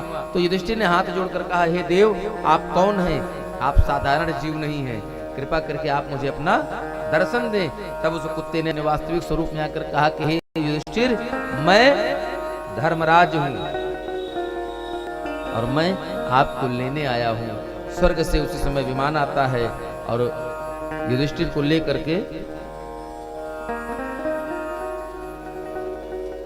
वो धर्मराज रथ में सवार होकर के युधिष्ठिर को लेकर स्वर्ग चले जाते हैं। बोली वृंदावन बिहारी लाल की। तब अच्छा, जब ये लोग पर्वतारोहण को गए तो अपने पौत्र परीक्षित को राजा बनाया और राजा बना करके बताया कि एक मुकुट घर में रखा है, उस मुकुट को कभी छूना नहीं है। क्यों? क्योंकि वो पापी जरासंध का मुकुट है।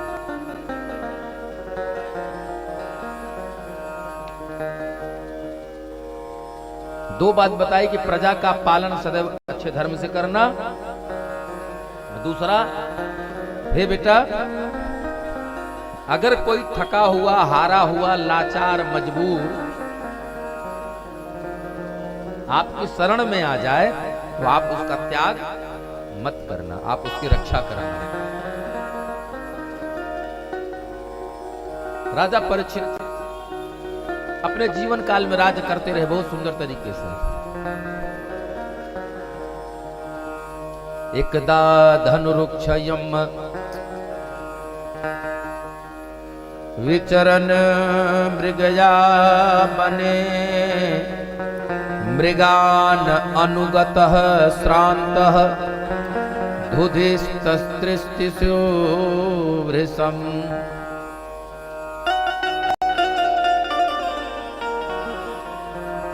सूर्य कहते कि राज सौनकादि ऋषियों, एक बार राजा परीक्षित दिग्विजय के करके आए और दिव्य भ्रमण करने निकले, मतलब अपने राज्य की का भ्रमण करने निकले। देखे तो कहां किसको सुख है किसको दुख है।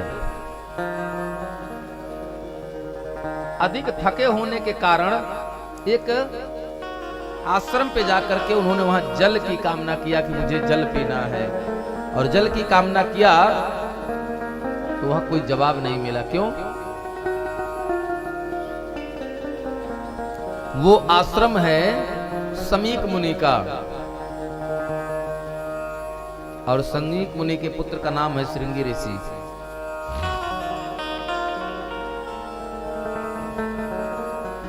और जब ऋषि के द्वारा कोई उत्तर प्रत्युत्तर नहीं मिला तो महाराज परीक्षित को क्रोध आ गया, और उन्होंने वहीं पास में पड़ा एक सांप था जो मरा हुआ, उसको उठा करके सुखदेव उनके गले में लपेट दिया। किसके? समीक मुनि के। यह बात पता लगती है कहां? सुखदेव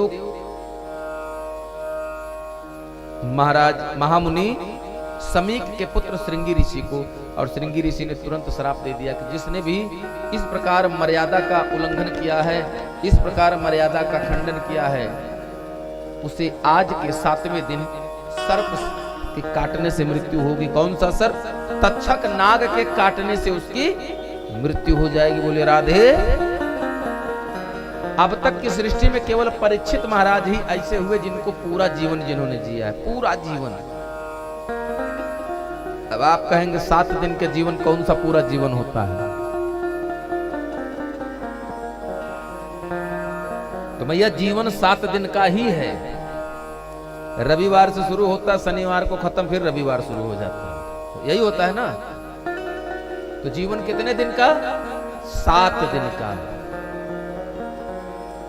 यहां एक प्रश्न उठेगा कि 70 साल के दादा हमारे होकर मरे तो क्या उन्होंने पूरा जीवन नहीं जिया? नहीं जिया। क्यों? क्योंकि अगर रविवार को पैदा हुए या किसी दिन पैदा हुए तो मरेंगे संयोग से रविवार को मर सकते हैं या शनिवार को मर सकते हैं, लेकिन हमको तो पता नहीं कि हम शनिवार एक दिन मरेंगे। जिसको अपनी आयु पता हो जाए कि इस दिन हमको मरना है, वो पूर्ण जीवन जीता है। राजा परीक्षित को अपनी ये पता था कि 7 दिन तो मेरी आयु परमानेंट फिक्स हो गई, अब इसमें यमराज भी बटन, इसमें यमराज भी दाग नहीं लगा सकते। तब वहां से आकर के राजा परीक्षित बड़े दुखी मन से होकर के अपने घर में बैठे हैं और विचार कर रहे हैं। उसी समय परीक्षित जी के वहां से आने के तुरंत बाद ही समीक मुनि के ध्यान टूट जाता है, और जब समीक मुनि का ध्यान टूटा तो समीक मुनि ने अपने पुत्रों को बुलाया, और जब उनके पुत्र श्रृंगी ऋषि आए तब गुरुपुत्र के 7 गुरुपुत्रों के मित्रों ने बताया कि गुरुजी ऐसा ऐसा हो गया, इन्होंने श्राप दे दिया। तब समीक मुनि ने समझाया क्या कि बड़े कई युगों के बाद किसी राज्य को ऐसा राजा मिलता है। राजा परीक्षित के जैसा राजा न भूतो और न भविष्यति, न भूतकाल में था और न भविष्य में होगा। तो तुमने बहुत गलत कर दिया। गलती मेरी थी, उन्होंने मुझसे जल मांगा और मैंने नहीं दिया क्योंकि मैं तपस्या में था। राजा का तो स्वभाव होता है हठी।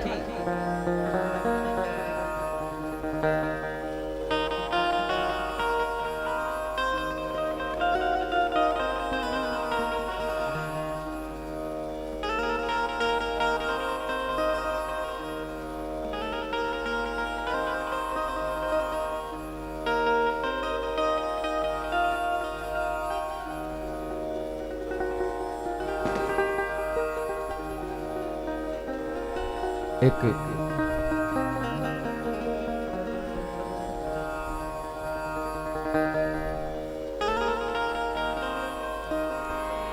सूचना है जिनको आज भोले शंकर का झांकी के स्वरूप में यहाँ उपस्थित होना था, उनके साथ कुछ दुर्घटना होने के कारण वो नहीं आ पा रहे हैं।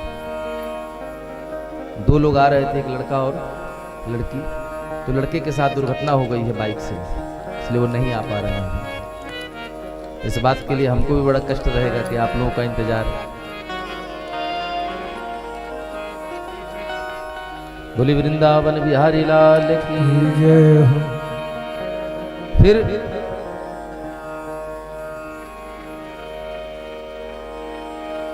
मैया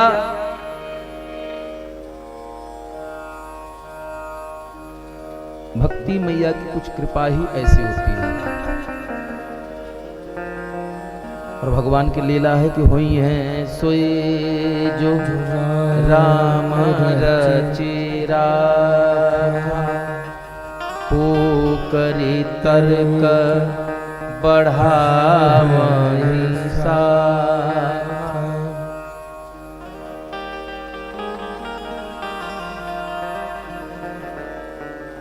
समीक मुनि के शिष्यों के द्वारा आकर सूचना राजा परीक्षित को मिलती है, और यह आदेश मिलता है कि जो हो गया है उसको तो बदला नहीं जा सकता, क्योंकि वृथा न जाय देव ऋषि वाणी। देवताओं की वाणी और संतों की वाणी, ऋषियों की वाणी कभी व्यर्थ नहीं जाती, झूठ नहीं होती। इसलिए अब आप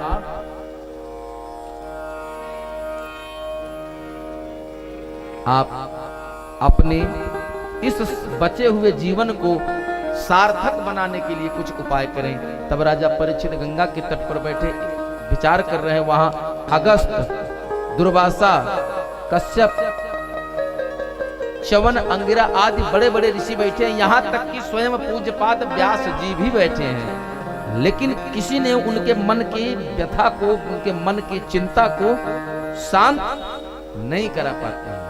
तब भगवान की प्रेरणा हुई, और भगवान की प्रेरणा हुई तो सुखदेव जी का आगमन होता है। आइए हम लोग सुखदेव जी के जन्म की कथा संक्षिप्त रूप से सुनकर के भगवान शिव का विवाह कराना है। कथा के रूप में भगवान शिव का विवाह करेंगे।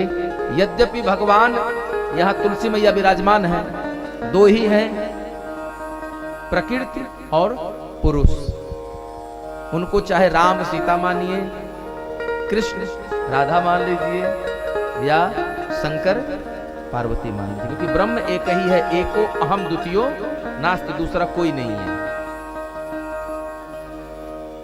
तो भगवान श्री कृष्ण को, विग्रह को ही हम भोले बाबा का प्रतीक मान करके विवाह के स्वरूप में कथा का दर्शन लाभ प्राप्त करेंगे। और यहाँ भगवान शंकर का विवाह होना है। क्यों? क्योंकि मैया सती, एक बार भगवान शंकर जी के मन में इच्छा हुई त्रेता युग में कि मैं कथा सुनूं भगवान की। तो भगवान कहाँ गए? एक बार त्रेता युग माही, एक बार त्रेता युग माही, शंभु गए कुंभजर सिपाही, शंभु गए कुंभजर सिपाही। और वहां गए कौन कौन? संग सती जग जननी भवानी, संग सती जग भवानी, पूजे ऋषि अखिलेश्वरी जानी, पूजे ऋषि अखिलेश्वर जानी, पूजे ऋषि अखिलेश्वरी जानी। गए तो हुआ क्या? हाँ, अगस्त ऋषि ने बड़ी सुंदर सी पूजा अर्चना किया। क्यों? क्योंकि देवाधिदेव महादेव आए थे और उनके साथ उनकी अर्धांगिनी माता सती आई थी। लेकिन कथा का जाने का प्रभाव और कथा पर संदेह का प्रभाव अभी स्पष्ट आपको हो जाएगा।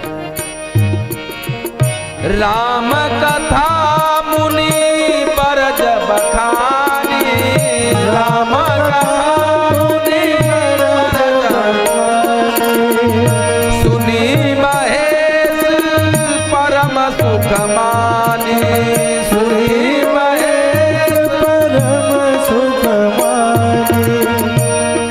अन्य दो लोग गए। कौन कौन? शंकर जी और सती मैया। अगस्त मुनि ने कथा सुनाया तो सुना किसने? सुनी महेश। किसने सुना? शंकर बाबा ने। माता सती ने कथा नहीं सुना, क्योंकि जब व्यास जी पैर छू रहे हैं तो मैया के मन में संदेह होगा कि कौन सी कथा सुनाएंगे।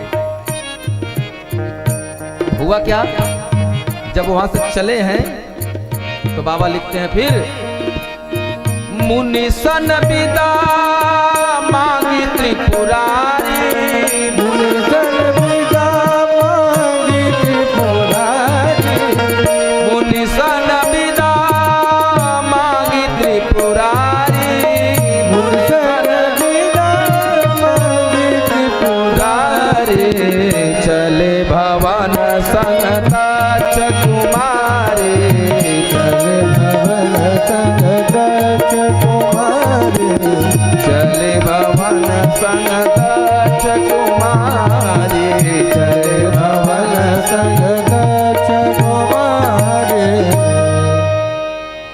कथा में गई तो जगत की माता जगत जननी, कथा नहीं सुना तो चले भवन संग दक्ष कुमारी। अब पति का नाम हट गया, सारा संबोधन हट गया, जगत जननी, जगत माता, जगत उत्प्रेक्षाएं सारी हट गई। अब क्या लग गया? एक उत्प्रेक्षा जुड़ गई। कौन? पिता के नाम के साथ ले गई, दक्ष कुमारी। क्यों दक्ष का नाम आया? क्योंकि दक्ष हठी है, हठ का प्रतीक है दक्ष, दम्भ का प्रतीक है दक्ष। आगे जा रहे थे, बाबा ने सोचा कथा सुन करके आत्मा तृप्त हो गई, अगर बाबा के दर्शन मिल जाए तो हमारे नयन भी तृप्त हो जाएंगे। हृदय विचारत जात हर के ही विधि दर्शन हो, गुप्त रूप अवतरे वो प्रभु,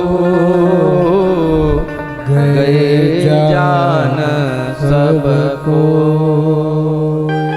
गुप्त रूप अवतरे वो प्रभु, गए जान सब कोई। बाबा ने देखा, देखा, फिर पलट कर देखे तो कहा जय हो भगवान। फिर पलटे, थोड़ी 4 कदम गए, फिर पलटे, जय सच्चिदानंद भगवान। फिर 4 कदम गए, जय जग पावन की। मैया सती ने देखा बार बार पीछे पलट कर प्रणाम कर रहे हैं, तो मैया ने कहा किसको प्रणाम कर रहे हैं? कौन है?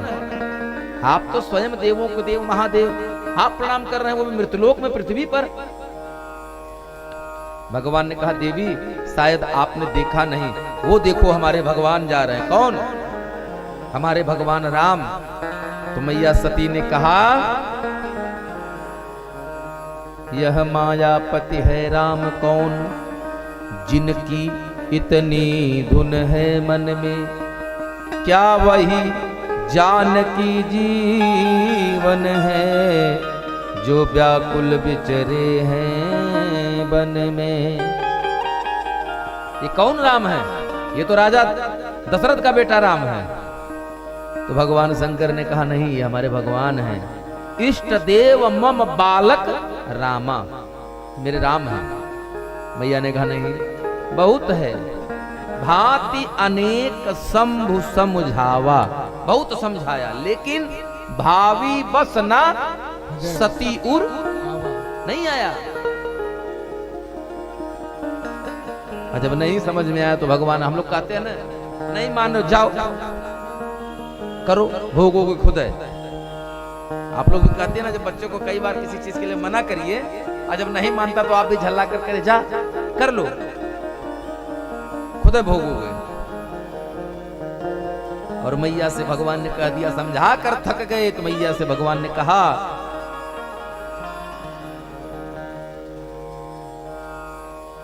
जाओ, अगर मेरे कहने से तुम्हारे हृदय का भ्रम नहीं मिट रहा है तो किन जाई, अब परीक्षा लेहू, जाओ जाकर के परीक्षा ले लो। और चले गए।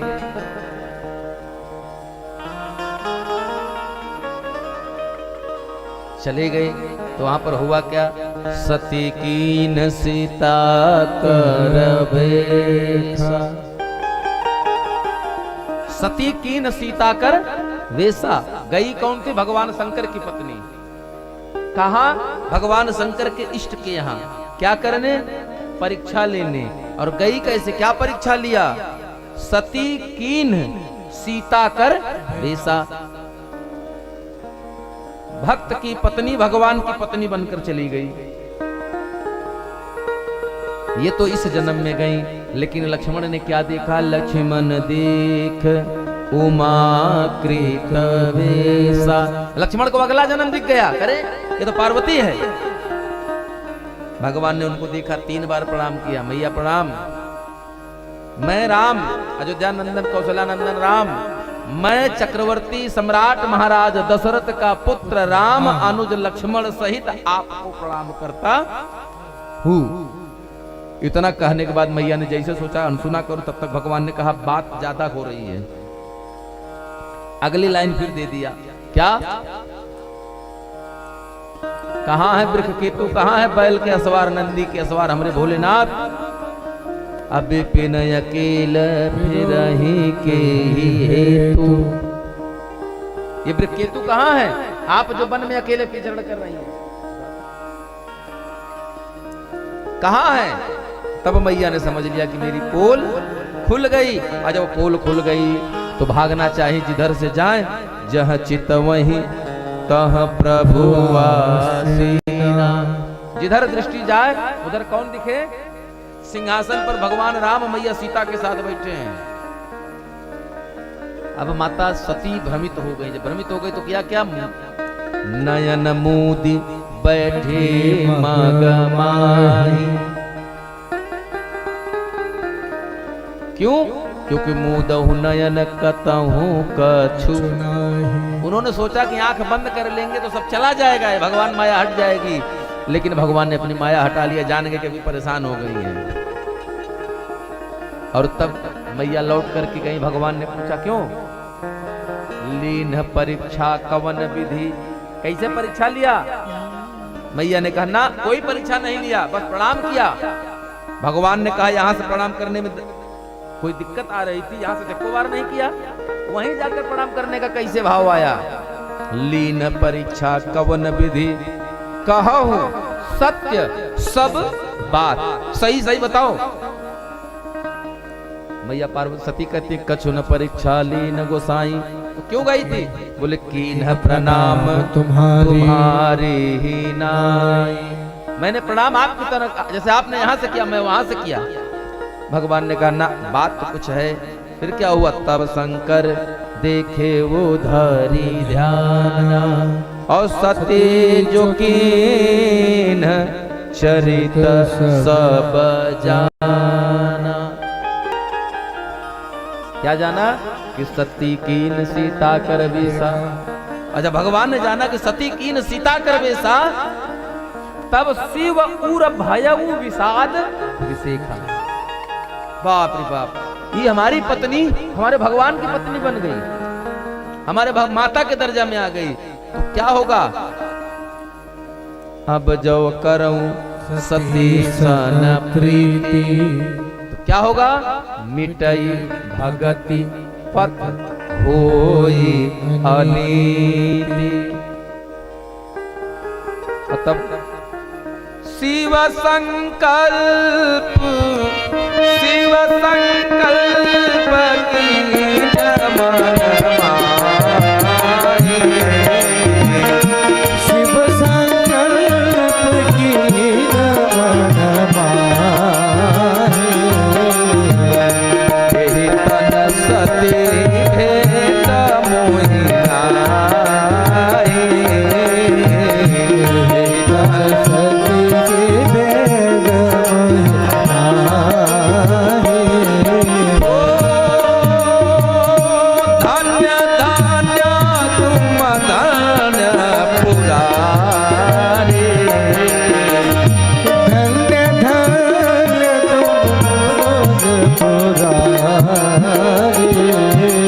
आकाशवाणी हुई। उसी समय आकाशवाणी होती है कि भोलेनाथ आप धन्य हैं। और आकाशवाणी ने क्या कहा? क्यों भोलेनाथ धन्य हैं? तुम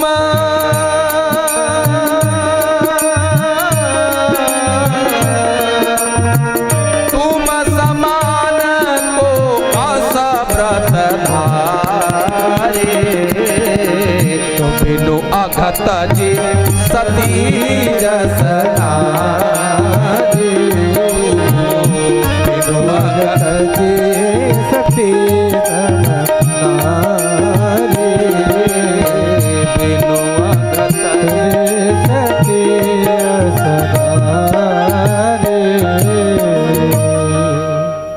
जब आकाशवाणी हुई तो मैया समझ गई कि घटना कुछ हो गई है, कुछ बात हो चुकी है, लेकिन मैया को कुछ पता नहीं। क्यों? क्योंकि भोलेनाथ ने कुछ प्रकट नहीं कहा। चुपचाप आगे आगे और मैया सती पीछे पीछे। कहां आए? कैलाश पर। कैलाश पर आए, भगवान शंकर ने मैया सती का तो चूंकि त्याग कर ही दिया था कि माता बन चुकी, अब इनके साथ गृहस्थ में पत्नी का धर्म निर्वहन नहीं हो सकता। अगर ऐसा होता तो मेरी भक्ति और धर्म दोनों नष्ट हो जाएंगे। भगवान की 87,000 वर्ष की समाधि लगी।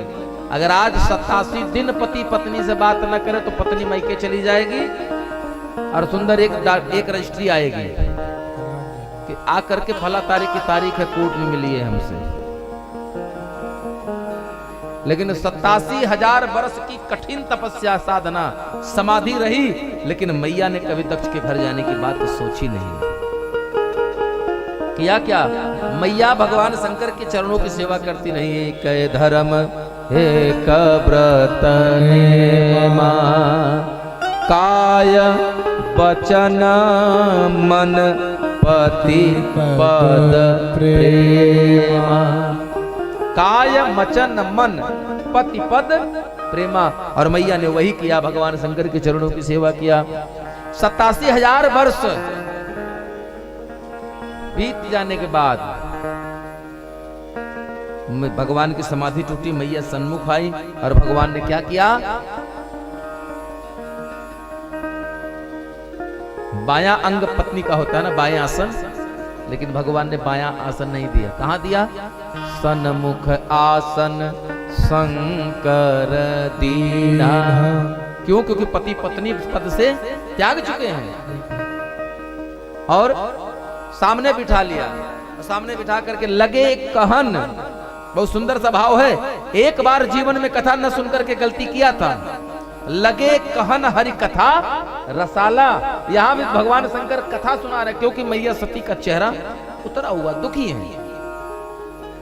सोचा कथा सुनकर के कुछ आनंद हो जाएंगे। लगे कहन कछु कथा रसाला। उसी समय दक्ष प्रजेश भय उते ही काला। उनके पिताजी दक्ष जो हैं, उनको योग्य मानकर यक्षों का प्रजापति बना दिया दक्षों को।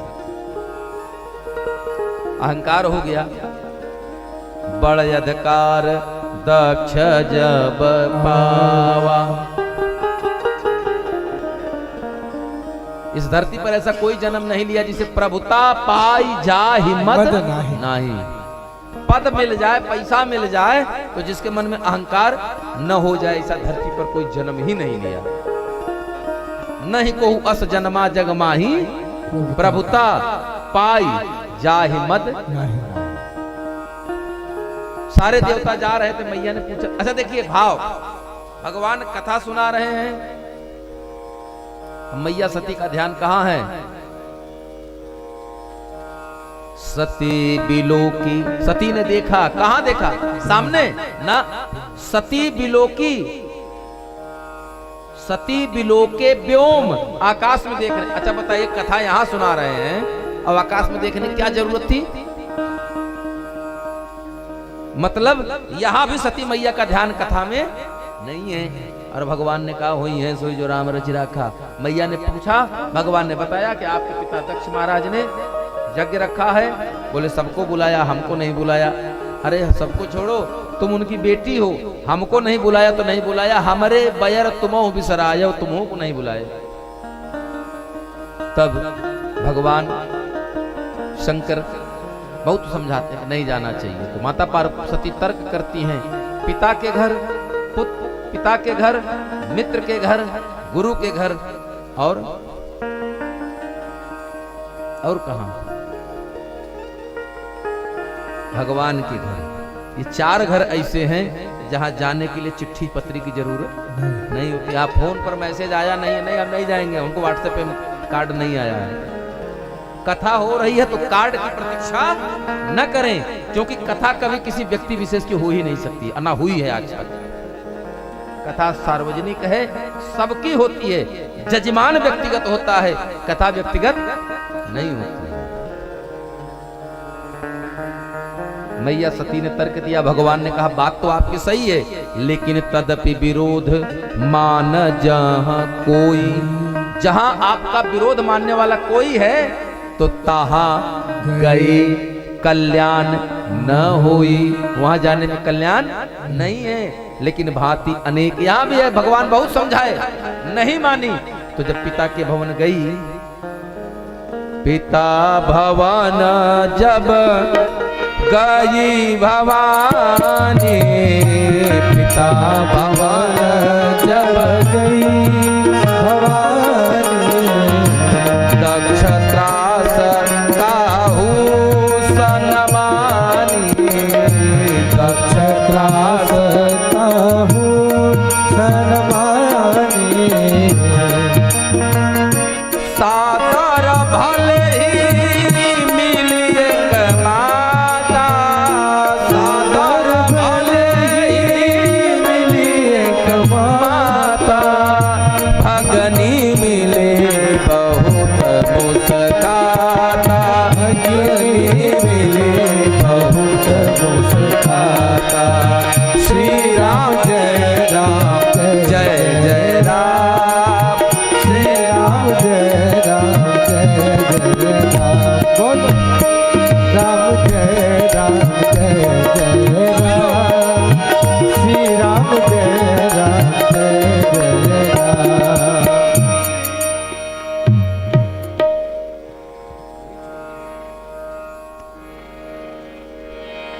सादर भले ही मिली एक माता।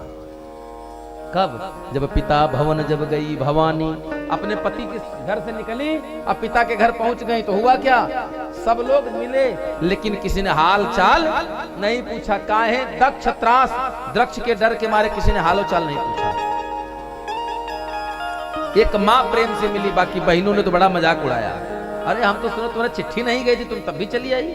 अच्छा तुम आई तो भोलेनाथ कहाँ है?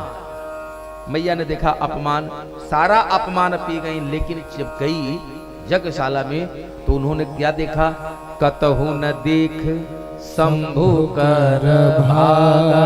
अब यह बात माता सती के उर में चोट कर गई कि मेरा अपमान तो ठीक है, लेकिन मेरे पति का अपमान यह मुझे बर्दाश्त नहीं है। तो हुआ क्या? हुआ क्या? मैया सती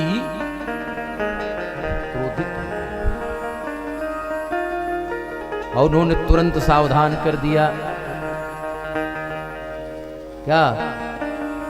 सुनहु सभासत सकल मुनिंदा, सुनहु सभासत सकल मुनिंदा, सुनहु सभासत सकल मुनिंदा, सुनहु सभासत सकल मुनिंदा, कही सुनी जिन शंकर निंदा, कहीं सुनी जिन शंकर निंदा, सो फल तुरत लाभ सब काहो, सो फल तुरत लाभ सब काहो, सो फल तुरत, सो फल तुरत लाभ सब काहो, भले बाते पछताव पिता,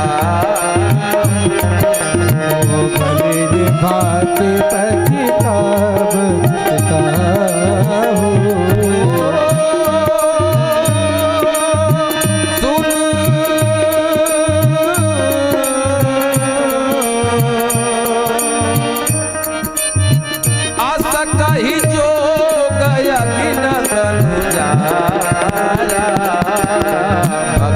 बाबा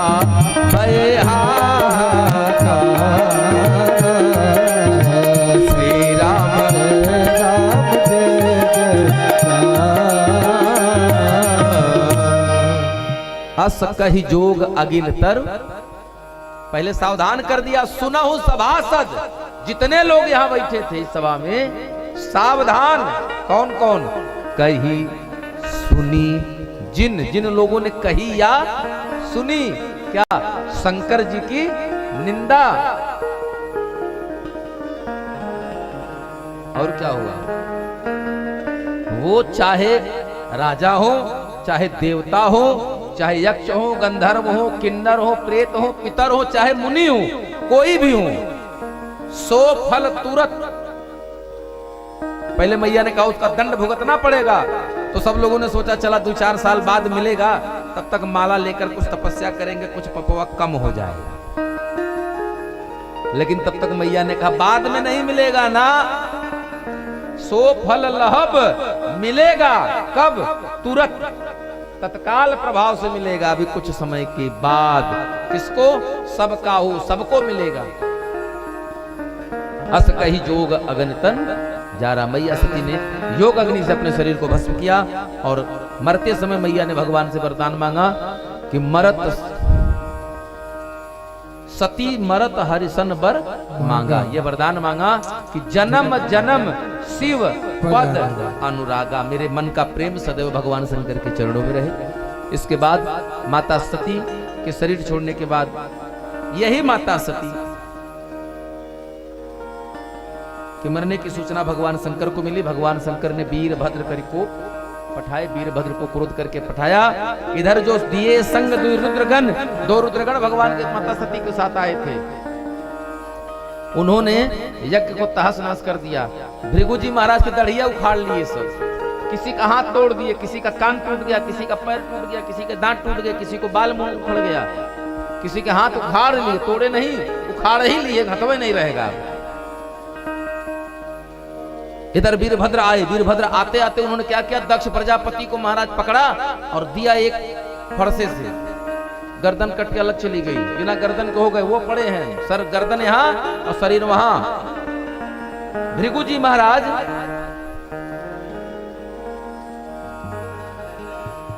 यज्ञ विध्वंस बिलोक मुनि रक्षा कीन। भृगु मुनि ने रक्षा किया। ये भृगु मुनि कौन है? जिनको जिनकी लक्ष्मी पुत्री मानी जाती है और भगवान उनके दामाद हैं, भगवान श्री विष्णु भृगु जी महाराज के। अंत में भगवान सब लोग मनाए, सारे लोग भगवान शंकर के पास आए, इनको मना कर लेकर के। इनका नाम भी तो भोले दानी है। बड़े जल्दी क्रोध और बड़े जल्दी खुश, प्रसन्न हो गए, यज्ञ में आ गए। और यज्ञ में आए तो उन्होंने किया क्या? बोला अच्छा ठीक है, चलिए यज्ञ को पूर्णाहुति कराइए। यज्ञ पूर्ण हुआ, पूर्णाहुति डलवाओ। बोले पूर्णाहुति हम थोड़ा डालेंगे, पूर्णाहुति जो जजमान डालेगा। कहीं जजमान कहाँ है? बुला उसको। भगवान से सबने कहा कौन से जजमान को बुलाए? वो देखिए आपके गणों ने उसकी गर्दन काट के वहां फेंक दिया है, सर यहाँ पड़ा है शरीर। भगवान ने कहा कोई बात नहीं, एक बकरे का सर लाओ, काट कर इनके गर्दन पर रखो और काम आगे बढ़ाओ, पूर्णाहुति कराओ। तब से दक्ष प्रजापति बकरे के सर लेकर घूम रहे हैं। और बकरा इसका सर इसलिए लगाया भगवान ने कि अब आगे कुछ और न बोले, ये खाली एक ही बात बोलते हैं, ये बताते हैं कि मैं ही हूं। बकरा मैं करता है और शीश काट दी जाती है। बकरा मैं करता है और शीश काट दी जाती है। मैना कहती है अब पिंजरे में पाली।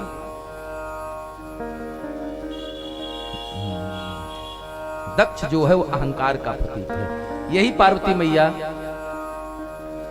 जाकर के दक्ष महाराज हिमालय के घर में जन्मी है। जन्मी जाए हिमांचल गेहा, मैया पार्वती के रूप में जन्म हुआ। 6 वर्ष की माता पार्वती है। धीरे धीरे बचपन बढ़ता है। एक दिन नारद बाबा पहुंचे, मैया ने हाथ दिखाया, सुनैना मैना ने हाथ दिखाया कि जरा देखिए हमारे बेटी को, हमको दामाद कैसा मिलेगा। अच्छा आप लोगों को भी बड़ी चिंता हो रही होगी या होगी? हाँ स्वाभाविक है, माँ बाप को चिंता होती है, हमको भी चिंता है क्योंकि हम भी एक बेटी के बाप हैं, हमको भी चिंता है।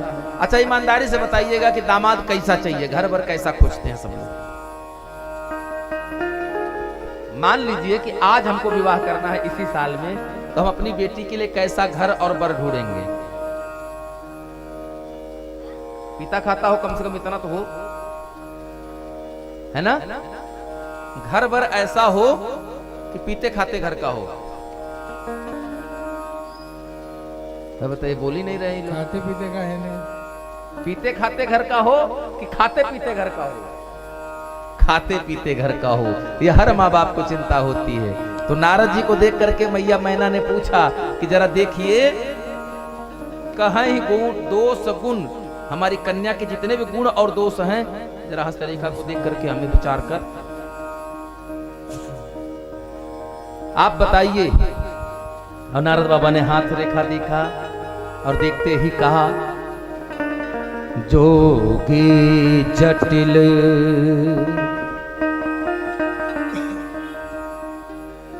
अब बता रहे हैं,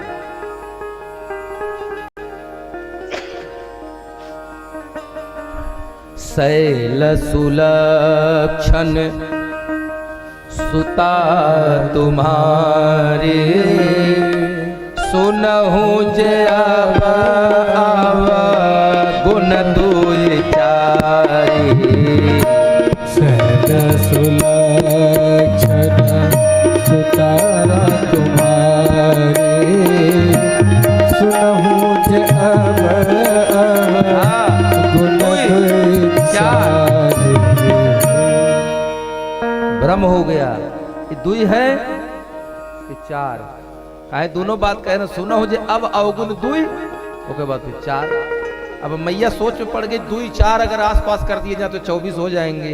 ये दुई बताए हैं कि चार बताए हैं, दोनों इकट्ठा करके 24 बता रहे हैं। तो समझ में बात आई नहीं। तो नारद बाबा अब बता रहे कौन कौन। शैल सुलक्षण सुता तुम्हारी, सुना हो जे अब अवगुण दुई चारी। और क्या बताया? अगुण अमान मातो पितु हीना, गुण अमान मातो बदलेना, उदासीन सब संसार जीना, उदासीन सब संसार सीना। श्री राम जय राम जय जय राम, श्री राम जय राम जय जय राम। क्या बताया? अगुण, कोई गुण नहीं होगा दूल्हे में। अमान, कत्तो मान सम्मान नहीं मिलेगा, बिल्कुल कोई सम्मान वाला ही नहीं। फिर कितने गुण हो गए? अगुण अमान, और सबसे बड़ी बात मातु पितु हीना, है ही नहीं माँ बाप। ऐसा दूल्हा मिलेगा। अब सबको चिंता होगी कहां से आएगा ऐसा दूल्हा जो बिना माँ बाप का होगा। उसके बाद क्या बताया? उदासीन, सुख हो दुख हो, ठंडी हो गर्मी हो, सारे सब एक रस। उदासीन, कोई प्रभाव नहीं। और क्या है?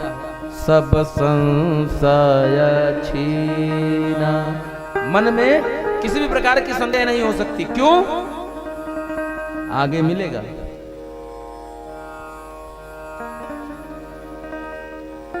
जोगी जटिल काम मन, नगनय मंगल वेश,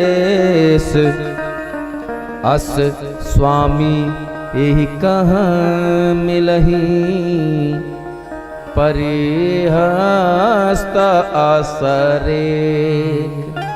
हे राजन, इसके हाथ में रेखा इसी पड़ी, हस्त रेखा बता रही है कि जोगी जटिल अकाम मन नगन अमंगल वेश। 10 लक्षण बताए हैं। सबने कहा ये कौन दूल्हा बता रहे हैं, लेकिन मैया पार्वती समझ गई। फिर नारद बाबा के समझाने पर मैया पार्वती तपस्या करने गई। पार्वती तपकीन अपारा, आए बार बार सारे देवता लोग आए, समझाए। इधर बाबा भोलेनाथ को जगाया जा रहा है, जगे नहीं। सप्तऋषि आए परीक्षा लेने, और इधर ब्रह्मा जी ने कामदेव को भेजा, और कामदेव गया भोलेनाथ को जगाने, और कामदेव जगा रहा है। प्रहार अपना कर रहा है। कैसे करता है? कामदेव का प्रहार कोई धनुष बाण भाला चलाता है? नहीं, वो हमारे अंतर में, हमारे शरीर में काम की उत्तेजना बढ़ाता है, इच्छाओं को प्रबल करता है। भय काम बस जोगी अकंटक, जो हजारों वर्ष से गुफाओं में तपस्या कर रहे थे, अब वो काम के वशीभूत होकर लगे भागने इधर उधर, भोग की वस्तुएं खोज रहे हैं। उस समय की जरा सा उसको कहने में भलाई नहीं है, उस प्रसंग को कहने में दर्शन नहीं है, उसको सिर्फ अपने विचार से समझिए कि उस समय कण कण इस सृष्टि का एक एक कण कामना के वशीभूत हो चुका था। सब काम की तलाश कर रहे थे, कैसे हमारी काम इच्छा तृप्त हो, कैसे हमारी इच्छाओं को शांति मिले। हजारों लाखों वर्ष से तपस्या समाधि वाले ऋषि निकल करके अपने कामनाओं की पूर्ति में लग गए, अपनी इच्छाओं की पूर्ति में लग गए। भोलेनाथ पर कोई प्रभाव नहीं। तब उसने पुष्प का बाण चलाया, भगवान भोलेनाथ के हृदय पर लगा। अब जब काम का बाण लगा तो राम का साथ छूटा, राम का साथ छूटा तो बाबा का ध्यान टूटा, और ध्यान टूटा तो हुआ क्या? तब शिवती सर नयन उघारा, तब शिवती सर नयन उघारा, चितवत काम भयउ जरि छारा, चितवत काम भयउ जरि छारा, चितवत काम भयउ जरि छारा। तब शिवती सर नयन उघारा, भगवान के तीसरी नेत्र खुल गई, और तीसरी नेत्र खुल गई तब कामदेव पर नजर पड़ी। चितवत देखते ही काम को देखा। कहां से? इस दोनों आंख से, इससे तो देख ही रहे थे, लेकिन तीसरी वाले से देख दिए तो हुआ क्या? चितवत देखते ही काम क्या हुआ? भयउ हो गया, जरी जर करके क्या? छार, राख, जल करके भस्म हो गया। सूचना पहुंची रति तक, रोदत बदत बहु भांति करुणा करत शंकर कहीं गई। इस प्रसंग को यहीं छोड़ते हैं क्योंकि आगे आगे फिर जुड़ेगा। आगे कामदेव के प्रहार के बाद सप्तऋषि चले गए हैं इधर परीक्षा लेने। इधर काम का प्रहार हुआ, उधर सप्तऋषि गए हैं परीक्षा लेने। किसकी? माता पार्वती की। परीक्षा लिया, कहां इस जोगी के चक्कर में पड़ी हो, चलो तुम्हारा विवाह विष्णु से करा देते हैं, कुबेर से करा दे, सूर्य से करा दे, इंद्र से। मैया ने कहा ना, कोटि जन्म रगड़ हमारी। ये एक जन्म का रगड़ा नहीं है, ये करोड़ों जन्म का झगड़ा चल रहा है। क्या? बरहु शंभु, विवाह करूंगी तो इन्हीं से, नहीं तो रहूं कुमार। या तो शिव से विवाह होगा, नहीं तो। यह देख करके सप्तऋषि बड़ा प्रसन्न हुए और आए। भगवान जगे थे, सब लोग आकर भगवान से कहते हैं, सप्तऋषि हिमालय के पास गए हैं, तुम्हारी बेटी विवाह योग्य हो गई है, ये दिन, ये तारीख, ये मुहूर्त, ये लगन, इस दिन बारात आएगी। और सब लोग चले गए भोलेनाथ के पास, लेकिन भोलेनाथ के पास गए, सब मना कर हार गए, विवाह कर लीजिए, लेकिन ना, कहीं ने एक ही बार में देख लिए, हाँ अब नहीं करना है। क्यों? तब तक राम जी आए और राम जी ने हाथ जोड़कर कहा, प्रभु प्रणाम। शंकर जी ने कहा, प्रभु प्रणाम प्रणाम। कैसे सरकार? कहते हैं कि अगर मुझ पे आपकी प्रीति है इतनी भी, तो यह मोई मांगे देहूं, एक वरदान दीजिए मुझे। क्या? जाय विवाह शैलजहि, यह मोहि मांगे देहु। जाय के संग पार्वती जी से विवाह करिए, यह वरदान मुझे देखिए। और भोलेनाथ ने कहा, सिर पर आय सुनाथ तुम्हारा, अपरम धर्म यह नाथ हमारा। है, मेरा परम कर्तव्य है। और भोले बाबा की विवाह की तैयारी होने लगी। आइए हम सभी लोग दर्शन करते हैं।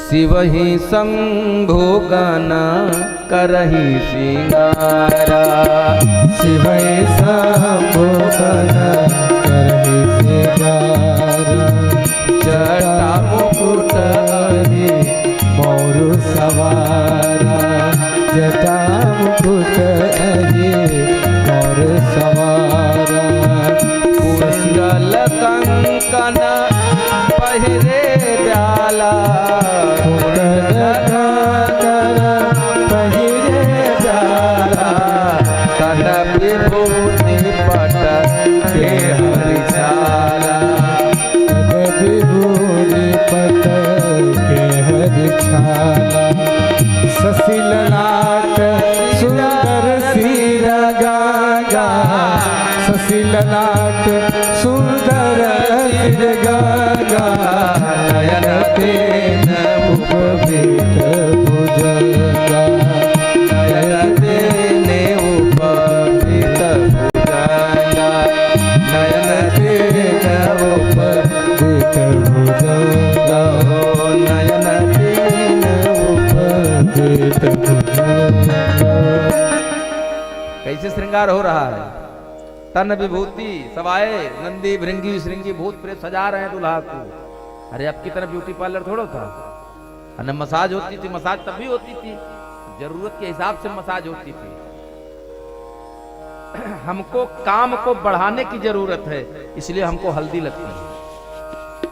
विवाह के समय में वर या कन्या दोनों को हल्दी लगाई जाती है। अरे अब तो फैशन हो गया, हल्दी छुआ लेते हैं, स्पर्श हो जाता है, लगती नहीं है। नहीं तो हल्दी का लेप पूरे शरीर में हुआ करता था, सर से पैर तक, मतलब बाल छोड़ करके चेहरा, हाथ, पैर, हर जगह हल्दी का उपटन लगता था। लेकिन अब 4 दिन पहले से जाकर मसाज कराए आए हैं, बस छू लेना है, हल्दी हो गई सो।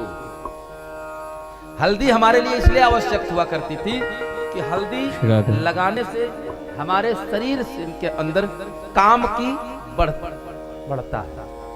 हमारी काम शक्ति को बढ़ाने के लिए, हमारी काम उत्तेजना बढ़ाने के लिए, हमारे शरीर में इच्छाओं को बढ़ाने के लिए हल्दी लगती थी। और बाबा भोलेनाथ ने भस्म इसलिए लगाया था कि भोलेनाथ को काम नहीं राम को बढ़ाना है, इसलिए उन्हें भस्म लगा और श्रृंगार हो रहा है भोलेनाथ का। बोले वृंदावन बिहारी लाल की जय हो। तो कैसे श्रृंगार हुआ? दुल्हा को पाउडर लग रहा है सुंदर, किसका? ताजी ताजी भस्म आई और आकर के भोलेनाथ को लग गया। अब भस्म लग गई तो सबने कहा अभी अभी दुल्हा को मौर लगता है ना, मुकुट। तो कहे ना मुकुट कहाँ से ले आए, पगड़ी कहाँ से लाए? कहे लाने की क्या जरूरत है, अरे इतनी बड़ी बड़ी जटा इसी को बनाओ। हाँ 3-4 लोग मिल करके बड़ी सी पगड़ी बनाए को। अब जब इतनी बड़ी पगड़ी हो गई तो चेहरा अंधेरा हो गया। सबने कहा ये तो छोटा हो गया, बड़ा हो गया। बोले हाँ हाँ चेहरा अंधेरा हो गया। तो चंदा मामा को पकड़ कर लाए और लटका दिया, कहीं बस यही पड़े रहना, इधर उधर नहीं जाना, यही। हाँ शिव के मस्तक पर मून लाइट है, इसीलिए चेहरा ब्राइट है। लग गया महाराज मून लाइट। उसके बाद तब तक किसी ने कहा दुल्हा के मऊर में जो मुकुट होता है, मुकुट में मौरी भी लगी होती है जो लटका करती है, लटकन। तो कहे नबी कहां से खोजने जाएं? तब तक एक शिव गण गया, दूर जा करके उसने छोटे छोटे सांप पकड़ लाए और ला करके लटका दिया। कहा बस यही आप लोग लटके रहिएगा, दाहिने बाएं नहीं जाना। कहीं क्यों? कहीं भूख लगेगी तब कहां जाएंगे? बोले ससुराल में भोजन मिलेगा। कहां, किसके ससुराल में? बोले बाबा की बारात चल रही है। अब सारे लोग खड़े हैं, एकदम जहां ड्यूटी लग गई सब तैनात खड़े। बाबा भी बिल्कुल ताजा, एकदम पाउडर वाउडर लगाकर तैयार हो गए, त्रिशूल उसूल लेकर खड़े चलने को हुए। तब तक किसी ने कहा कि भैया दुल्हा के गले में माला वाला होती है। तो कहीं देखो अंदर टंगी होगी गुफा में, उठा लाए मुंड वाली माला। हाँ ये बड़े बड़ी खोपड़ी बाबा पहन लिए। सांप को पकड़ करके जनेऊ बना लिया, कुंडल, कान में बिच्छू लटक गए, गोजर लटक गए, हाथ में छोटे छोटे सांप पकड़ करके बाजू बंद सब बना लिया। चले बाबा की बारात लेकर, चलो चले। बारात चली, तब तक पीछे से नंदी बाबा ने कहा, ए बाबा सुनो, अपने घर में तो ठीक था, नंगे थे, चाहे कपड़ा पहनते थे नहीं पहनते थे, कौन कहने वाला है? ससुराल चले, अब तो कम से कम कपड़ा वपड़ा पहन लीजिए। कहीं न जब हो कपड़ा पहन तो ले, लेकिन हमारे पास पहनने के लिए कपड़ा होना चाहिए ना। हम तो दिगंबर हैं, हमारे पास तो अंबर है ही नहीं। अंबर माने वस्त्र। बोले हम तो दिगंबर हैं, हमारे पास तो वस्त्र है ही नहीं। तो कहें अच्छा रुकिए, कुछ व्यवस्था बनाते हैं। 2 गण गए, आगे गए तो सुंदर मृग चर्म मिला, ले आए, पीछे पैर के पास से काट दिया, अब आगे दोनों गर्दन के पास से काट दिया। लेकिन हुआ क्या, वो हिरन थोड़ा तंदुरुस्त खाते पीते घर का था, सर से डालें और सीधे जमीन पर चला जाए, रुकबैन करे कमर पे। तो भोले बाबा से कहें बाबा देखो विवाह करना है तो कायदे से लंगोट जो है इसको आप समेट कर पकड़ लो, कम से कम नीचे तो न जाए, कमर तक रोकिए इसको। भोले बाबा को हाथ में पकड़ा दिया। अब भोले बाबा बेचारे फंस गए। एक हाथ में अपनी ही बागंबर पहना दिया, एक हाथ में मृग चर्म पकड़ा दिया, बाघ की खाल, और दूसरे हाथ में त्रिशूल। अब बारात चल रही है, नंदी बाबा आगे आगे, सारे लोग खूब बढ़िया डीजे बज रहा है, खूब नाच रहे हैं। तब तक भगवान विष्णु ने कहा बोलिए सियावर रामचंद्र की जय हो। अजय से जय कहा, भोलेनाथ दोनों हाथ छोड़ के कहें जय। पैजामा फिर हाँ, भोले बाबा को देख करके नंदी बाबा ने कहा नहीं नहीं है ऐसे कौन, ससुराल में अगर किसी ने कर दिया तब तो पूरी इज्जत, हाँ इज्जत तो है नहीं, बेइज्जती भी खराब हो जाएगी।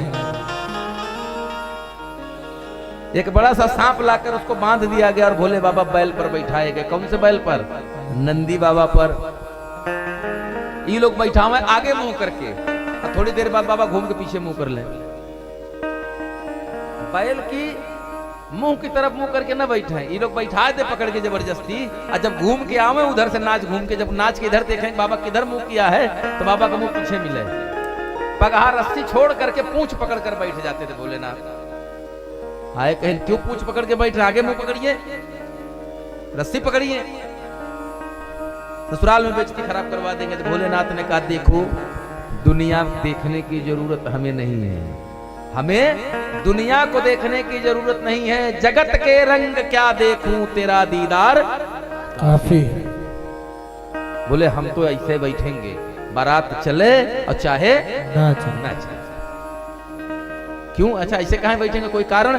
बोले ऐसे इसलिए बैठेंगे कि हमारे राम जी पीछे से आ रहे हैं, इसलिए हम पीछे में मुंह करके बैठेंगे।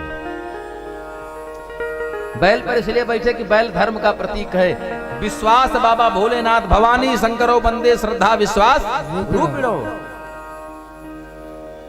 याभ्याम बिना न सिद्ध्यन्ति, बिना इसके सिद्धि प्राप्त नहीं हो सकती। कौन सी सिद्धि? भक्ति, श्रद्धा। कब तक? जब तक धर्म के साथ, विश्वास के साथ आप धर्म को नहीं पकड़ेंगे, विश्वास के साथ आप धर्म पर चलेंगे नहीं, तब तक श्रद्धा भक्ति की प्राप्ति नहीं हो सकती। बोले राधे राधे राधे। यही कथा का दर्शन है कि भोलेनाथ इसीलिए नंदी बैल पर सवार होकर विवाह कराने गए, नहीं तो उनके लिए कौन सी ऐरावत और कौन सा पवन वेग से तेज चलने वाला घोड़ा, क्या कमी थी भोलेनाथ के लिए। भोले बाबा की बारात चली।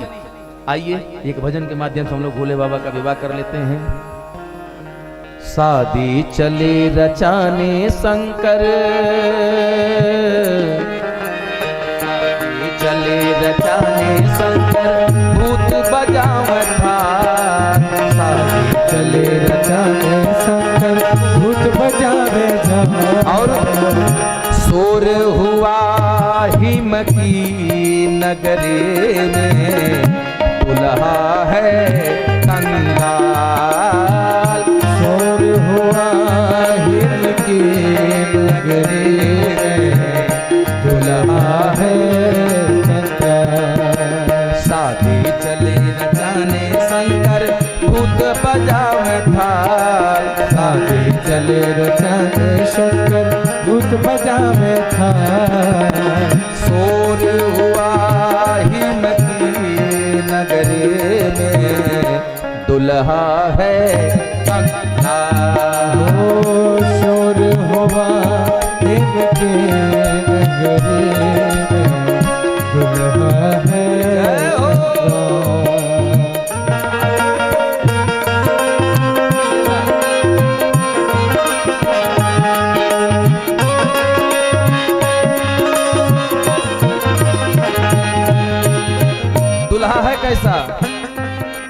दुल्हा कैसा है। शादी चले रचाने शंकर अंग भभूत लगाए। शादी चले रचाने शंकर अंग भभूत लगाए। भूत प्रेत सब मिलजुल कर दुल्हा को खूब सजाए हो। भूत प्रेत सब मिलकर दुल्हा को खूब सजाए। कोई नाचे दे दे ताली, कोई बजाए थाल। कोई नाचे दे दे ताली, कोई बजाए थाल। देख बराती अद्भुत शिव की, देख बराती अद्भुत शिव की, मैना हुई बेहाल। शोर हुआ हिम के नगरी में, दुल्हा है गंगा। शोर हुआ हिम की नगरी में, दुल्हा है गंगा। और जब बाबा की बारात चली तो हुआ क्या, भगवान विष्णु ने कहा भैया अपने अपने गुण अपने अपने टोली के साथ अलग अलग चलना। क्यों? बोले अगर मैना हिमालय के घर पहुंचकर ससुराल में चाहते हो कि थोड़ा सा रसमलाई मिले, पूरी कचौड़ी खस्ता मिले, तो इस बारातियों के अलग चलना। तो देवताओं की टोली अलग, ऋषियों की अलग, गंधर्वों की अलग और भोले बाबा की अलग। तो सबसे कम बाराती भोले बाबा के हुए। तो सबको चिट्ठी गई, सबको फोन कर दिया, सबको तुरंत मेल हो गया व्हाट्सएप पर मैसेज। क्या?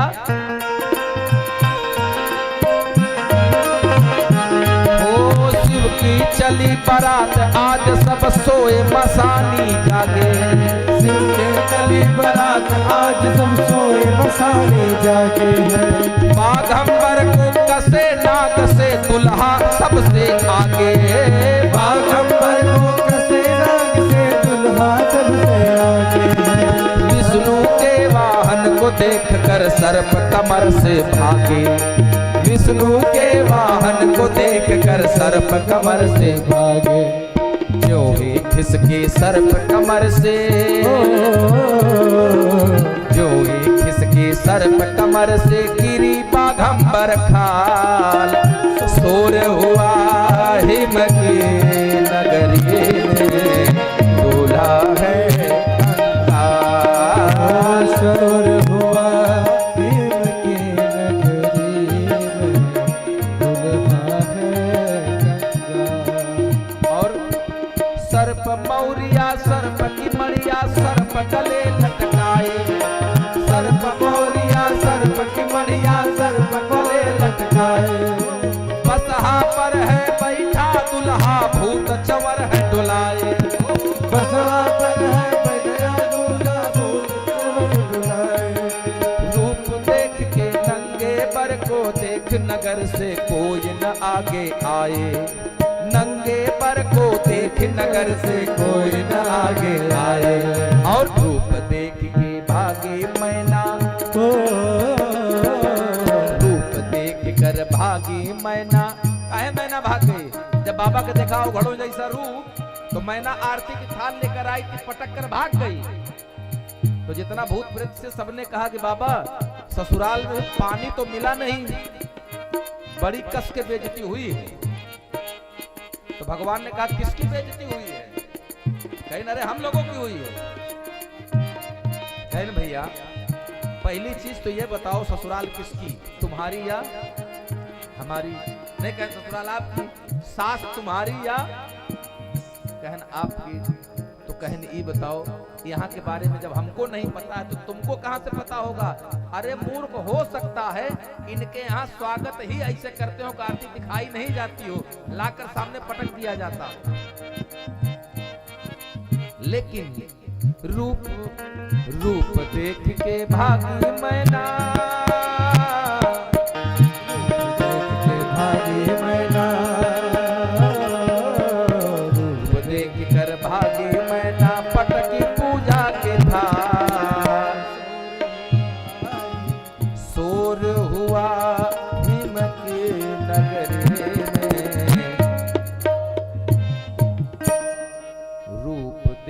कर भागी मैना पटकी पूजा के थाल।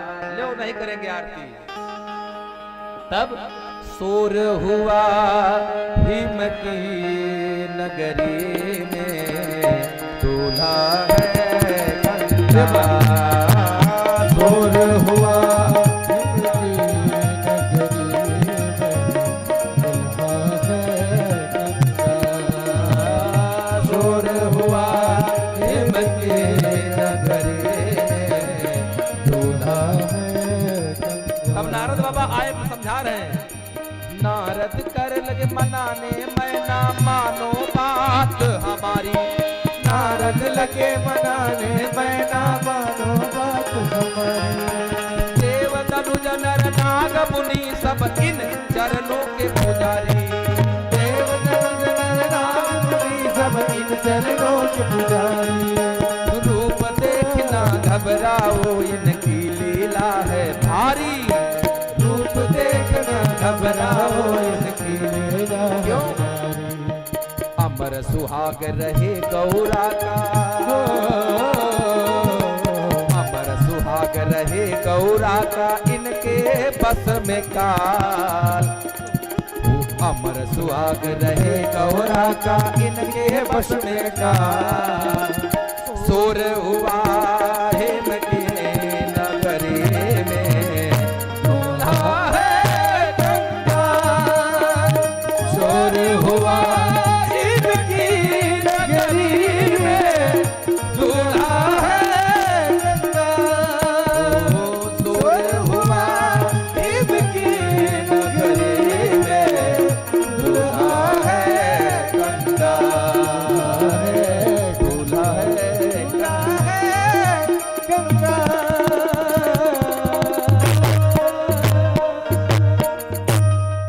अमर सुहाग रहे गौरा का। क्यों? क्योंकि इनके बस में काल। शोर हुआ हिम के नगरी में क्या दुल्हा है। हाँ, एक तो पैसा नहीं है। बोले राधे। और सबने समझाया। मैना मैया को नारद बाबा सप्तऋषियों ने समझाया कि देवी ये तुम्हारी बेटी नहीं है, जगत की माँ है। और इनके साथ विवाह कर देने में ही इनकी कल्याण है। इसलिए सबके समझाने पर मैया का विवाह होता है। आप सभी भक्त जो यथाशक्ति अपनी तैयारी से आए हैं वो अपनी अपनी जो भी तैयारी हो, जो भी वस्तु या दत्त दक्षिणा जो कुछ है आप अपने अपने हाथ में रख लीजिए। और आचार्य जी माता पार्वती और बाबा भोलेनाथ के विवाह के रूप में कन्या दान का संकल्प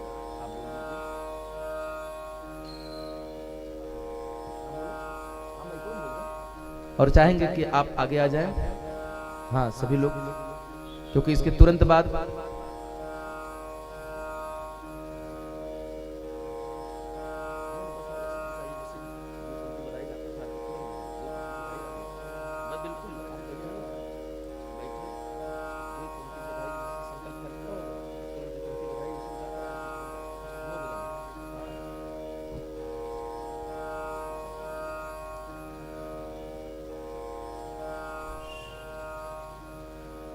बोलिए। ओम हरि ओम। हरि ओम। ओम विष्णु ओम विष्णु ले लीजिए, सब लोग अपने हाथ में ले लीजिए अपनी अपनी वस्तु। श्रीमद् भगवतो महापुरुषस्य विष्णुराज्ञा प्रवर्तमानस्य अद्य ब्रह्मणो अन्ते प्रारब्धे श्रीसेतवाराः कल्पे वेवस्वतमं त्रेष्ठाभिशतमे कलियुगे कटुथं चतुर्थे भूलोके वृतंडे भारतवर्षे पूर्वो संकल्पितानुसार ग्राहकुल विशेषण विष्टायाम शोभो तिथो नामना गोत्राः नाम और गोत्र ले लेंगे। श्री भगवती कृपा कटाक्ष वेदोक्त शास्त्रोक्त सनातन पुण्य फल प्राप्त्यर्थम धर्म अर्थ काम मोक्ष पुरुषार्थम श्री भगवत कृपा कटाक्ष सानिध्य कन्या वर सम्मिलित्य सर्वे आवाहित देवी देवता पूजन कन्यादान यथोपलब्ध समग्र भी मम मम कन्या पक्षस्य दानं कन्या विवाहांग भूत विवाह कर्मणे वर वराय श्री आदिदेव महादेव शंकर नामना वराय संप्रददे तुभ्यहं ओम जागृतो दूरमुदयति दैवंगद सुतस तथैवेति दूरंगमन ज्योतिगानं ज्योतिरेकं तन्मय मनः शिव संकल्पमस्तु।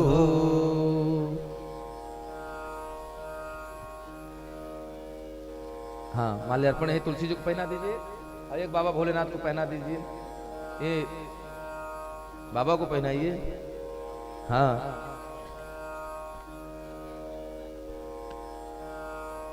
जिन भक्तों को जो कुछ भी अर्पण करना हो, एक दो पंक्ति का भजन ओ, इसी भजन के बाद तुरंत आरती हो जाएगी क्योंकि विलंब हो गया है।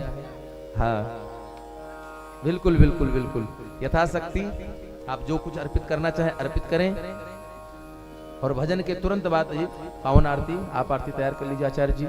ओम नमः शिवाय, ओम नमः शिवाय, ओम नमः शिवाय, ओम नमः शिवाय, ओम नमः शिवाय। सभी लोग आइए, ओम नमः शिवाय। और जो पीछे बैठे हैं बाबूजी आप लोग भी आगे आ जाइए क्योंकि अब आरती ही होनी है। ओम नमः शिवाय, ओम नमः शिवाय, ओम नमः शिवाय, ओम नमः शिवाय। यही वो मंत्र है, यही वो तंत्र है, यही वो तंत्र है, यही वो तंत्र है, ये है मुक्ति का उपाय। ओम नमः शिवाय, ओम नमः शिवाय। बम भोले बम भोले बम बम बम, बम भोले बम भोले बम बम बम, बम भोले बम भोले बम भोले बम, बम भोले बम भोले बम बम बम बम। यही वो मंत्र है, यही वो तंत्र है, यही वो मंत्र है, यही वो तंत्र है। प्रेम से जपोगे तो मिटेंगे सारे कष्ट। बोले बम बोले बम बम बम, बम बोले बम बोले बम बम बम, बम बोले बम बोले बम बम बम, बम बोले बम बोले बम बम बम।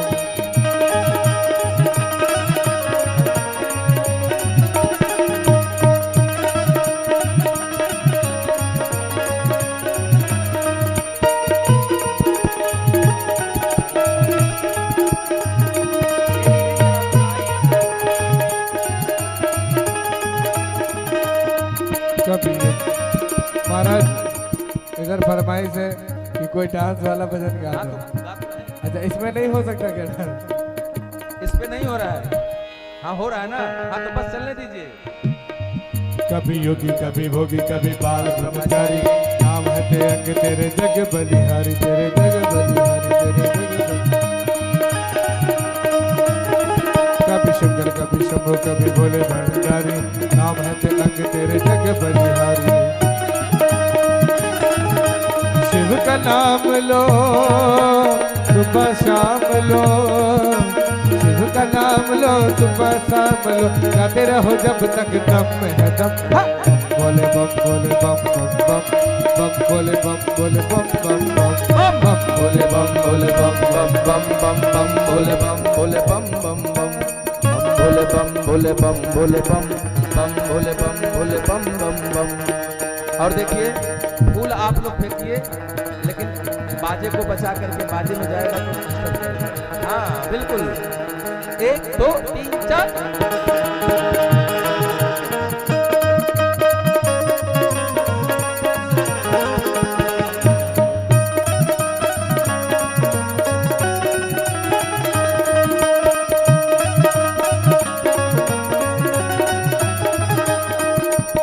दक्ष प्रजापति जब है कारा, त्रिशूल से शीश उतारा।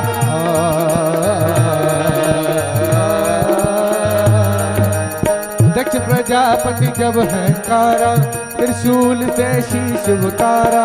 माफी मांगी होश में आयो, बकरे का तब शीश लगायो, बकरे का तब शीश लगायो, बकरे का तब शीश। आशुतोष भोले बाबा आशुतोष बोले बाबा भय प्रसन्न, बकरे ने मुख से जो बोली बम बम, बोले बम बोले बम बोले बम बम बोले बम बोले बम बम बम बम बोले बम बोले बम बोले बम बम बम बोले बम बम। माँ अन्नपूर्णा भैरव बाबा, कोई रहा ना बाकी। कितने भगत है बाबा की शादी में जाने वाले, सीधे हाथ करके नच के कि बम बम बोल रहा है काशी, बम बम बम बम बोल रहा है काशी, बम बम भोलेनाथ, बम बम भोलेनाथ, बम बम भोलेनाथ, बम बम बम बम बम भोलेनाथ, बम बम भोलेनाथ, बम बम भोलेनाथ, बम बम।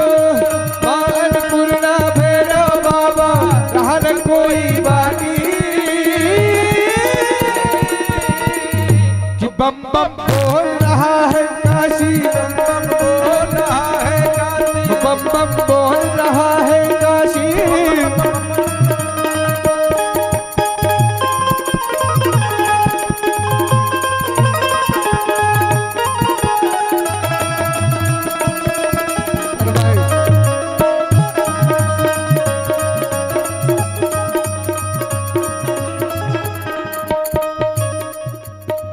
ऐसा डमरू बजाया, बोले सच्चे दरबार की, बोले भोले बाबा की जय हो।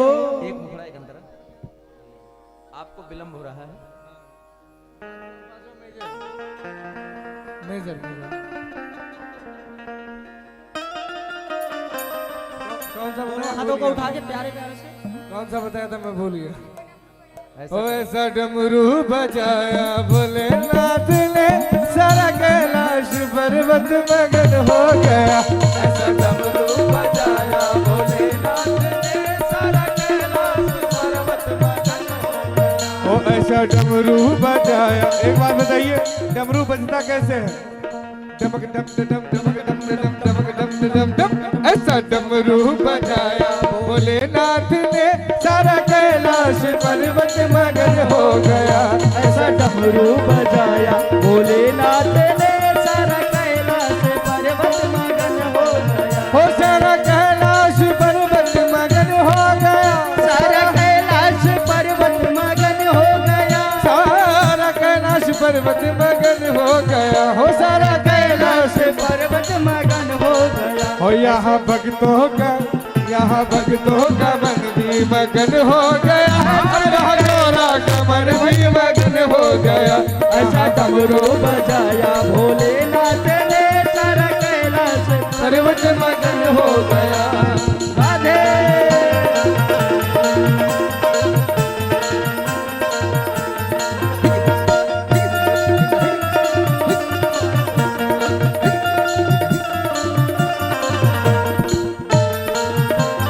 प्यारे प्यारे तालियों से।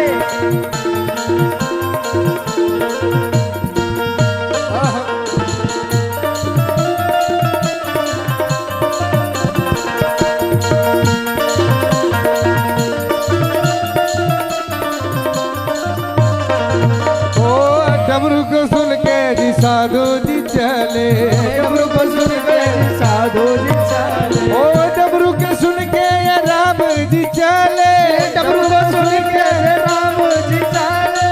राम जी चले संग लक्ष्मण जी चले, राम जी चले संग लक्ष्मण जी चले। हो राम जी चले संग हनुमान जी चले, राम जी चले संग हनुमान और जी फिर चले। मैया सीता का मन भी मगन हो गया। सारा कैलाश पर्वत मगन हो गया। ऐसा डमरू बजाया भोलेनाथ ने, सारा कैलाश पर्वत मगन हो गया। ओ ऐसा डमरू बजाया भोलेनाथ ने, सारा कैलाश पर्वत मगन हो गया। हो सारा कैलाश पर्वत मगन हो गया। हो सारा कैलाश पर्वत मगन हो गया।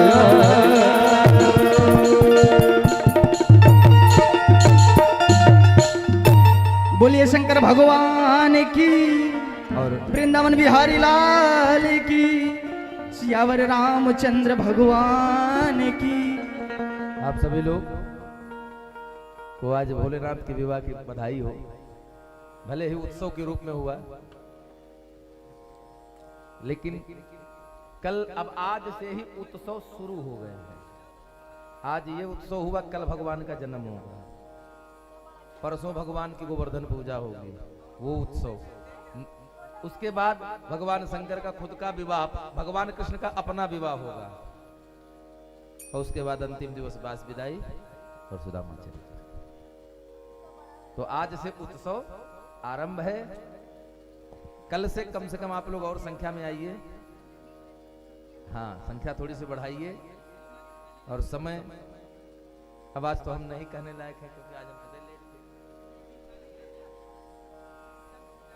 कल से प्रयास आप लोग भी करिए, हम लोग भी करेंगे कि समय से 4 बजे से कथा आरंभ हो जाएगी, तो 8 साढ़े 8 तक उत्सव करके आरती हो जाएगी समय से। आइए सभी लोग भगवान की पावन आरती का दर्शन करते हैं। और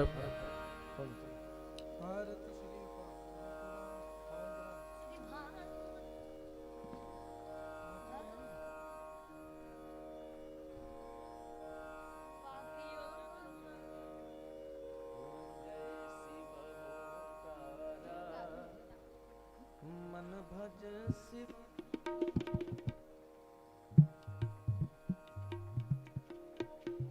थाल श्री राधे।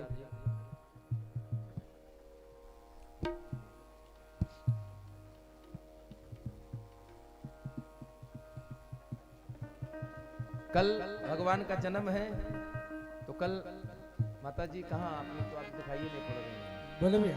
हाँ, आप लोग कल भगवान के जन्म में जब हमारे घर में बच्चा पैदा होता है तो बनता है ना, क्या कहते हैं उसको, सठौरा, हरीरा।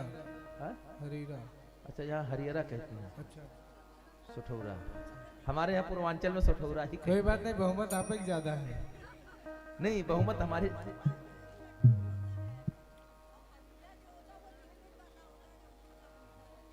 अब माता जी ने दोनों से डिफाइन कर दी। सठौरा जिस काले लड्डू सोट के, हरीरा इज लिक्विड पदार्थ। नहीं, वो लिक्विड वाला नहीं, जो गुड़ और सब मेवे का ये सोंठ वगैरह डालकर बनता है, घी में बनता है, वो सूखा। हाँ, सठौरा उसी को कहते हैं। हरियरा जो कह रहे हैं आपके यहाँ हरियरा कहते हैं, हमारे यहाँ से कुछ और कहते हैं। अच्छा, अरे जो भी कहते हैं वो नहीं नहीं, आप जान रही हैं छवानी। हाँ, वो अलग चीज है। सठौरा बना लीजिएगा। और कल भैया थोड़ा सा प्रयास करिएगा, कुछ गुब्बारे वगैरह लग...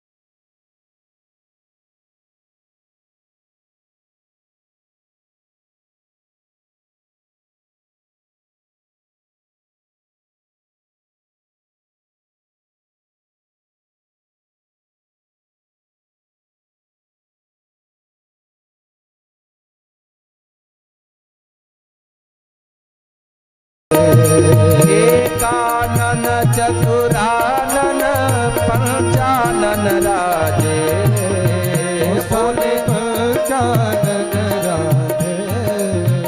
शासन करुणासन वृषवाहन साजे, ओम हर हर हर महादेव। दुई भुज चार चतुर्भुज दस भुज सोहे, बोले 10 भुज सोहे। तीनों रूप निरखता त्रिभुवन जग मोहे, ओम हर हर हर महादेव। अक्षमाला बनमाला रुंडमाला धारी, बोले रुंडमाला धारी। चंदन मृगमद शोभे, चंदन मृगमद लेपन माले सुखकारी, ओम हर हर हर महादेव। तांबर पीतांबर पागांबर अंगे, भोले बागांबर अंगे। सनकादिक ब्रह्मा संगे। ओम हर हर हर महादेव। करके माघ कमंडल चक्र त्रिशूल धरता भोले चक्र त्रिशूल धरता सुख करता दुख हरता जग पालन करता। ओम हर हर हर महादेव। ब्रह्मा विष्णु सदा शिव जानत विवेका भोले जानत विवेका। प्रणवाक्षर के माथे प्रणवाक्षर के माथे ये तीनों एका। ओम हर हर हर महादेव। त्रिगुण स्वामी जी की आरती जो कोई नर गावे। ओ बाबा प्रेम सहित बाबा गावे। भाव सहित ओ बाबा रोज रोज गावे। कहत शिवानंद स्वामी भजत हरि हर स्वामी।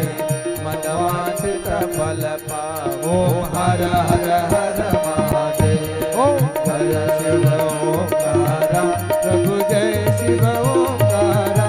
बोले पार्वती प्यारा भोले भातन गठवारा भोले भूते गरवारा। धारा ओम हर हर हर महादेव। ओम हर हर हर महादेव। ओम हर हर महादेव। कर्पूर गौरम करुणावतारम संसार सारम भुजगेन्द्रहारम सदा वसंतम हृदयारविंदे भवं भवानी सहितं नमामि। त्वमेव माता च पिता त्वमेव त्वमेव बन्धुः च सखा त्वमेव पिता च प्रभुः त्वमेव सर्वं मम देव देव त्वमेव सर्वं मम देव देव। हरे राम राम राम हरे हरे। हरे कृष्ण कृष्ण कृष्ण राधे राधे। श्री कृष्ण गोविंद हरे मुरारे हे नाथ नारायण वासुदेव। श्री कृष्ण गोविंद हरे मुरारे हे नाथ नारायण वासुदेव। हे नाथ नारायण वासुदेव। हे नाथ नारायण वासुदेव। बोले श्री वृंदावन बिहारी लाल की। बोले श्री राधे राधे सरकार की। बोले श्री वृंदावन धाम की। 84 गोष धाम की। श्री राधे रानी सरकार की। श्री दाऊ जी महाराज की। बोले श्री सीताराम नाम भगवान की। बोले श्री हनुमान जी महाराज की। श्री व्यास जी महाराज की। गोस्वामी तुलसीदास जी महाराज की। श्री वाल्मीकि जी महाराज की। अपने अपने माता पिता की। अपने अपने गुरुजनों की। संत समाज की। भक्त समाज की। सभी देवियों की। सभी देवताओं की। आज के आनंद की। बोले धर्म की धर्म की अधर्म का अधर्म का प्राणियों में